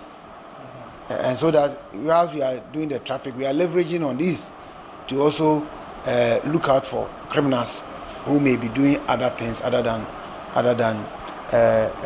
road traffic offenses. And it is all in the interest of ensuring that we enhance the protection of life and property, particularly in our communities, on our roads, and all that. So that is it. I think that all the media is expected to do is to play a role of admonishing those who are patronizing your platforms and your networks to be rest assured that the public places have been tightened with a view of enhancing public health and safety, and therefore people can step out without fear and go about their routines and look out and also report miscreant. However, we are also here to back them up, that we have a capacity to observe certain areas that are not trouble-free, and we are here to also identify, pursue, apprehend, and then process and prosecute those who will take the law into their own hands. Okay. As it is real time, in the event that maybe some accident-prone area, an accident occurs, and from the way the thing occurred, no one's able to call an ambulance or help, are you able to make calls from here based on what you've seen to call for help? Obviously. If there are emergencies, we are here. Whilst we wait for people we have given information to Ghanaians to contact us on 191, 112, 18555, even the back office number 0302 773 If we have the capacity to observe it in real time, do we wait for a third party? No. We easily would then trigger the emergency systems to an appropriate agency, i.e., if it is National Ambulance Service, we do. If it is that we need to require a towing vehicle, we contact. If it is that we need armed duty and all that, we quickly proceed. So you are at a center where there is that policing synergy, where we are in tune with all our other ancillary support service providers internally, and we are working in Kahoot. Okay. All right. At this point, we are taking a quick break. You're still watching the GhanaWeb Road Safety Campaign with me, Lord Harris Udasari. We've been speaking to Superintendent Alexander Obeng of the Motor Traffic and Transport Department here at the Monitoring Center at the Ghana Police Service. Right after the break, he's going to take us around, and then we'll see for ourselves how things are done on the ground. Please stay.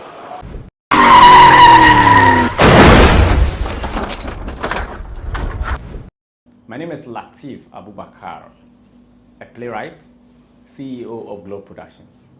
As a playwright, I led my team to educate the masses on road safety regulations through a theater production titled Men Don't Die.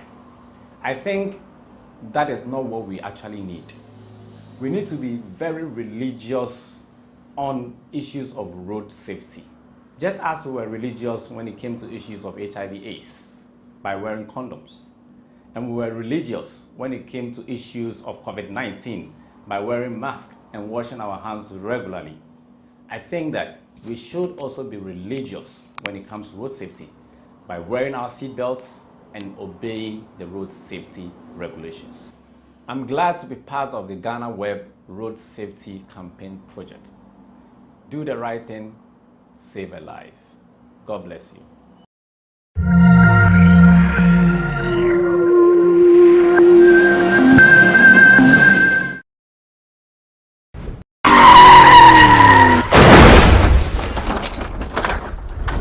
Welcome back. You're still watching the GhanaWeb Road Safety Campaign. My name is Lord Harris Idosare. Today we are speaking to Superintendent Alexander Obeng of the MTTD. Now, Superintendent Obeng, you are telling us about how this is going to, one, help reduce the road accidents, catch culprits and criminals in real time. But essentially, what would you want the public to know at this point? I see on the camera different places across the country. What do you want people to know now? I think, first of all, policing is structured nationwide, Ghana. And I said earlier, in all the 18 police regions, we are there. And it is obvious that where we are, any support system that we need to detect should also be present. So these technological devices are also deployed nationwide. And that is why even in real time, you are looking at, for example, in Ashanti region, Kumasi, it is raining. Yeah. But you look at Accra and Tema area, it is not raining.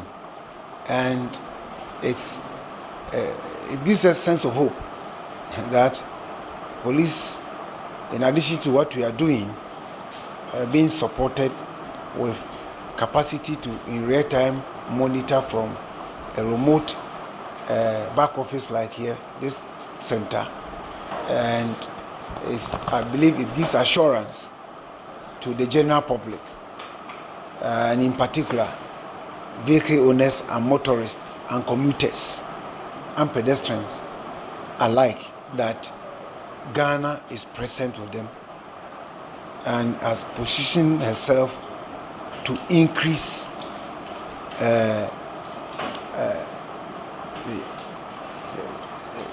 high sense of detection, and I'm saying apprehension, and imposition of sanctions on those who will infract on the law with impunity.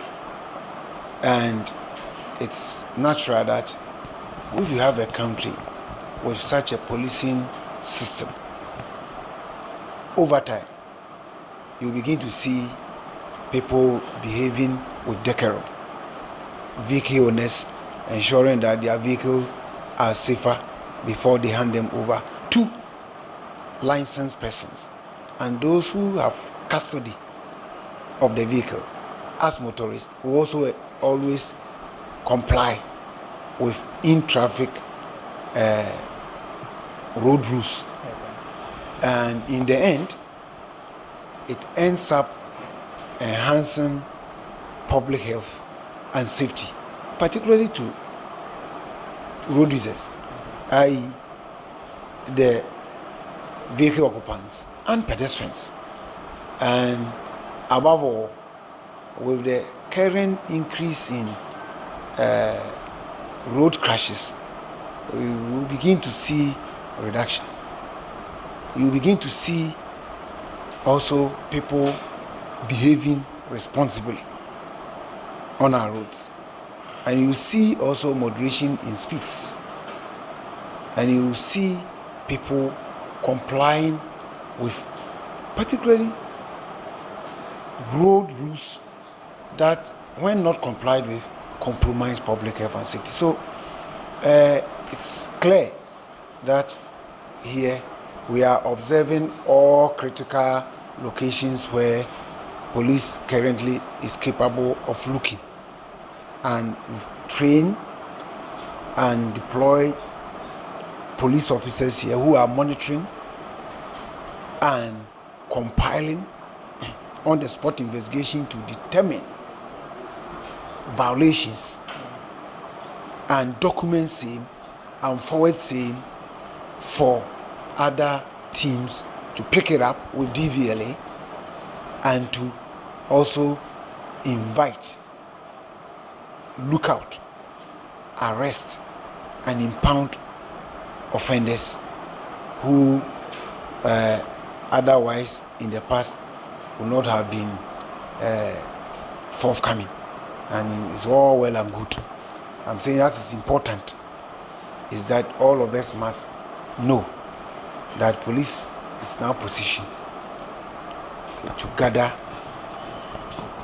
photographic and video evidence, which are physical, which we can go and play back, and for even the court to have a feel of what you are observing.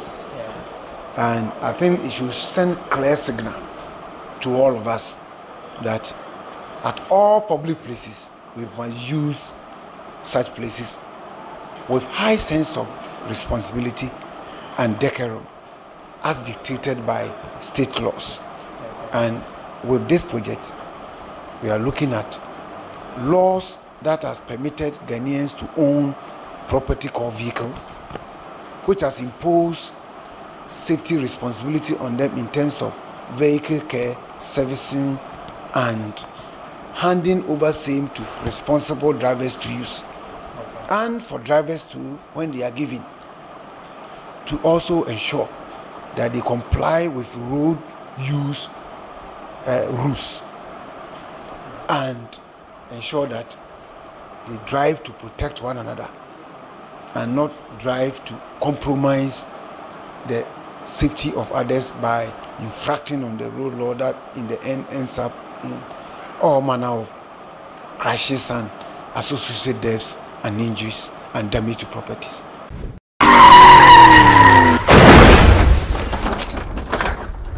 What you see behind me are real-time footages of things happening across the country. Now, the backroom staff here are the surveillance and monitoring units at the Ghana Police Service headquarters, are regulating and watching everything that's happening here. So basically everything that happens across the country, if any criminal activities or accidents, they see it real time, and then the help can be given as and when it is required. My name is Lord Harris Udasari, and this has been another edition of the GhanaWeb Road Safety Campaign Series. Do join us for our subsequent ones. And even before I leave, like the backroom staff are doing here with the eagle eyes here, when you see something on the roads, being it's poor roads, bad lighting, or indiscipline by drivers and other road users, take a footage, send it to us on our social media platforms.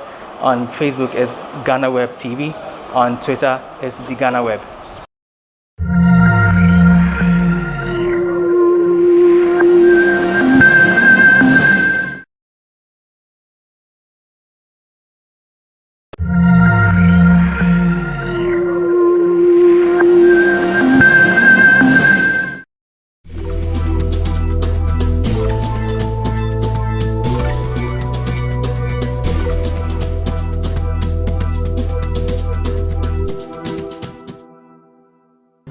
What can I say? Congratulations. The media these days is not easy. I think that you guys are doing your very best. And when I look at the team of people who are doing this work, I can only congratulate you and hope that this team will maintain and move on to achieve much greater things. But congratulations. You're doing a good job.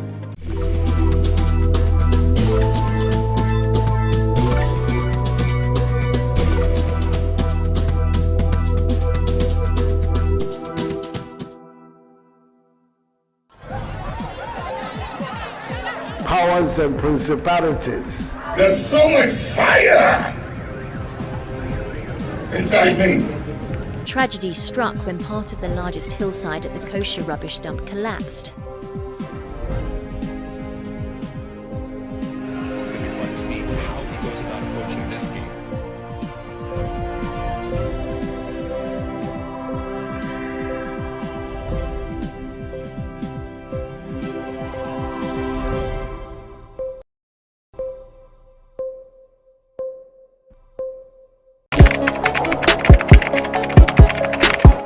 We table issues relating to the arts and entertainment for a riveting discussion, of course, without fear nor favor. The question the presenter asked them was a dumb question. You need to speak the fact and move. Varied views. We agree to disagree. So I would disagree with everything you said. I think that he's a smart guy. I think what he did. No, but I also said he's a smart guy. Yeah. I guess that I'm waiting for the what next. Yeah, I don't think that we have to wait for what next. It sometimes gets confrontational, but that's the beauty of the game.